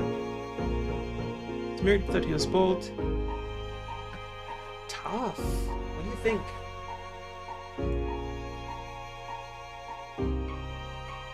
Because it was fucked up. So one fits. But two makes sense and it works. It's not as strong as number one.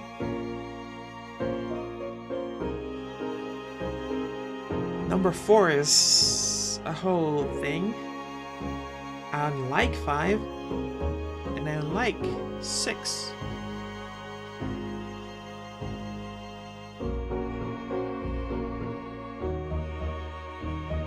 Three seems like the best option as far as figuring out what's up.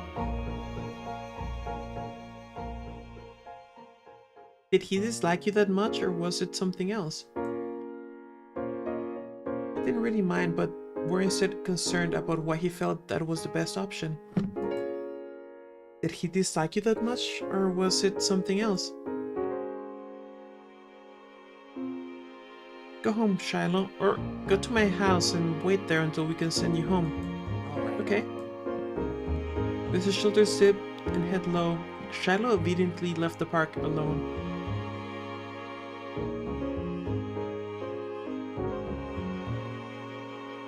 It was weird to think he was trying to trick you, but the interaction was a lot more understandable that way. Okay.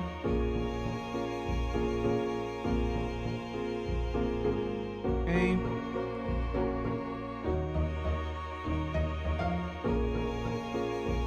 This to see your anger. Okay. When he was trying to trick you, you couldn't help but finding it at least a little bit entertaining.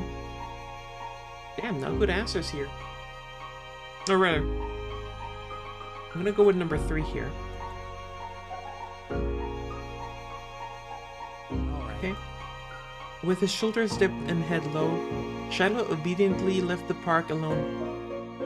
After he disappeared on the road up the road, Lizzie sat her butt down right onto the sand with no concern for how dirty her dress might get this time. Tough choice. Let's start with going after Shiloh. Watch this, I'll be back. What? What? You didn't give him an explanation. Just shut out of the park after. Oh yeah, no, that's what we're going to stay with. But I want to see what happens. You caught up with him on your neighborhood street. You must have noticed your footstep because he was standing still in the middle of the road, waiting. Couldn't read his expression and he didn't say anything. I want to talk. He smiled while fielding with the rim of his hat. Will. Later. Thanks for trying. And that was it. He turned his back on you, continuing his walk of shame. He wanted to wait, like Lizzie asked. Even after all this time, he listened to her. There was nothing you could do. Okay? Wow. What? Okay. You crest on with your sister. You can go. We're done. He was sure to ensure look with you. She wanted to be alone, but this wasn't the time for that. No, it's obvious you need us here with you. Accepting that you were going to be here for this, she let out a groan. At the same time, Liz pulled the sides of her hat down, gripping it tightly in frustration. I can't believe you pretended he didn't know us. Since when was Shiloh too good to catch up with acquaintances? It's infuriating. Am I an idiot for thinking we could talk? Leaned against her, took her arm, watched her cautiously wrap your arms around her. You wiggled closer and pulled your big sister into a hug from the side. You continued to hold on even when she didn't let go of her hat. You're not an idiot, he's an idiot. Lied to us, not your fault. You're smart and talented and amazing. Okay, work the shaft a little harder. So sorry. 5, I think. Like...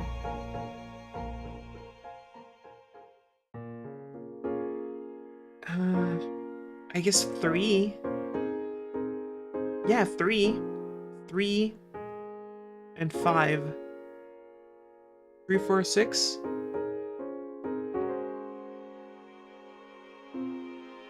Yeah, I'm thinking it's not your fault as well. Seriously, he's a tool. I know, I shouldn't care. It doesn't matter if one person doesn't want to be my bestie. He's not the greatest man on earth. I'll be fine. But I brought him here all the way from the other side of the street, and I don't even know why he did any of this. Liz finally removed her hands from the brim of her hat in order to rub at her temples instead. It blows. Cube snorted some nervous laughter at her unexpected phrasing. She didn't mind it. It's true, but you always had me. I'll force the answers out of him. Intimidated by successful women. Poured him into the ocean. They're for you. Through thick and thin. 6. Really? I'm thinking 2.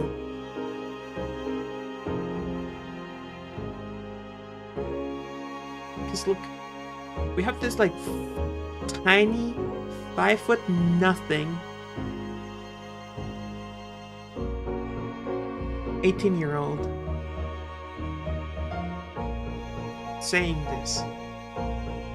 And it's made even funnier by the fact that she's actually pretty athletic and muscled, so she could probably actually make it happen. We've already hit Jeremy. Please don't. You'll go to jail. Fine. Thank you. Thanks, baby sister. She squished you tight and rocked you back and forth in a dramatic hug. She let out a cove-like squeak. I love you. I love you too. What is family for, anyway? I thought those were hogging the phone while growing up, but this works. Oh, and thank you too, Kobe, for being around. We're going to officially be family one day, right? Nice, Lissy. Nice. Good job. That's a good jab. She shot him a wry smile, and he tensed up, face going red. He was willing to take her teasing if it made her feel better. Best sister 1010? 100% correct. I agree with you, Dorpy. Best sister. Wait, listen and see are adopted, right? Yep, they are adopted. They are not related by blood, if that's what you're asking.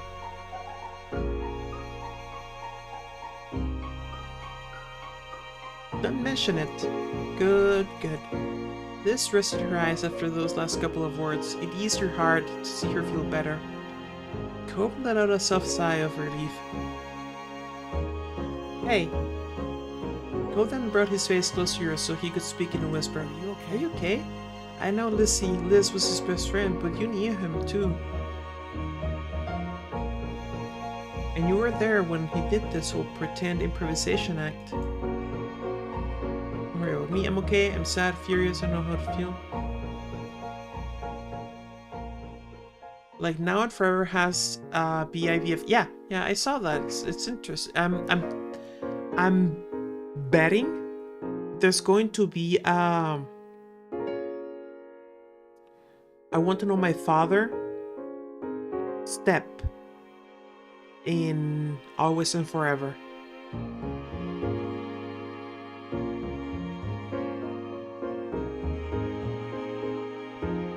Huh.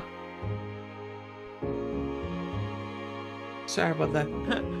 I had my hand in front of the camera. But yeah, I think we're gonna have a I Want to Know My Real Father, the whole thing in Always and Forever in step 2. For sure we're going to. And if not step 2, step 3. I'm okay with them, okay. Well, I'm glad. He doesn't deserve to be gone for 10 years and suddenly mess with everyone's emotions.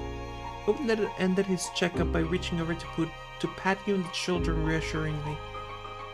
Your longtime neighborhood group sat together quietly in the sand, just enjoying the feeling of familiarity and support. You weren't entirely sure how much time passed, but you were eventually caught off guard by a soft call in the distance. In unison, the three of you turned your heads to the sound, and there, standing on the edge of the playground, was Shiloh himself. He waved. On the one hand, yes. On the other hand, they didn't have the know your blood relatives in here. Yeah, and this one they're for sure dead.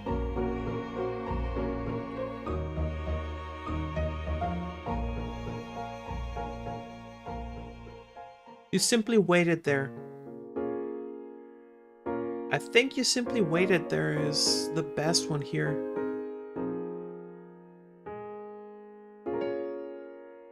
I wanted to give him a chance. You didn't speak. I will punch you in the face just like you sucked Jeremy.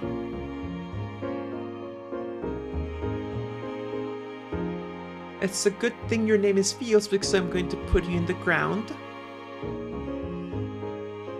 God, what a beautiful characterization we've made for the MC. Do you have anything to say?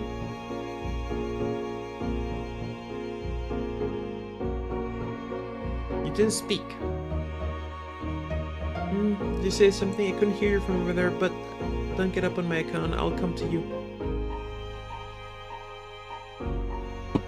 This bothers me. This? Did you say something? I couldn't hear you from over there, but don't get up on my account. I'll come to you. This bothers me extremely. It's manipulative, right?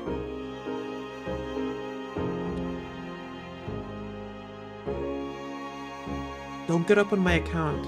I'll come to you, right? Like, he's troubling himself for you. He's trying to garner sympathy with this, right? Is it just me being crazy paranoid? This bothers me extremely. Especially the did you say something? Because no, we did not. Matter of fact. You meant every word of that. If you actually say something,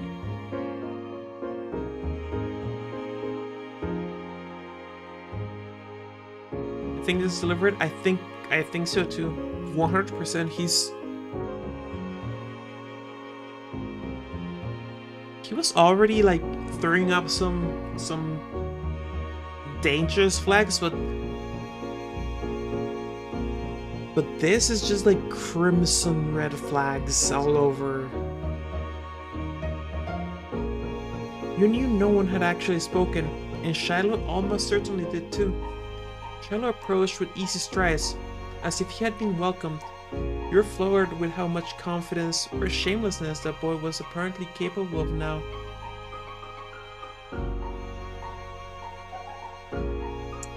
You were floored with how much confidence or shamelessness the boys... Okay, by how much confidence, not with.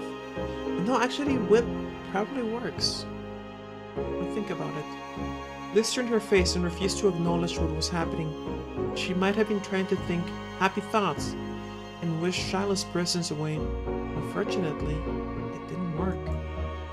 When Shiloh arrived, he plopped down into the sand with the rest of you, his legs folded crisscross. Hi. Hi.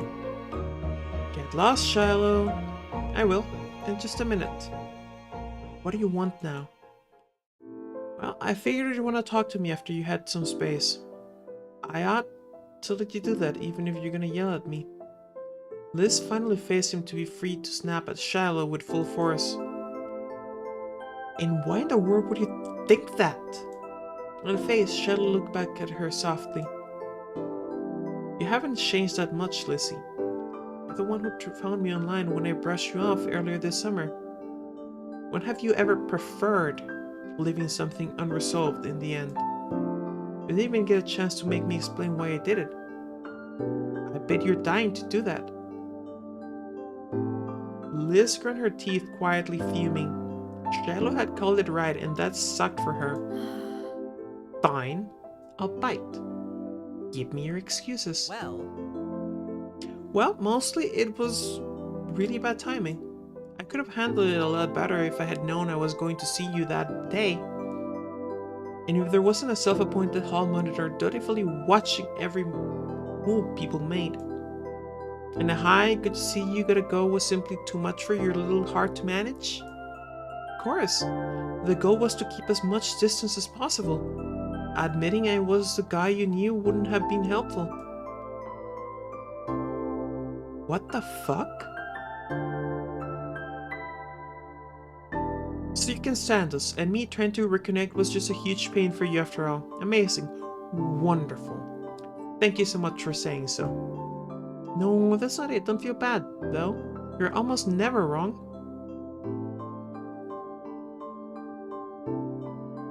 Grief, this guy's a fucking snake. He's just... Your older sister's brows twitched as she stared at Shiloh in tired disbelief. He smiled back at her brightly. I did it so this wouldn't happen. What? I dealt with the situation the way I always do. By saying stuff I didn't exactly mean because it's just easier that way. Oh. Headphones died. Where's my other set? There it is. Apparently step 2 in Now and Forever is angstier. I would not be surprised. So Tamarack and Q do not like each other in Now and Forever.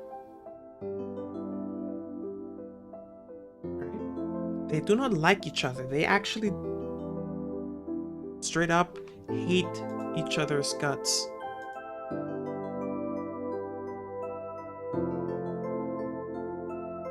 And there is a jealousy system. So like, I can 100% see it being more angsty. Angstier, not more angsty, angstier. I dealt with the situation the way I always do, by saying stuff I didn't exactly mean because it's just easier that way. You heard Jeremy. It's what I'm known for.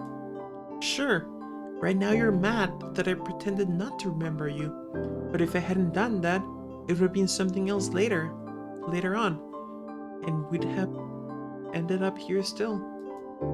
Liz's anger became more and more difficult for her to maintain. It was soon replaced with a sad confusion.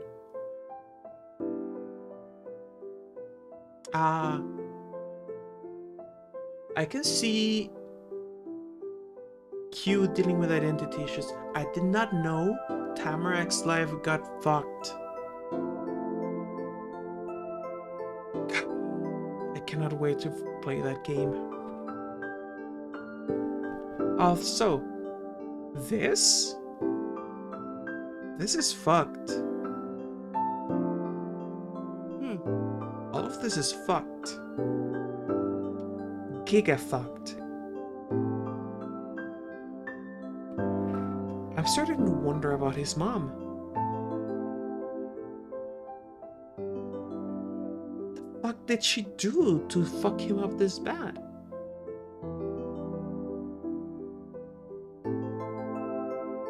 It was soon replaced with a sad confusion. Then don't do that. Don't be like that. Why not be someone you're actually okay showing me? Charlotte chuckled uncomfortably and searched for a way to explain himself to his former idol. I wouldn't have made you sad if I could have avoided it. I mean that. I thought I could at least finish this visit without issues. Jeremy wasn't someone he expected to call me out. That's pointless to him usually. But I'm not going to be someone whose personality resolves around making you happy.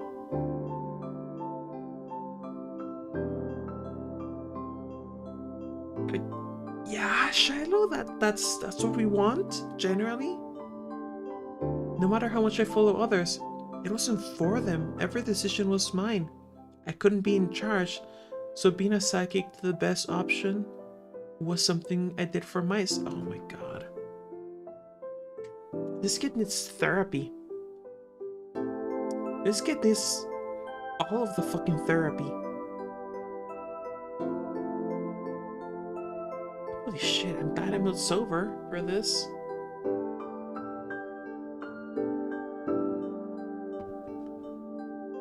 I should still let people be the boss when it's what I need and I choose where to stop it. And the best I can do for you now is spare you from dealing with it. I'm not as earnest as you are. I'm not as nice as you are. I was always like that, even as a kid. Fuck. Explains why he's in the group at least. Yeah, it really fucking does explain that. Back then I wanted to fit in, even if it meant excluding someone else. If they were the odd one out, that meant I wasn't.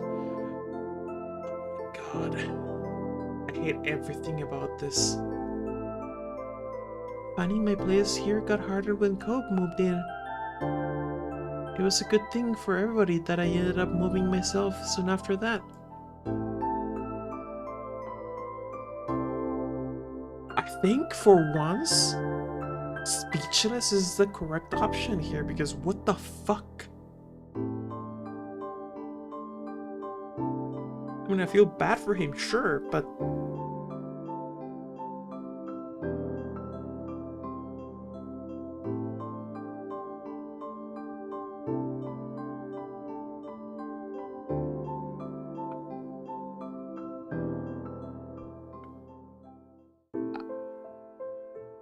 I just... What? It was so much to have to suddenly accept. Anita's essentially how you were back then. You were a scaredy cat who wanted someone to defend you. Jeez. I simply imagined that in the past 10 years, you grew out of that and learned how to speak to others like, I don't know, an actual grown-up human being. Well, in my defense, I'm not actually an adult yet. I won't be 18 until later this year in October. Fuck you, Shiloh. Really? Really? October 30th. You remembered. So did you, punk? Shiloh chuckled self-consciously as Liz smirked at him. There was an affable moment where she became serious again. I liked you when you were kids. I wanted to know you now. That's what upset me the most, the idea that maybe you only wanted to be rid of your old friends. Aww. Ah, Lizzie, you're too good to need someone like me in your life. That's the truth. I'm not worth the effort. Fucking shit, I hate this. I hate it. I didn't like Shiloh, but I fucking hate this. Except for with unusual people who have odd taste. Then she straightened up in the sand, brushing her dress back out. That's an incredibly annoying thing to say. It's insane. You've only changed in stupid ways and stayed the same for the rest. That's fair, is it? It means I have unusual taste. You could have stuffed Shiloh's entire hat into his mouth with how wide he opened it. Really? Well, as much as as much as mother hen being compelled to look at... You're missing an article. As much as a mother hen being compelled to look out for their chick, no matter how useless they are, is unusual. I can't help it. You haven't changed so much after all either. You're still Shiloh. You're painfully still Shiloh. You're welcome. I brought you here and I'm not gonna abandon you. It has to be someone's job to look out for and keep an eye on you. Oh, Liz. Oh, Liz. It seems terribly unhealthy. You can't fix him. He doesn't want to be fixed.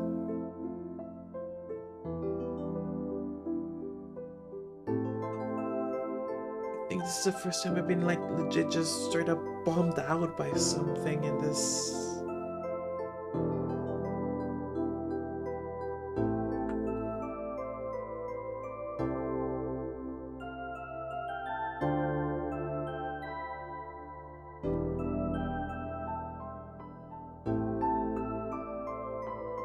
With her surety returning, she pulled herself up off the ground and glowered down at Shiloh with her arms folded. Now, I do want an apology for everything done behind her back, so you could have opened with all of that you just said. You should have given us a real chance or stayed home. This stunt was rude to me, and Corey and Cope too. As if bringing the baby chick comparisons to life, Charlotte dutifully did as he was told. Sorry. Sorry, Lizzie, Corey, everyone, I didn't want to cause problems or ruin the day. You don't have to accept just because I'm saying it. Not everyone needs to like everyone. Right then, you were kind of mean sometimes when we were kids, but I wasn't very nice to you either. Officers and stuff isn't really something to make about me, so I'm not gonna hold on to it. I mean, as long as you're not gonna keep upsetting people from now on. Nice, Scope. I'll avoid doing that in the future. He didn't change his focus to you. His expression was curious. He wanted to know where your feelings landed on this, on him.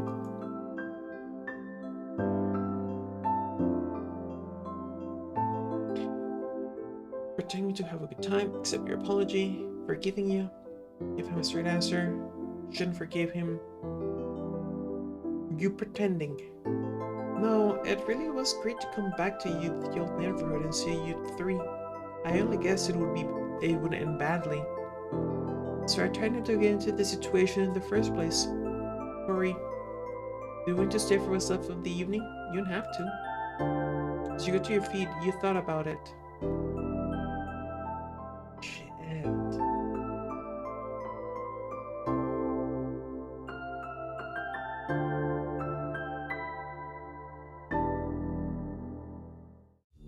I still like him. Liz is looking out for Shiloh. Someone has to look out for her. That's a mood shift in the song. Kind of interested to see what's happening next. Slight grin went across her face. Shiloh jumped to his feet, straightened up his cap on the landing. Lynn would be so proud. You didn't all leave. Hope rose as well with the ground. Another group mate? No, he's our group supervisor. He's also friends with my mom. And if you're still wondering, that group is for people who have difficult to deal with attitudes. Jeremy and Nate being in it makes a lot of sense, huh? That makes a lot of sense. Shiloh spoke simply and finished his thought with a breezy shrug. Liz sighed loudly, and then she smiled ruefully at him. Geez, Shiloh, you certainly made yourself other people's problems since leaving. Well, now you all know me better, too. Well, thanks for sharing. A small smirk appeared on her face as she watched Shiloh. You didn't fail to notice a hint of sarcasm in her voice. And thank you, Corey. Accompanied by a warm smile, Liz's tone was sincere. I can keep hanging out with everyone too. Sheepish, Cobb rubbed his arm. Liz's mouth stretched into a grin at that news. Aw, thanks for sticking around. Well then, what now? The four of you stared at each other in silence until Shiloh tentatively made a suggestion. Would anyone want to build a sandcastle? That sounds ideal. Your older sister began to truly relax again, and you were glad to see it. Glancing at Cove, you nodded in agreement with Liz. It's been a while since any of us did that together, huh? Let's do it. Then we're all agreed. Come on, gang. Let's go play at the beach. The sun was far across the sky when the four of you trailed down from the park to the shore in comfortable silence. It was hard not to think about how familiar it all felt. You never thought that the four of you would ever be here together again.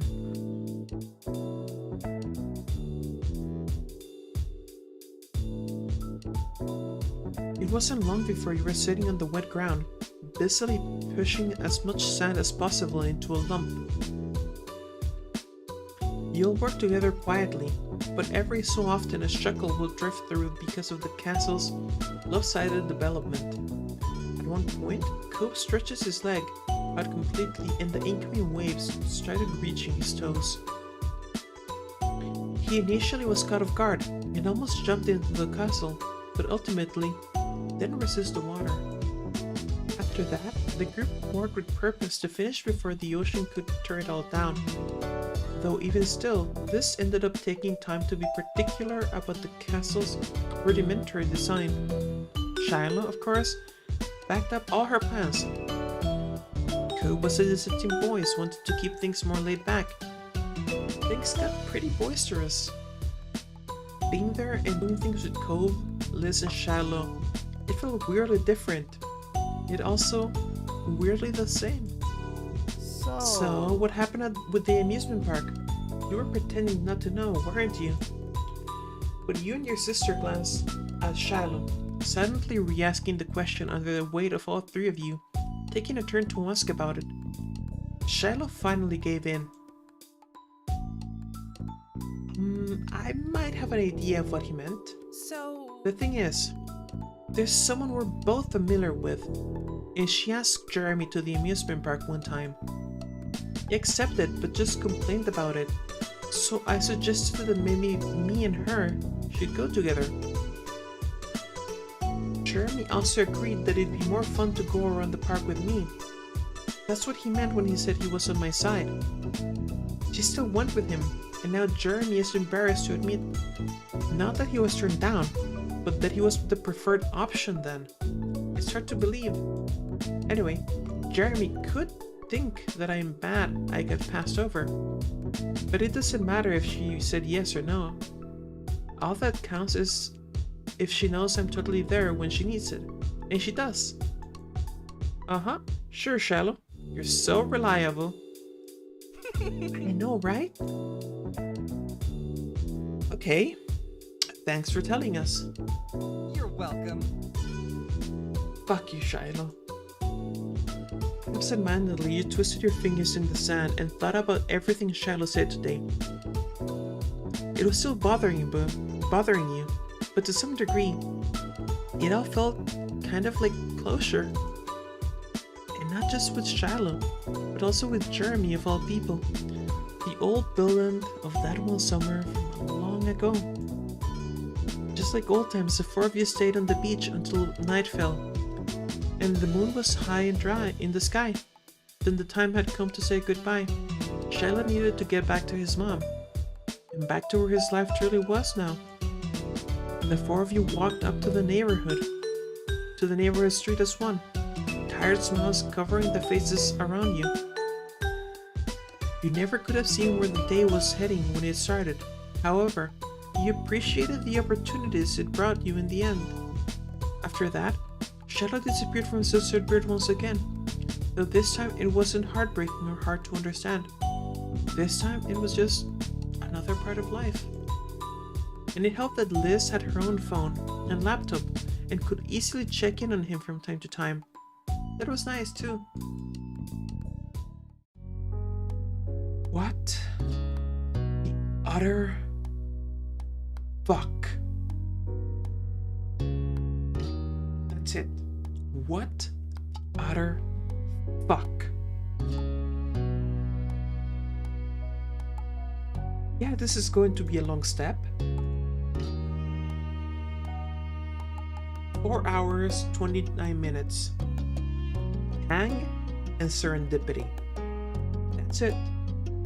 3 hours and 30-ish minutes. Reflection and the start of the step. We have 3, 4, 5, 6, 7. That's quite deep, both in terms of playtime and the deep things to be discussed. Yeah. Holy shit. At least, you know, maybe with Liz keeping an eye on him, he'll get better.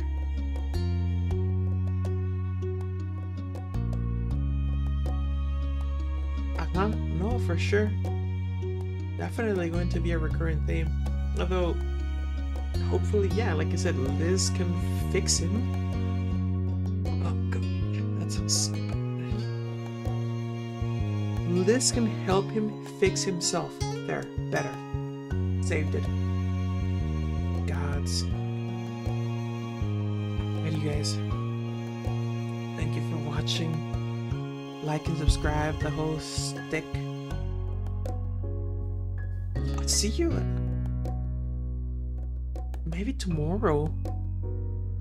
Thank you, Therapy. Take care. Have a good night. What the fuck was tonight? I was not expecting it.